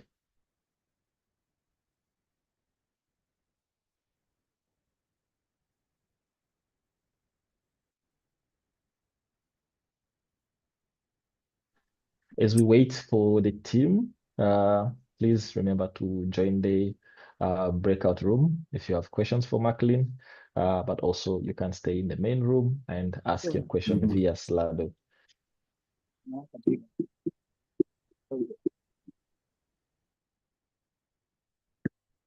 Yeah, start. Good morning, good afternoon, and good evening everywhere.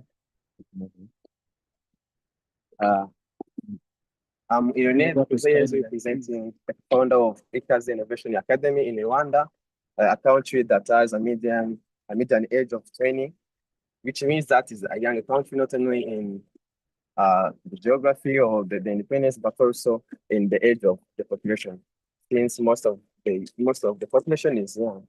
And also, Gashora is the area that was grown from.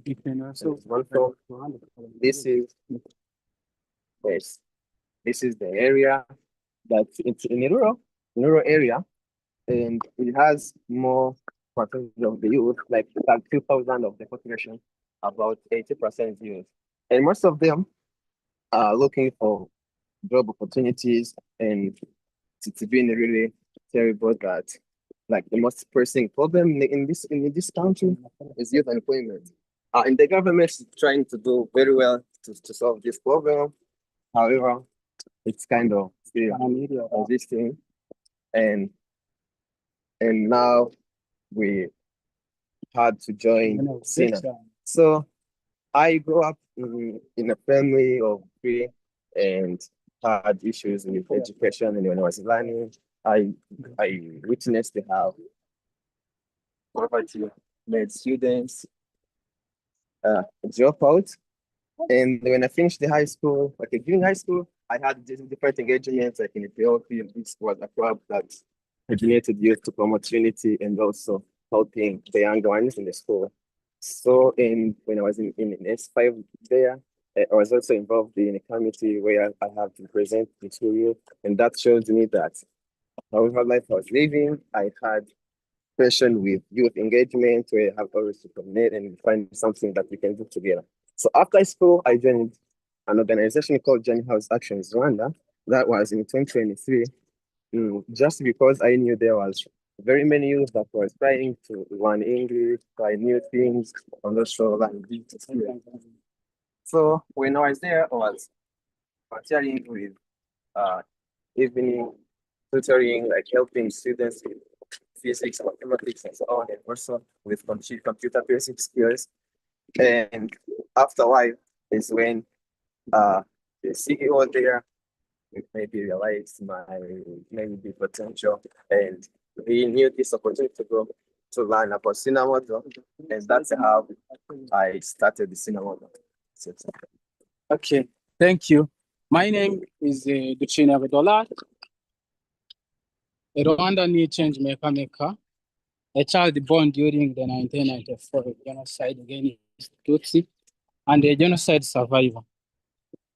And after that hardship, my parents sacrificed greatly to ensure that I had access to education. That's where I come up starting from primary, went through to secondary where I did physics, chemistry, and mathematics. Later, I went on college, I preserved.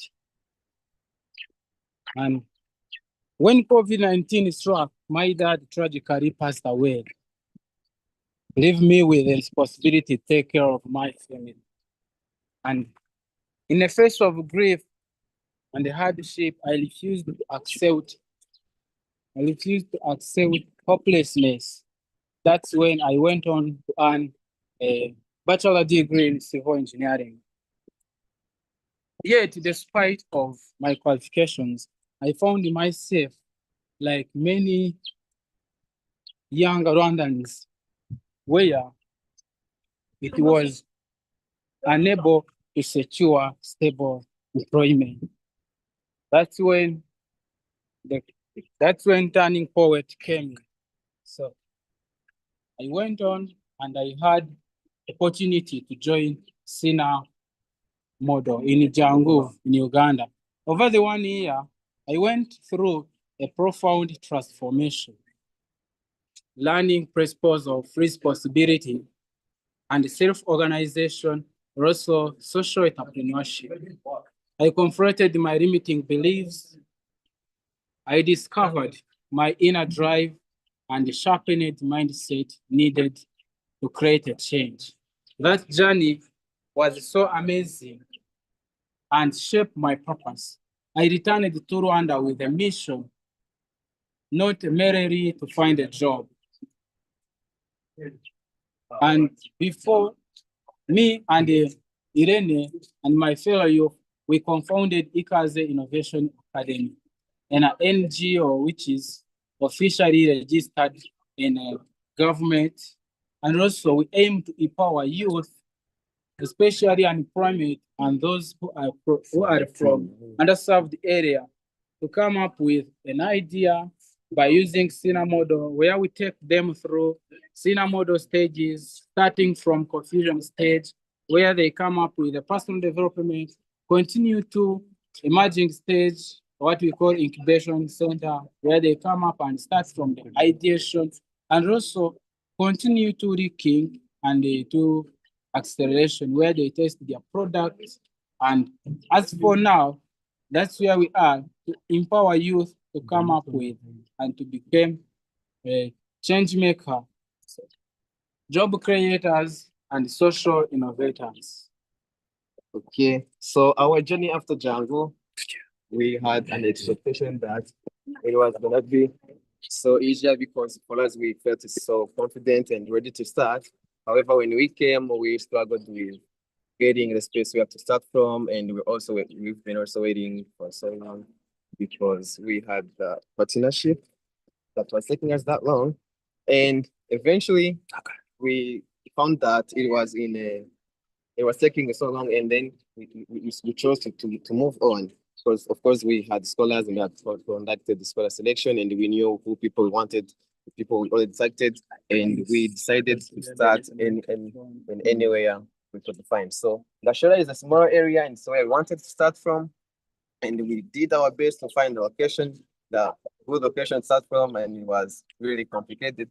And that's how we ended up having this area. It's the area where girls are staying, the space where girls are staying, and it's in the same area we're having sessions. So as you see, this is the living room, and it's where we have our day sessions and morning meetings. And so the rooms that you're seeing here is where ladies stay. This is what we take like an office where we prepare our sessions and we keep our books. And this is it's in darkness, you can see. And as you see, these are scholars having the entrepreneurship experience, preparing different things. And also, this is the kitchen that we are using. And so far, we've been having challenges that from local governments that boys and girls shouldn't learn in the same space, and also thinking that the space is not big enough, and we're given like enough time, like 3 months, to have gotten ready, so that we continue with our operations. And now we can give a tour to where boys are staying. These are still scholars doing the entrepreneurship experience, selling the mangoes. And the entrepreneurship experience is one of the sessions that motivates them to know that you can start small and go big. They are really confident. Yes. And while we are taking you through a tour of where the boys stay, also we are facing some challenges right now.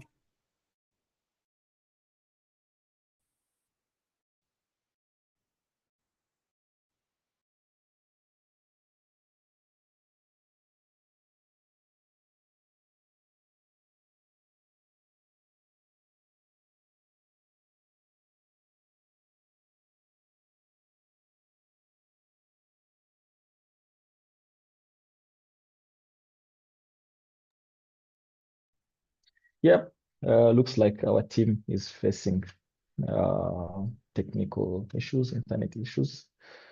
Yeah, that is Ikaze Innovation Academy, as they're taking us around their community in Gashora, Rwanda. Hopefully they can come back. But as we wait for them to join again, maybe we can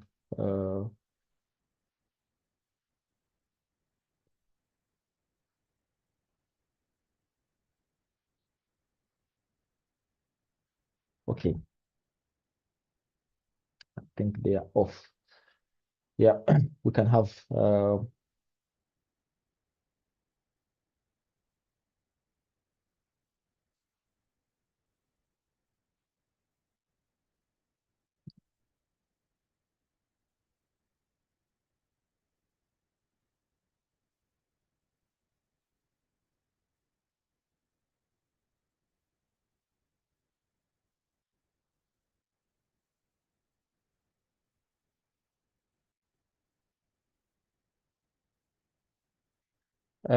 yeah, maybe you can yes.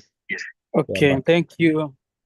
I was telling you some current challenges we are facing now, where we are having noise concerns from neighboring households because we operate within the same space where neighbors are surrounding us, and they are giving us a report of noise disturbance. These affect both. These affect both our relationship and also our operations. Also, there are another challenges which where girls stay. It is also where we operate. So local leaders have strongly advised us to separate those living for girls for their safety, comfort, and professionalism. So, and also there is a shortage of space for prototyping. Yeah. And for now, we have managed to come up with some solution somehow because we lent the boys from outside. This is where exactly we are here to show you where exactly the boys stay. This is rooms where boys stay.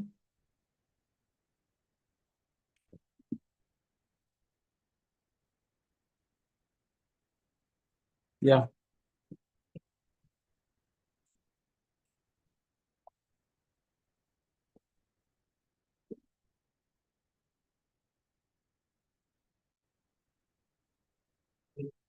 As for now, we are having 17 scholars, so 9 girls and 8 boys.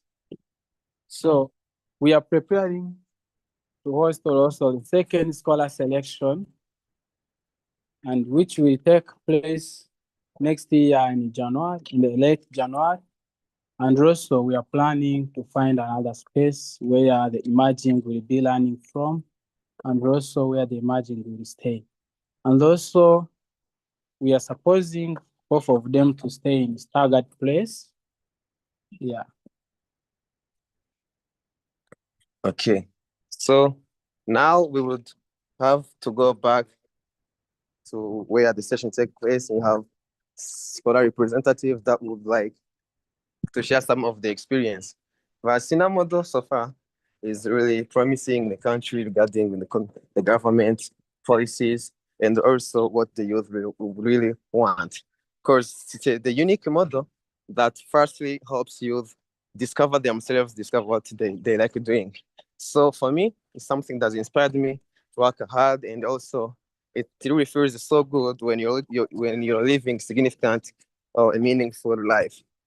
And to this point, we have managed to deliver all applied stages, and according to how we see the scholars personally develop, they feel so confident that social enterprises are promising to be born from Ikaze Innovation Academy. And through all those challenges that local leaders have been coming to us, when they understand our model, they keep advising us, and you see that they have potential in what we are doing. And since we are young, like it seems like we have the attention, and like we need to be careful and need advisors to help all of us with all of those. So far, let me say something. Means those challenges are not obstacles to us, they are signals of growth.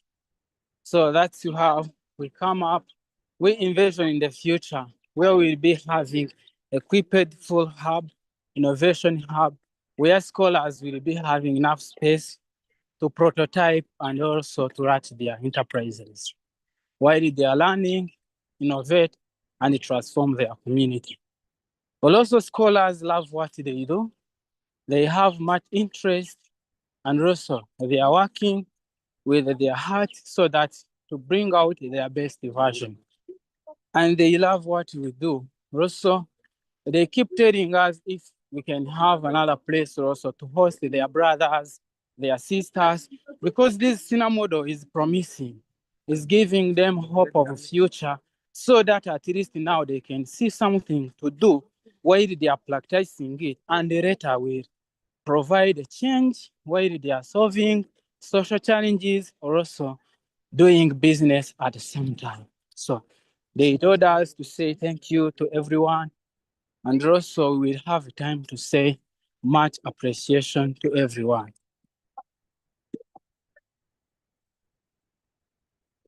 Okay, so we are coming back to our session in place with our scholars in front, having the entrepreneurship experience. Thank you guys. How are you? You can just say. Fine. And so we would like to have a conversation or a presentation of one of our scholars sharing their experience. Hi. Yes. You can start with a lady introducing herself and go ahead. Thank you. My name is Mityana, and I'm a scholar in Ikaze Innovation Academy, and I'm happy to be in Ikaze in Ikaze Academy, and in Ikaze Academy, we studied many sessions that have many important in our daily life. And first session is core values. This session was helping me to know the importance of being open. When you are open, sometimes it helps you to solve your problems, because some people can understand your problem and then they can help you about solve your problems. Another session is discipline and consistency. Discipline is a key of your lucky. And yesterday I saw short movie. This movie has two girls who need a job.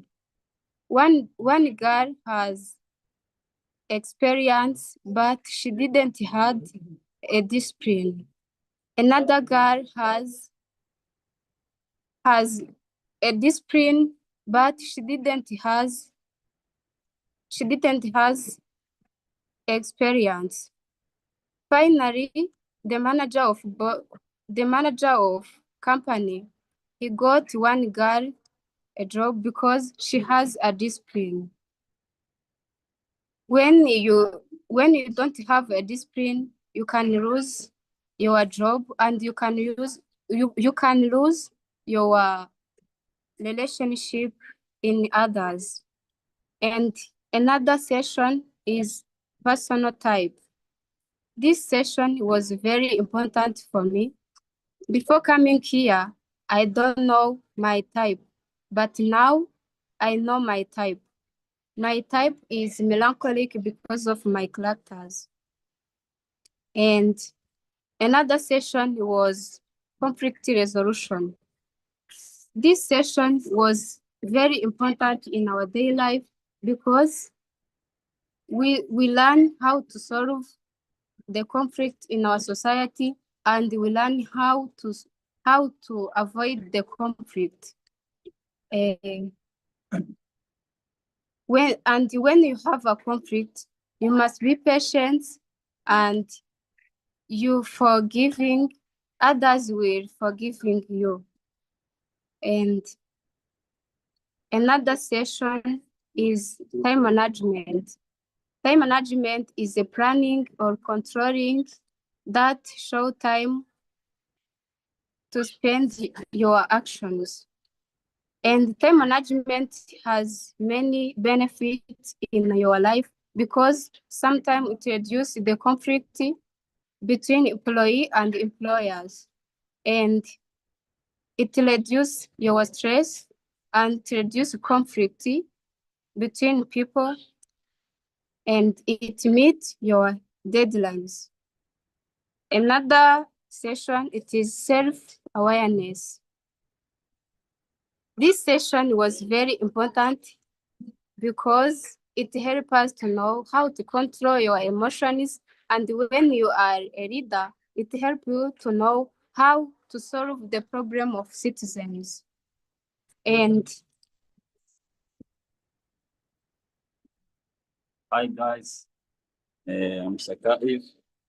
I'm a scholar of Ikaze Innovation Academy, and I'm here as a student, so as an entrepreneur.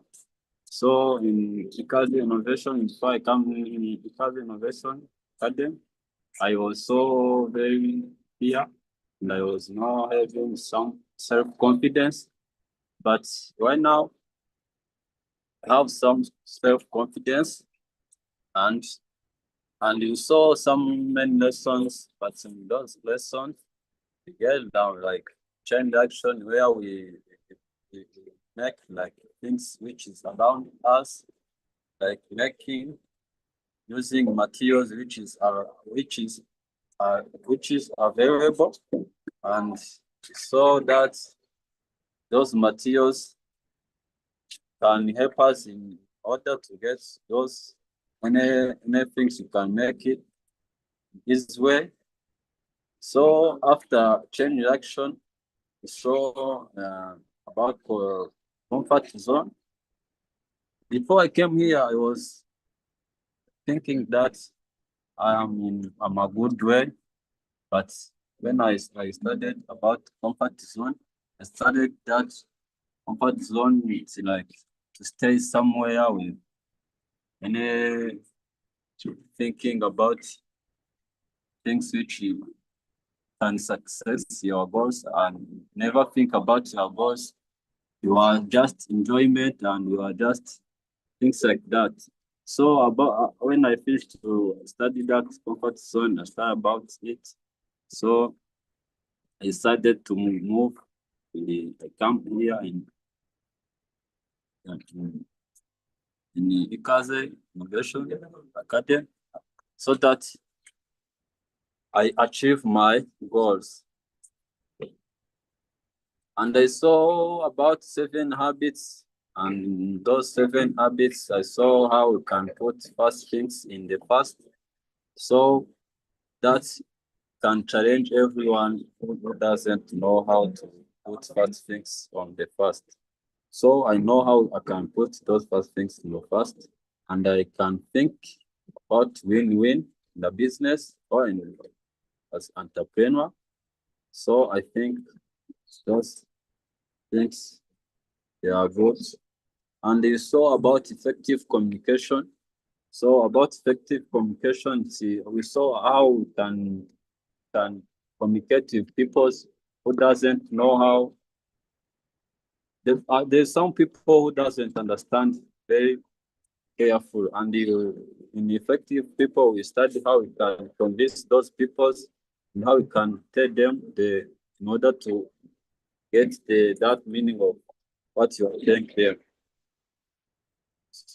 So we saw another things of growth mindset and fixed mindset, and so that's what helped me to know out about my growth mindset and remove any fixed mindset which is so poor. So I think thank you for watching me. Okay, thank you so much. So as you see, we are in our first vote, which focuses on personal development. These sessions are sessions that help, like they're most of the time, like according to how they are arranged in the modules, it first creates a good entrepreneur, social entrepreneurial mindset. So in our next phase, we have SINA nomads coming here, and they will start our ideation stage where they will have to ideate businesses. And after that, we prototype.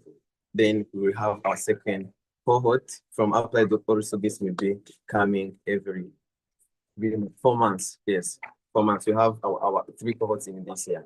So Okay.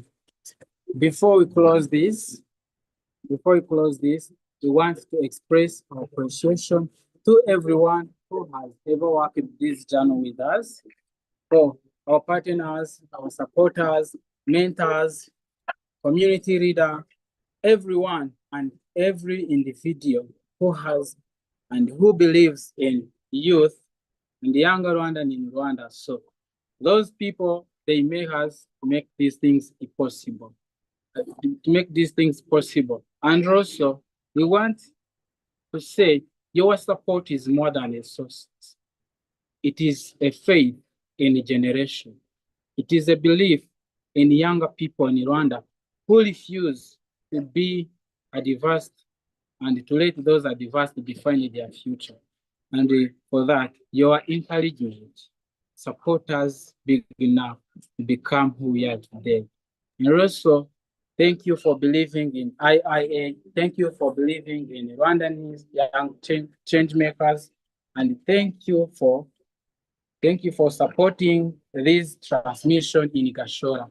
A special thanks to Etienne and SINA Global. Special thanks to Django, one and foremost community, where we learned all of this about SINA model. And a special thanks to mentors from Django. And also special thanks to anyone who has a willing support us also to transform and to make this ideation become action, and also action to become impact. Thank you, thank you. Have a wonderful moment. See you.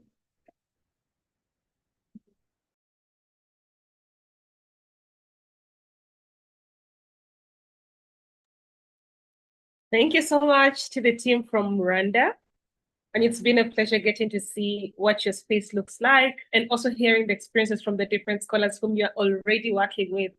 And we congratulate you for that. Thank you for taking the steps towards a journey like that in a space like Rwanda, which is also very excited and supportive of innovation. So please feel free to join the breakout room. Please join the breakout room. And anyone else who might have a question or would like to interact further with the team from Rwanda, please join please join the breakout room. And then you can be able to ask them questions and they will be able to respond. Earlier, we had mentioned that we split the video from last year's event into segments, and now we will have the final segment. But a few highlights for you to remember from that video is almost similar to the team from Rwanda. Last year, we had Cosmo Foundation, which began officially running in May and had several scholars already taking part in the implementation of their enterprises, which are running smoothly. And we also have a couple of enterprises, including Nunu Fund, Smart Kitchen, which is conscious about making eco-friendly briquettes and serving over 600 households so far, 6,000 households so far. And the other one that we have is FarmPlus. And all these are enterprises which have actually been a part of the SINA Accelerator program. Over to the highlights from last year's event. So I would like to invite Albert from Nunu Fund, which is an enterprise that has been through the SINA Accelerator program and also the SINA Purpose Pool. Albert, you're welcome. I'm speaking right now from Kampala, the citizen of Uganda. Call me Albert Bwachimari, the founder of Nunu Fund. Nunu Fund is revolutionizing how children access education in a country where 40% of the learners only finish lower primary school and 16%, a mere 16% finishing upper secondary. This means we have highest level of dropouts in a country where agriculture is a backbone. 80% of the people around here, they practice subsistence farming, and they are always struggling to raise money to pay school fees for their children. And here you find if 1 million learners start primary one, it means only 400,000 will finish primary 7. So in a cycle of 7 years, we shall have lost 600,000 learners because they cannot, or their parents cannot afford paying school fees. So Nunu Fund, we have come to bridge the gap. And so far the results is showing that 50% of the children who would have dropped out would continue with education. That means if we continue working with the communities and scaling up our model, we can make a lot of learners remain in school. How we do it, we work with the communities who are the peasant farmers who are growing crops. And this time around, where the communities were working in, they are majorly growing beans. You can even see behind me, there are beans already growing. And in January, when the new term will be beginning, people will be harvesting, ready to take kids to school. But the challenge is, when children are reporting back at school, we are always having a lack of market for these beans because of middlemen. Middlemen take advantage because when kids are going to school, parents are also going to raise money.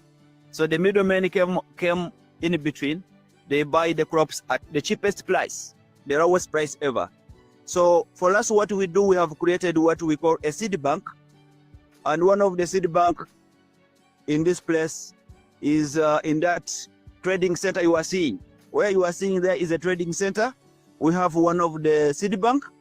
So people around this location harvest their crops, bring them to us, and we are able to give them the value that is equivalent to the beans. What is much more surprising is once they bring us these beans, we take them to the market.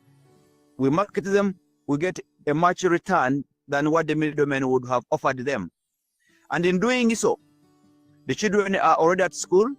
Because of our working relationship with the schools already, the children are already at school. We are looking for the market for the beans.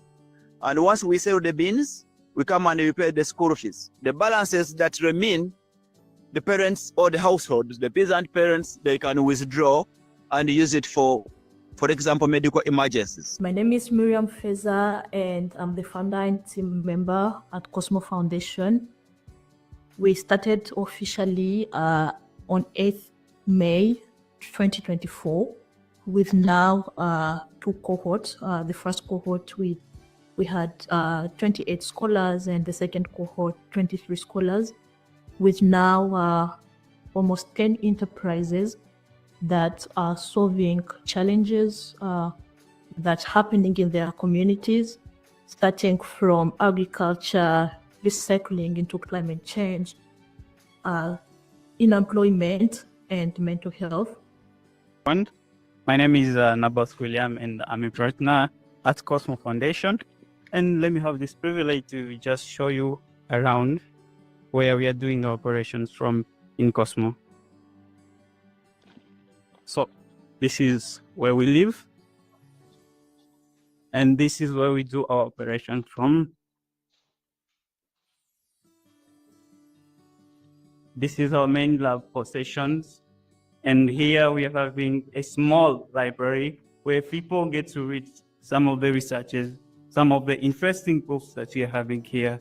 And as you can see, our small space can hold up to 30 people in just one session. And we are privileged to show you around where also we do some farming, to eat as a community. We're having a big place where we plant different kind of things like matoke and other things for just our food. And this few months, we've been able to harvest some cassava. As you can see here, we enjoyed some bits of cassava here, but also we've been able to harvest some matoke that we've been eating for the few past weeks.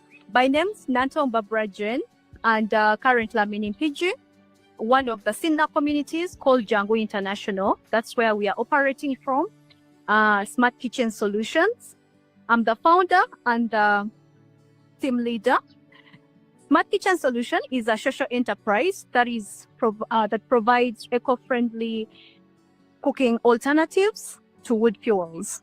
And this we are targeting low and middle income households and small businesses that are using charcoal charcoal and firewood as their main source of cooking energy. In Uganda, about 90% of the population still use polluting fuels as their main source of cooking energy.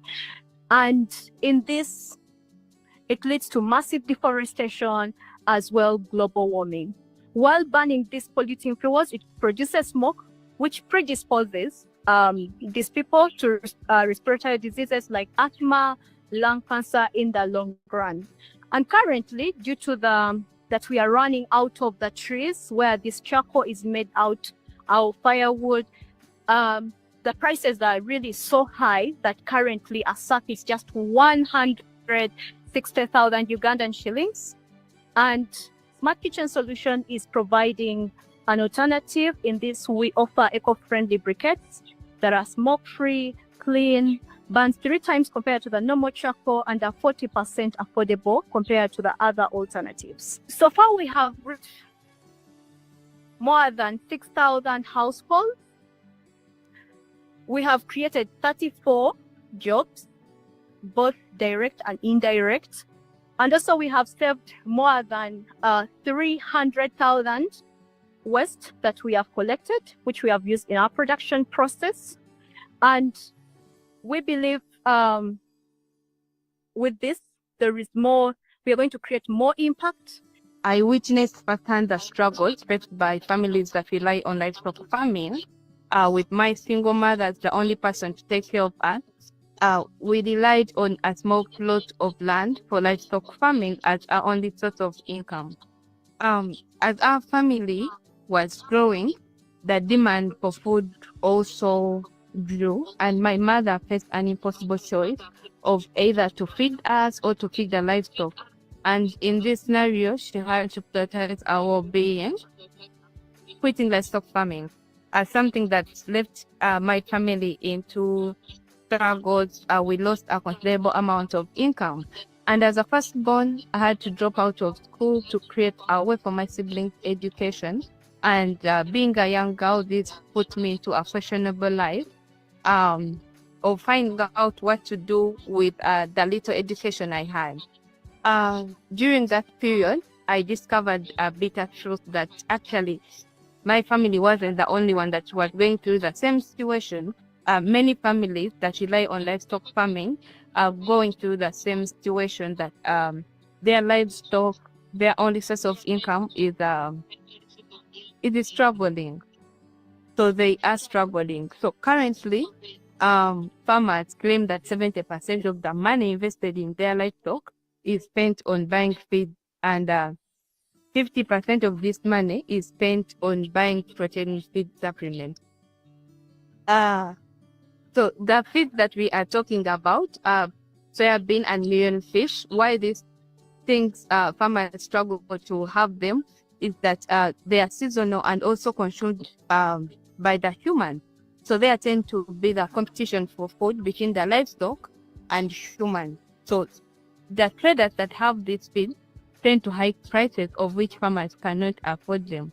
So they resort to feeds that are lacking nutrients for their livestock, hence slow farm outputs, because their animals tend to grow slow, and they run out of the business.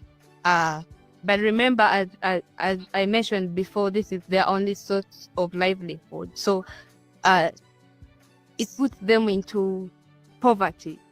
So as Farm Plus Agrovet Uganda Limited, a passionate team, we're a team of 2. So we decided to come up and solve this challenge. And the way we had to solve it is bringing something that is opposite to the alternatives that are currently on the market. So if on the market we are having soybean and millionfish that are seasonal and consumed by people, so we had to bring up a solution that is not in that line. So we had to go into research, look for what is opposite to that. So we landed on the black soldier fly. So this is an insect that we use its larva stage or the maggot stage to produce protein feeds for livestock, because we've had many enterprises coming up to solve this challenge, but on the other side of the humans, whereby they bring up solutions of food for humans, forgetting the livestock. Yet sometimes we also feed on the livestock as our source or as our food with the humans. So as Farm Plus, we decided to focus on the other side of the livestock to extract the seeds from insects for the livestock.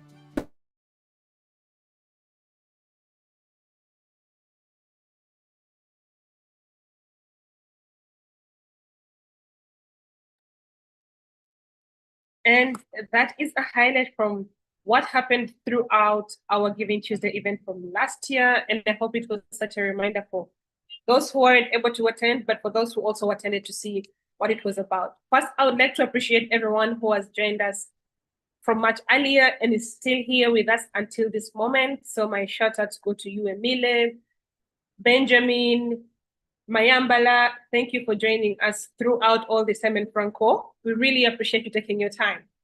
And as we're coming to a close, I would still want to share a few things that might be exciting for you. So this year, we are hosting the 11th SINA Acceleration Bootcamp. But this is a special one for us because for the very first time, we got to host a decentralized acceleration program in Zanzibar, Ubunifu, where I am right now, because this week is when we're actually hosting the first ever decentralized acceleration program. And that is very important for us because we see there is such a growth in the different SINA communities, 23 right now, and in very different locations. What better way would be there for us to be able to meet the growing need of the enterprises to accelerate their growth? It would be by making it possible that most communities, or at least regions are able to host the accelerator program. And so we are happy and looking forward to the learnings that we can be able to get from this particular cohort hosting in Zanzibar. And then we can be able to prepare and get ready for further growth into other regions and other communities of SINA. But also this year, we hosted the second edition of the SIA East Africa Awards, the Social Impact Awards in East Africa. And this year, more than last year, we had representation from all the East African countries, Uganda, Tanzania, Kenya, Rwanda, South Sudan, and DRC. And we had a combination of 16 enterprises in total, but split into two clusters, the English and the French cluster. And we would definitely want to be able to celebrate the growth of the innovation across borders, the collaboration, and the belief in the young people who are actually shaping the social entrepreneurship landscape in East Africa. We applaud you and we celebrate you, and to bring you for a moment to see what actually happened in the Acceleration Bootcamp and also SIA East Africa.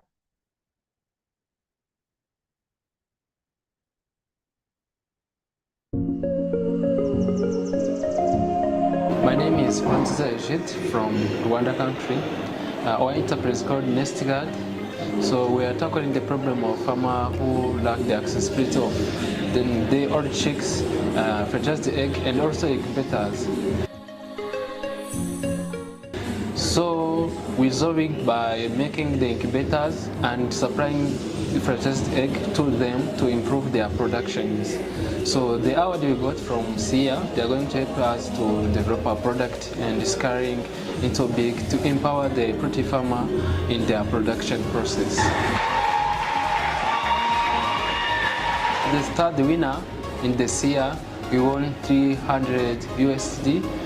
So we are going to use it in the production process by making incubators, buying the breeder that you provide the good quality eggs in order to supply to the farmer, make sure they have good quality breed in their production process. Hello everybody, my name is Ikaze, the founder of Natural Wild Food, the winner of SIA 2025. Natural Wild Foods a vu le problème de diabète qui attaque notre monde actuellement. Au Congo, selon la Fédération internationale de diabète, 2,9 millions de la population congolaise est diabétique, avec une estimation de 73,1% de cette population vivant avec le diabète sans le savoir. Alors, nous, Natural Wild Foods, nous offrons une gamme de produits alimentaires diététiques, nutritifs, stabilisants, préventifs et accessibles, afin de non seulement garantir une prévention efficace contre le diabète, mais également assurer le bien-être des personnes malades. Aujourd'hui, nous sommes gagnantes de Social Impact Awards de 2025 et c'est pour moi un honneur. Je suis en joie, j'ai même envie d'éclairer parce que je n'y croyais pas, mais cela montre, ces prix me montrent qu'il faut être persévérant dans la vie, il faut de la persévérance, il faut y croire. C'est un projet qui est né dans ma tête un jour, un soir, mais actuellement c'est un projet qui est porté par des milliers de personnes, qui a un impact sur des milliers de personnes, et pas seulement les diabétiques, mais aussi des personnes qui ont peut-être même qui ne sont pas souffrants, mais qui aiment de la bonne nourriture, qui aiment leur santé. Et je vous invite, vous tous, non seulement à soutenir notre idée, notre entreprise Natural Wild Food, mais également à croire à vos rêves, à croire à vos idées. Parce que tout naît d'une petite idée qui est née dans notre tête, tout part d'une petite idée qui est née dans notre tête, mais qui aura un impact, un grand impact dans le monde, dans notre communauté. Merci.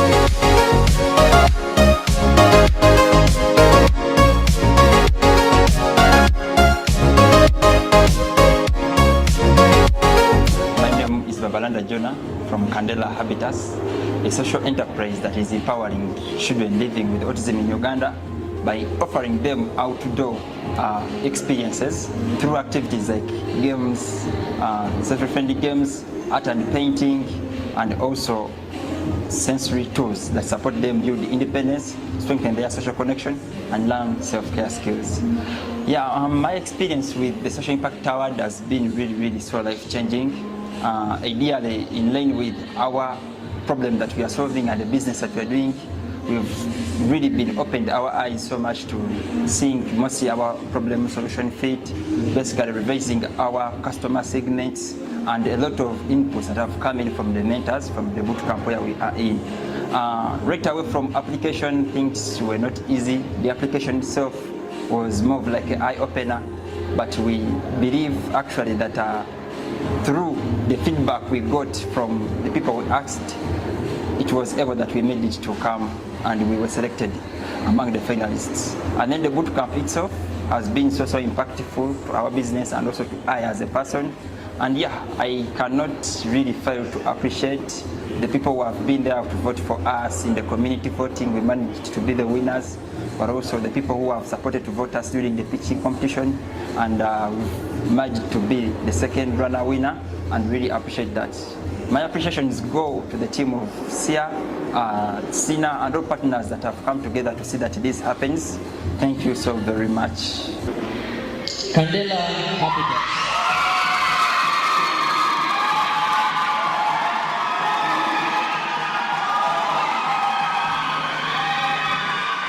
This money that we have won is going to support us in overcoming the biggest challenge that we've been having, and that is the distance from our Bidibidi market. So we are going to use it to equip our space with the tools that we needed to work with the children, and to see that we invest more in awareness to reach out to more customers and to be able to serve a wider market. We shall also use it to get a credibility or a certificate of credibility from the Ministry of Education and Sports, and this will also support us to serve even bigger institutions like schools that are having children living with autism, and I know this is going to be of big impact within our business.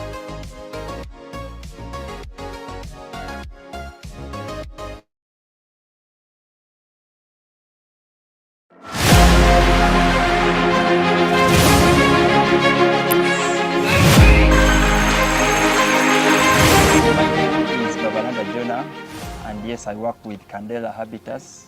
We are a social enterprise that is raising a voice in Uganda saying no child has to be left behind because of their neurodiversity. So when we talk about autism in Uganda, someone may think about a child who is cursed, a child who has no hope for the future, and definitely such children are not supported in many communities. And we may not blame the communities because most of the communities, mostly in rural areas, don't have access to the right tools and support they can use to understand and also support these children. And that's where Kandela Habitats is coming in, for making sure that families, even in rural areas, but also in urban areas, have access to the right tools and support they need to engage their children who are living with autism, seeing that every child is seen, supported, and empowered in their own way. My name is Wavamno Mariam. I'm from Maripat Food Solutions, where we aim to solve post-harvest losses among fruit farmers in Uganda. And we do this by providing a fresh, nutritious, health, chemical-free juice to the youths and adults aged 20 to 45 years in urban and semi-urban areas. My name is Kitumaini Ignatia Stefan, and I'm here representing Afya Moms and Tots Nutrition Hub. And we're here to solve the nutrition, undernutrition in Africa, and not only in Africa, hoping to go worldwide. And as a result of solving that issue, and we came up with an idea of producing some products called the Wise Baby Porridge, and which is doing so far well on our markets, and we are hoping to go more and more. Before the bootcamp, we were just operating and not even tracking the impact. But after when we entered the bootcamp, they introduced us to the impact business model canvas, where we learned to track the beneficiaries, the customer, to understand the customer problem, the beneficiaries, everything. And that helped us in the pitching. Before the bootcamp, we were unable to connect well with the problem we are solving, but after joining this bootcamp, we are now able to understand how to connect well with the problem that we are solving together with our prototype. The bootcamp has really been impactful, insightful, and I just don't know. Starting with one point that we had to look into in our bootcamp is the way we communicate, and coming on the solution statement and how we've been offering our solution. We've been able to identify the gaps that we've been leaving, and through the bootcamp and the mentorship from the coaches we've been getting, we've been able to see how ways we can curb it and make our idea more innovative, and also seeing that it is bring out the problem solution fit. So before the bootcamp, I think we didn't have like actual goals for our enterprise set, but even after a one week period of the bootcamp, we have really been able to set at least goals that we can achieve in a period of 3 months for our enterprise, which is really great. And I know in 3 months' time, there will be a big difference in our enterprise. To rate the bootcamp, it's 10 over 10 because it has helped me to know me as a person, my abilities, and I've got to know more about more sessions because there are other sessions I didn't know about. But me as a person, I got to discover myself that there are things I can do without other people's help.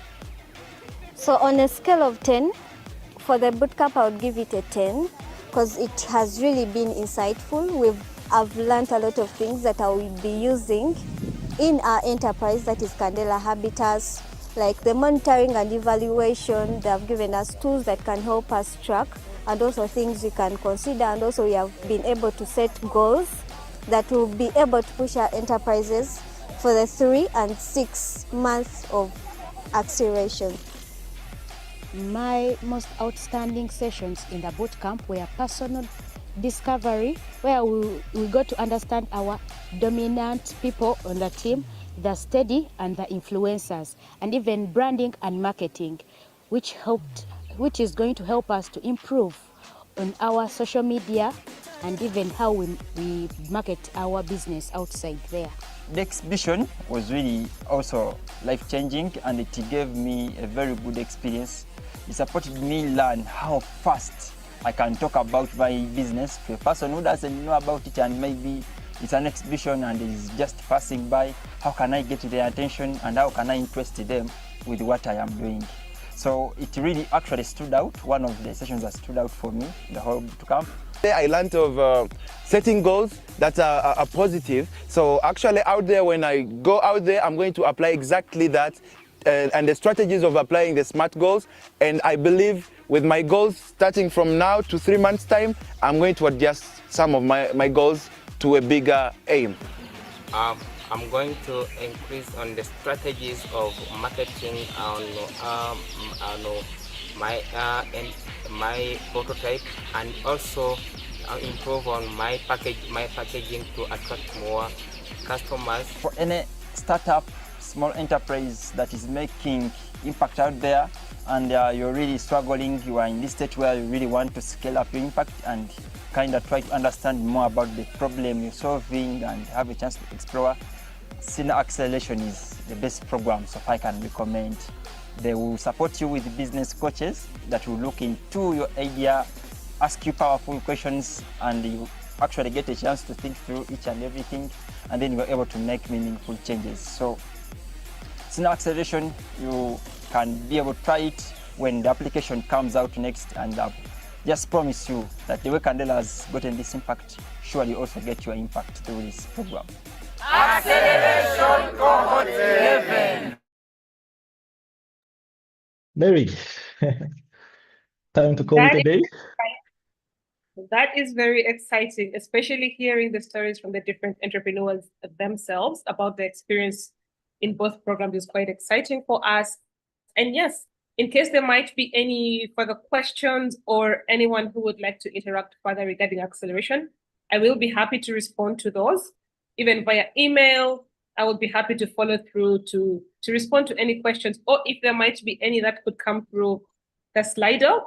But that's what we had this year, and we'll still be continuing with the program of acceleration until next year, February, when the current cohort of acceleration ends. And who knows? Our hope is that even with the SIA program that we had it in East Africa, covering the East African countries, but next year, we actually have one of the SINA communities beginning in Zambia, and our hope is to have a SIA in Zambia as well, and hopefully even an acceleration program, which would definitely be decentralized for the Southern African parts of the world. And we are super excited about that. And over to you, John. This has been an amazing day for me. Yeah, amazing day for all of us. Yeah, after those trips to Nepal, to Kenya, to Nigeria, on and off in Uganda, and then Rwanda. Wow, that was an amazing journey.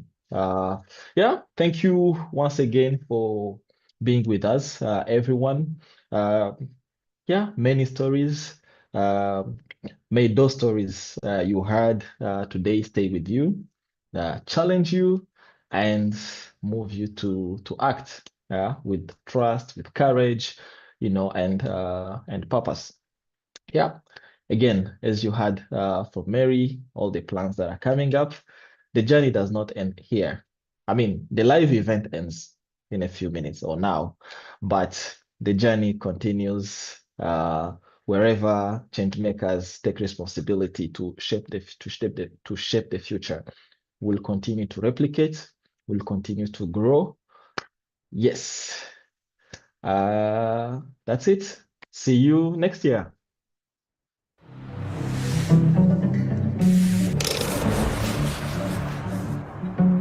Across Africa, millions finish school and find nothing. In Uganda alone, hundreds of thousands enter the labor market each year to compete for just a fraction of formal jobs. Potential is wasted. In 2014, just outside Kampala, Uganda, something unusual began. It's called SINA, the Social Innovation Academy. But unlike a school, there are no teachers. Unlike an NGO, there are no managers. And unlike a company, there is no functional hierarchy. Instead, a community of young people, many from refugee settlements and disadvantaged backgrounds, came together to run everything themselves. Here's how SINA works. When a new scholar arrives at SINA, they expect classrooms and lectures. Instead, they discover a self-managed community where everyone takes on real roles. One scholar might join the finance team, keeping the books transparent. Another may step into the community team, resolving conflicts and organizing events. Someone else may take charge of the canteen, making sure it turns a profit. There are no bosses, just roles chosen and rotated. Decisions are made in teams. Everyone holds each other accountable with authority shared across the community. This non-hierarchical system does more than run the academy. It teaches leadership by experience. Take Edson. He arrived with no business background. Within months, he was part of the canteen team. They divided responsibilities, set goals, and made collective decisions. It became his training ground for entrepreneurship.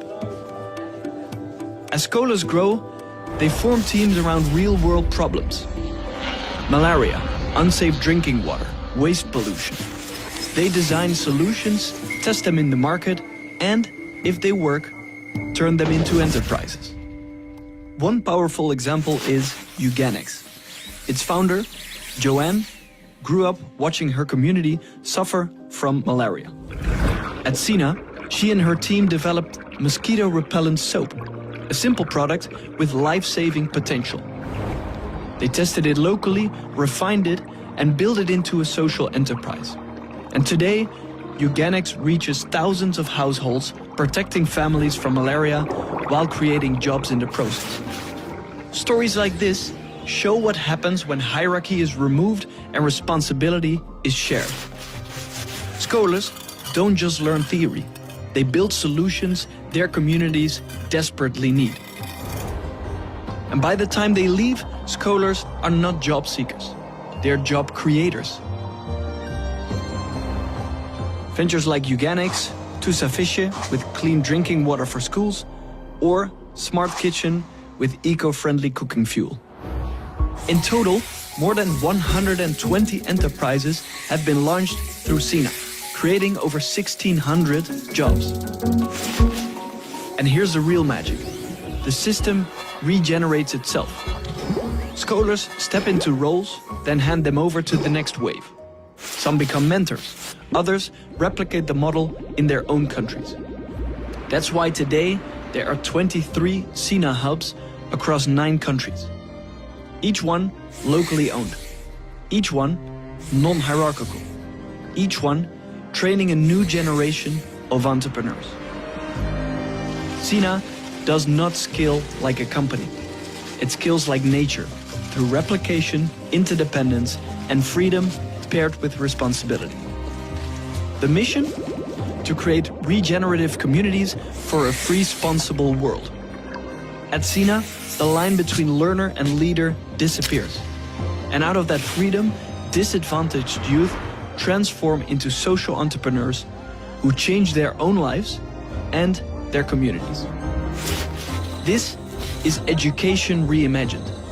Not preparing people for jobs, but enabling them to create their own future.